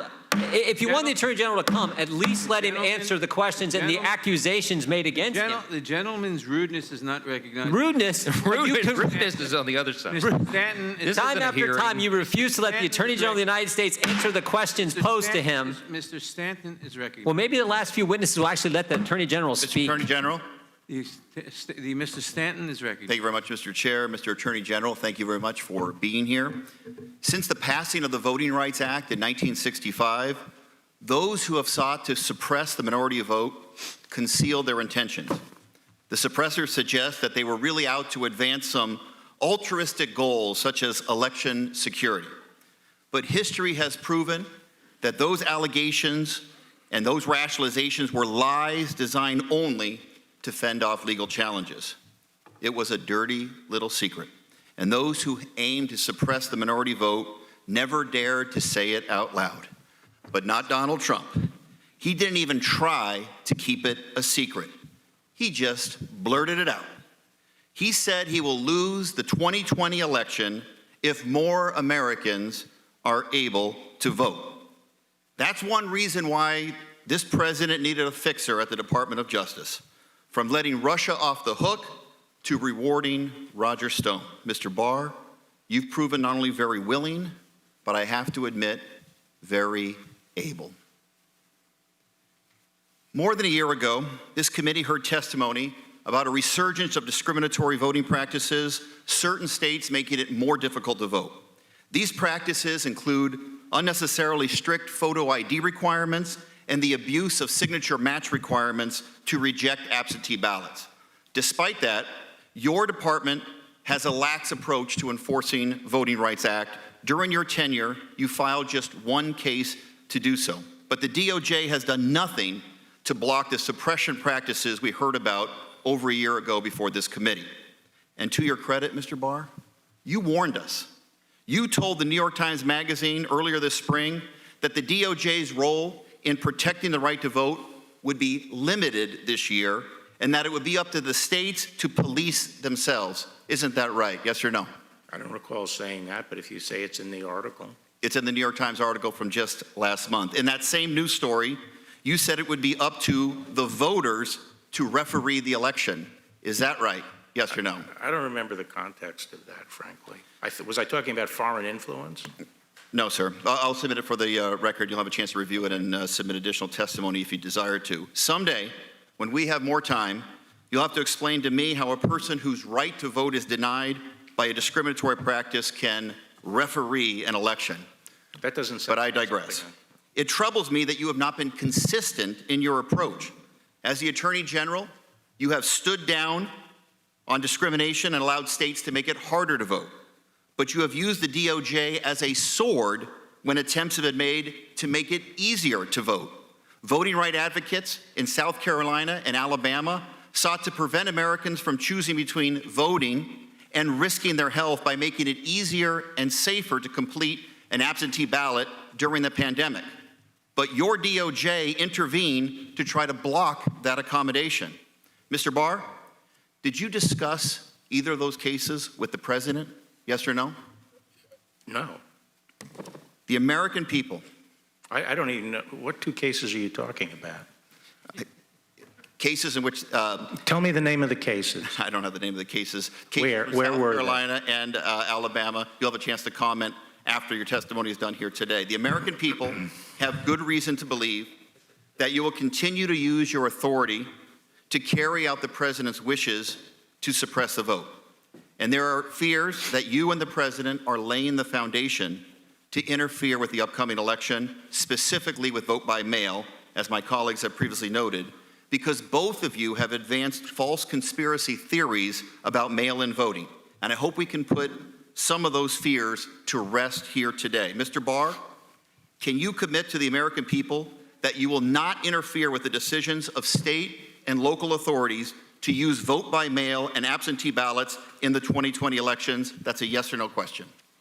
Well, I think the federal government has very limited ability to get involved in this, but I'm not going to give up whatever ability we have to ensure the integrity of the election. I've never, my observation was simply that it would inject some uncertainty into the election process, and it opens up the potential of fraud, and I think the integrity of our elections is very important. The president has suggested that only votes counted on election day should be what matters, meaning that if a voter casts a legal ballot on or before election day, but that ballot is not counted on election day, it shouldn't count at all. So I want to ask you again about your commitment to ensuring that every vote is counted.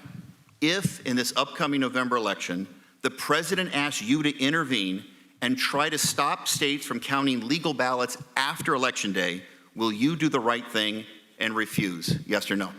I will follow the law. You won't say no, sir? I'll follow the law. It's very disappointing. If a state has a law that says it has to be cast on election day, that's the law. Will That you will be commit to enforced. making sure the Department of Justice does not get involved in a contested election, yes or no? I will follow the law. It is so disappointing that we can't get a clear answer on that. Mr. Chairman, I'd like to ask unanimous consent to submit for the record the following items. An item from The Guardian magazine, an embarrassment. Trump's Justice Department goes quiet on voting rights. Second, New York Times magazine, William Barr, state of emergency. Finally, from the Washington Post, Trump's assault on the election integrity forces question, what would happen if he refused to accept the loss? Without objection, the material will be based. Mr. Chairman, just for the record, Without objection, a member of the Judiciary Committee, following the law, without objection, should be something a member of the Judiciary Committee knows. The gentleman It's will pretty suspend. darn clear. The gentleman will suspend. Without objection, the material will be entered into the record. Ms. Dean is recognized. Sorry, Mr. Chairman, could we take a 5-minute break? Dean is recognized. Could we take a 5-minute break, Mr. Chairman? No. That's a common courtesy, Ms. Dean is Mr. Chairman, recognized. of every witness. I waited an hour for you this morning. I haven't had lunch. I'd like to take a 5-minute break. Mr. Attorney General, we are almost finished. We're going to be finished in a few minutes. Otherwise, we can certainly take a break, but You're class. okay. Yeah. Yes, after this, if you still want, we'll have a break. No, he wants a break now. You want it now? And you just Fine. mentioned rudeness. Committee I think will we're stand- seeing it on display. Let's let Committee the will Attorney stand General in have a recess. break. Committee will stand in recess now. Thank you. Thank you, Mr. Chairman. Okay. So what a day this has been. I'm Bill Hemmer, live here in New York. You've been watching this combative, often frustrating hearing from the Hill. Nonetheless, they have barreled through issue after issue. For the AG, Bill Barr, he's testifying for the first time in more than a year, given the delays due to COVID back in March. Barr has delivered a full-throated defense of the administration's use of federal agents in cities like Portland and his own leadership at the Justice Department. Get a 5-minute break. Let's see how much we can get through now. Robert Ray, Geraldo Rivera, Karl Rove standing by with reaction to Robert Ray first. I think you know Bill Barr the best. What's your impression of what we have been watching for hours today now? He's had to show enormous patience, Bill, and I think his best comment of the day was, I thought this was a hearing where the witness is supposed to be heard. And so you've seen an awful lot of, in the context of a presidential election cycle, posturing, I think probably candidly on both sides, but particularly on the Democrat side, statements being made with very little questioning going on and no opportunity for the Attorney General really to meaningfully respond. So I don't know how helpful the information exchange has been. It has been so in part.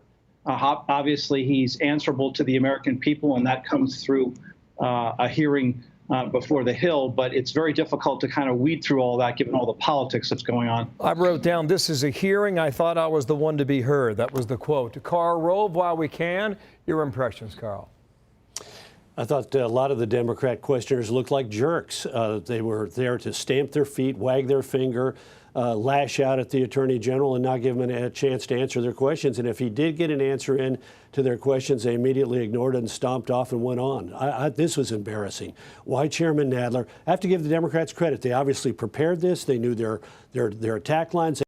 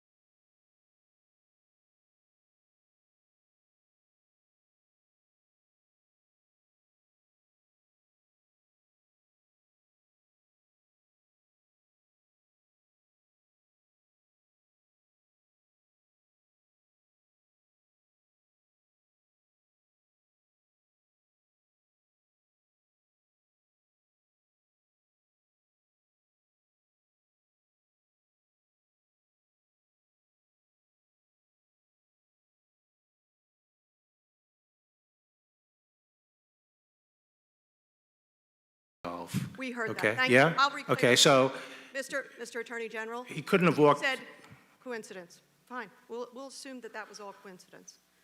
In a related I've matter, already when asked explained that about- it had been planned all day. Mr. Attorney General, the time is mine. We've waited a long time for you to come here. The time is mine. You've waited to talk to me like this? You didn't need to wait When so asked long. about the use of pepper bombs fired at Americans in Lafayette Square, you said, quote, "No, there were no chemical irritants. Pepper spray is not a chemical irritant. It's not chemical," quote. Well, everything is chemical. I was referring to a dichotomy, Actually, a dichotomy in these kinds of things between Mr. chemical Attorney General- compounds and naturally occurring Mr. substances. Attorney General, reclaiming my time. There are rules by which we operate here. I would ask you to respect them. Take a look at the screen. I've placed on this screen for reference, as you are aware, how your department describes pepper balls used on Americans in Lafayette Square. A 2009 Justice report noted that the pepper ball, quote, "system's accuracy and accompanying blunt trauma impact made it an ideal chemical dispensing system." So while you, in a quote, said it's not chemical, you today confirm it is chemical, and you're aware of your department's policy, are you not? What policy? The one I've just provided to you. What does it say? What's the policy? Well, I showed it to you. Finally, whether or not you authorized it at the time, perhaps you weren't listening. I didn't see the policy. What was the policy Clearly in you weren't there? listening. Fine. Whether or not you authorized the use of pepper balls. What?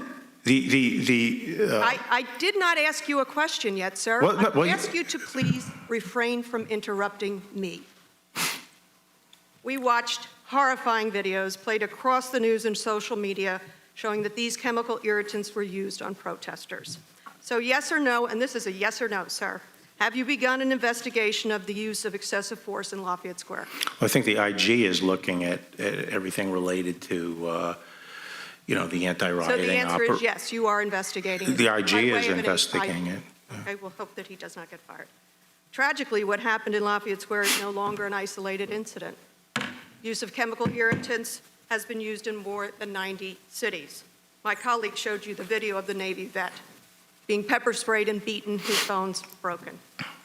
Whether or not you thought this was appropriate at the time, have you now called for law enforcement to stop using these chemical irritants on protesters? Yes or no?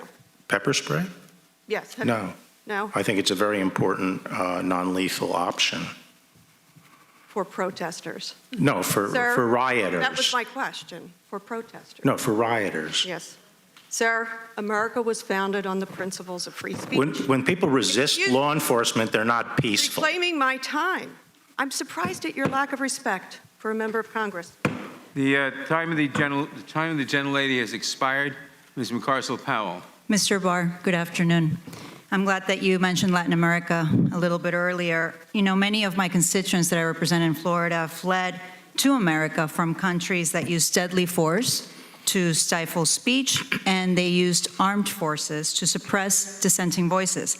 They cherish our Constitution, as other Americans have done for generations, because of the incredible freedoms and rights that being an American citizen gives to all of us. It's extremely personal to me because you probably know that my roots are in Ecuador, but I live by the American Constitution. And it's true that those who aren't fortunate enough to always have these rights and freedoms sometimes cherish them even more than those who have always had them. When they see photos from Portland, they don't see the American ideal or the America that they know. They actually see and are reminded what they left behind. You would agree with me on that? Are you listening, Mr. Barr? Well, I wasn't sure. Take a look at this video. Who was the subject of that last sentence? Just, you know, when you see, look at these videos for 1 second. Yeah. We have seen violence in Venezuela at the hands of Maduro, firing tear gas at protesters and using brutal tactics to crush demonstrations. That's what we see from dictators on both the left and the right. But it's hard to distinguish these photos from those events and from the videos that we've seen by U.S. federal police in Portland tear gassing and breaking the bones of a peacefully protesting U.S. Navy veteran. Very similar. So, Mr. Barr, how do you restore the confidence of my constituents in the values of this country when every night on television they're seeing these images of violence used against the peaceful protesters? We all denounce violence. How do you restore the trust in our democracy? I think that the force is being deployed against rioters or in situations where protesters are not following police directions. Most of the protests have been peaceful, Mr. Barr. You know that. You know that. You're just using language for political purposes, just like my colleagues across the aisle. Let me just go now to one of the most important topics facing our nation right now, healthcare. You know, in my district, we have close to 100,000 people that get their health insurance through the ACA. 19,000 of them are living with serious pre-existing conditions.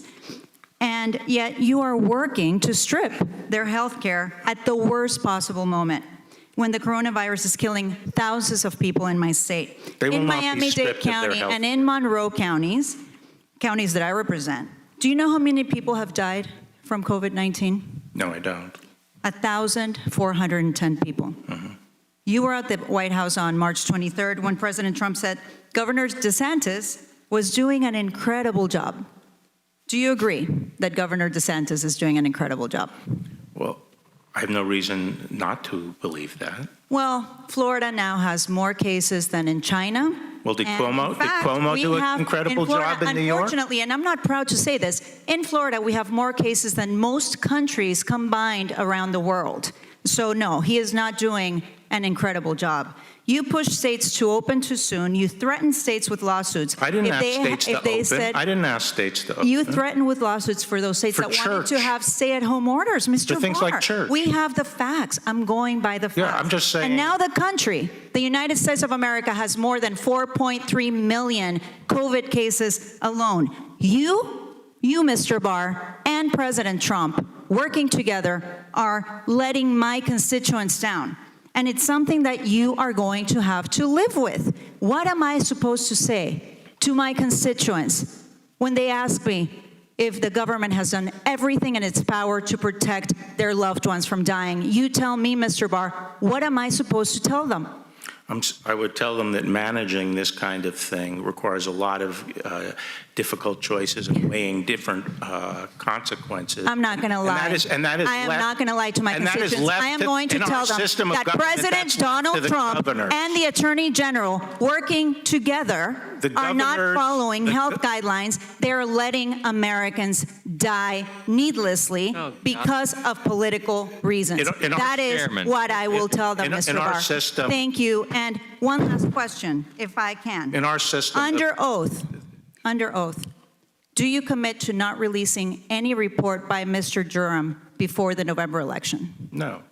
You don't commit to that? No. So you won't go by Department of Justice policy that you won't interfere in any political investigations before the November election?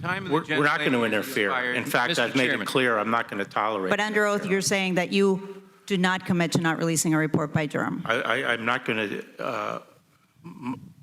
Any report will be, in my judgment, not one that is covered by the policy and would disrupt the election. The time of the general. I've already made it clear that neither you would go candidate against your own Department of Justice policy, Mr. Barr. Why don't you tell me what that policy is? Oh, I have it right here. Well, actually.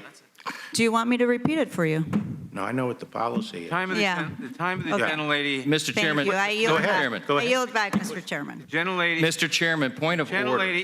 Point of order, Mr. Chairman. Back.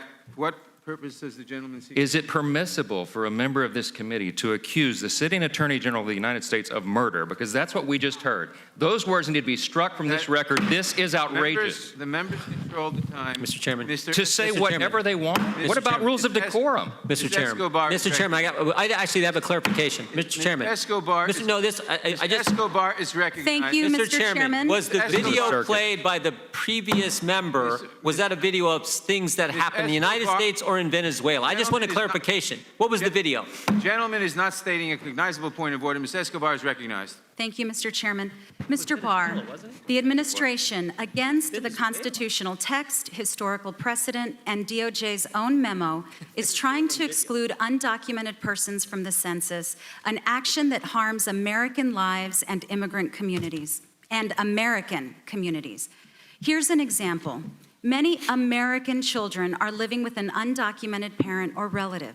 This change in the census means that those children, American children, would receive less money for programs like the National School Lunch Program, Head Start, or the State Children's Health Insurance Program. A simple yes or no, please, Mr. Barr. Are you comfortable with a decision that would punish American children and immigrant communities in this way? I don't make the policy. I provide legal advice on legal issues. So Okay. as both to this issue and the issue of the Thank you, ACA, Mr. the question presented to the department is the law. Reclaiming my time, sir. Mr. Barr, a simple yes or no. Does the Constitution say that only citizens should be counted in the census? No.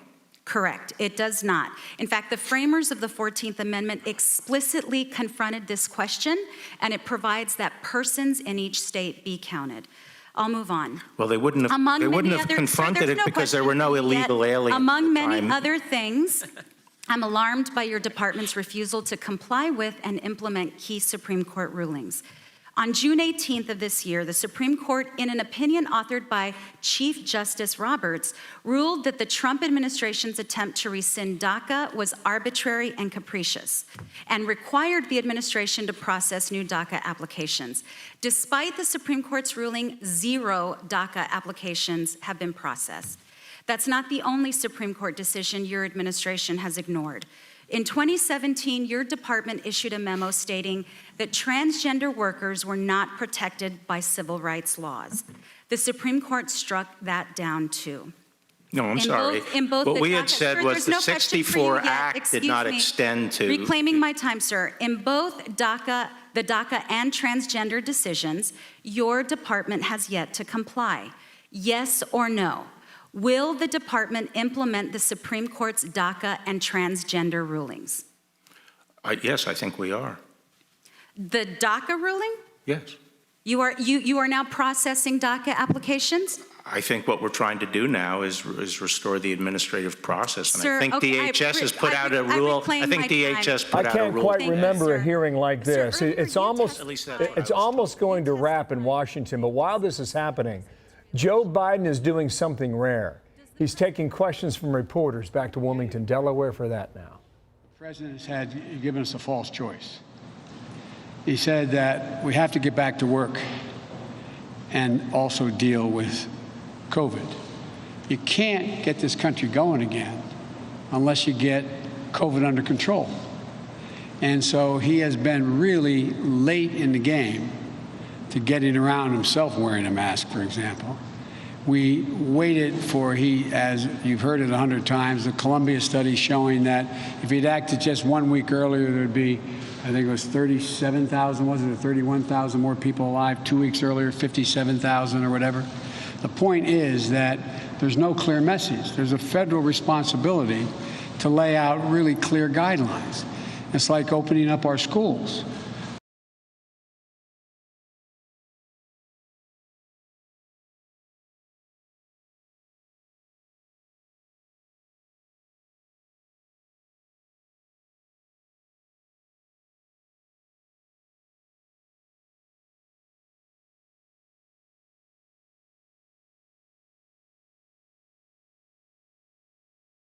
Transgender. I think it was... I'm running out of time, sir. One more question. You keep telling us that you're not aware of the president's tweets. Are you aware that your department has stated that the president's tweets are official White House statements? No, I wasn't. Okay. I don't pay attention to the back to tweets unless they're brought to 2017. my attention. Okay, Mr. Barr, thank you so much for being here today. I want to remind you of something you probably don't remember, but some months ago, you actually were outside my office. You were coming out of my neighbor, Doug Collins' office. I tapped you on the shoulder, and in a friendly reminder, I handed you a copy of the Constitution, and I asked you to please help us defend the Constitution. There's nothing more dangerous to our republic than an attorney general who refuses to uphold his oath, refuses to uphold and defend the Constitution, and swears allegiance to just one person, Donald Trump. Sadly, that's where we are today. My loyalty is the Mr. Constitution. Chairman, I yield back. That's why I came into government. Gentlelady yields The back. lady just accused him of not adhering to his oath of office. Let him talk. Holy, she just accused the Attorney General of the United States not adhering to his oath. Let the gentleman speak. Even worse. The gentleman will suspend. The gentlelady yields back. The ranking member asks whether the video shown by the gentlelady from Florida took place in the U.S. or in Ecuador. No, Venezuela. And that, sir, in the U.S. or Venezuela. And that, sir, is precisely the point. This concludes today's hearing. She was We making thank the Attorney my General point was for it was participating. Venezuela. We thank the Attorney General for participating without objection. All members will have 5 legislative days to submit additional written records for the witnesses or additional materials for the record. Without objection, the hearing is adjourned. Thank you. I'll be back in a second. Jordan.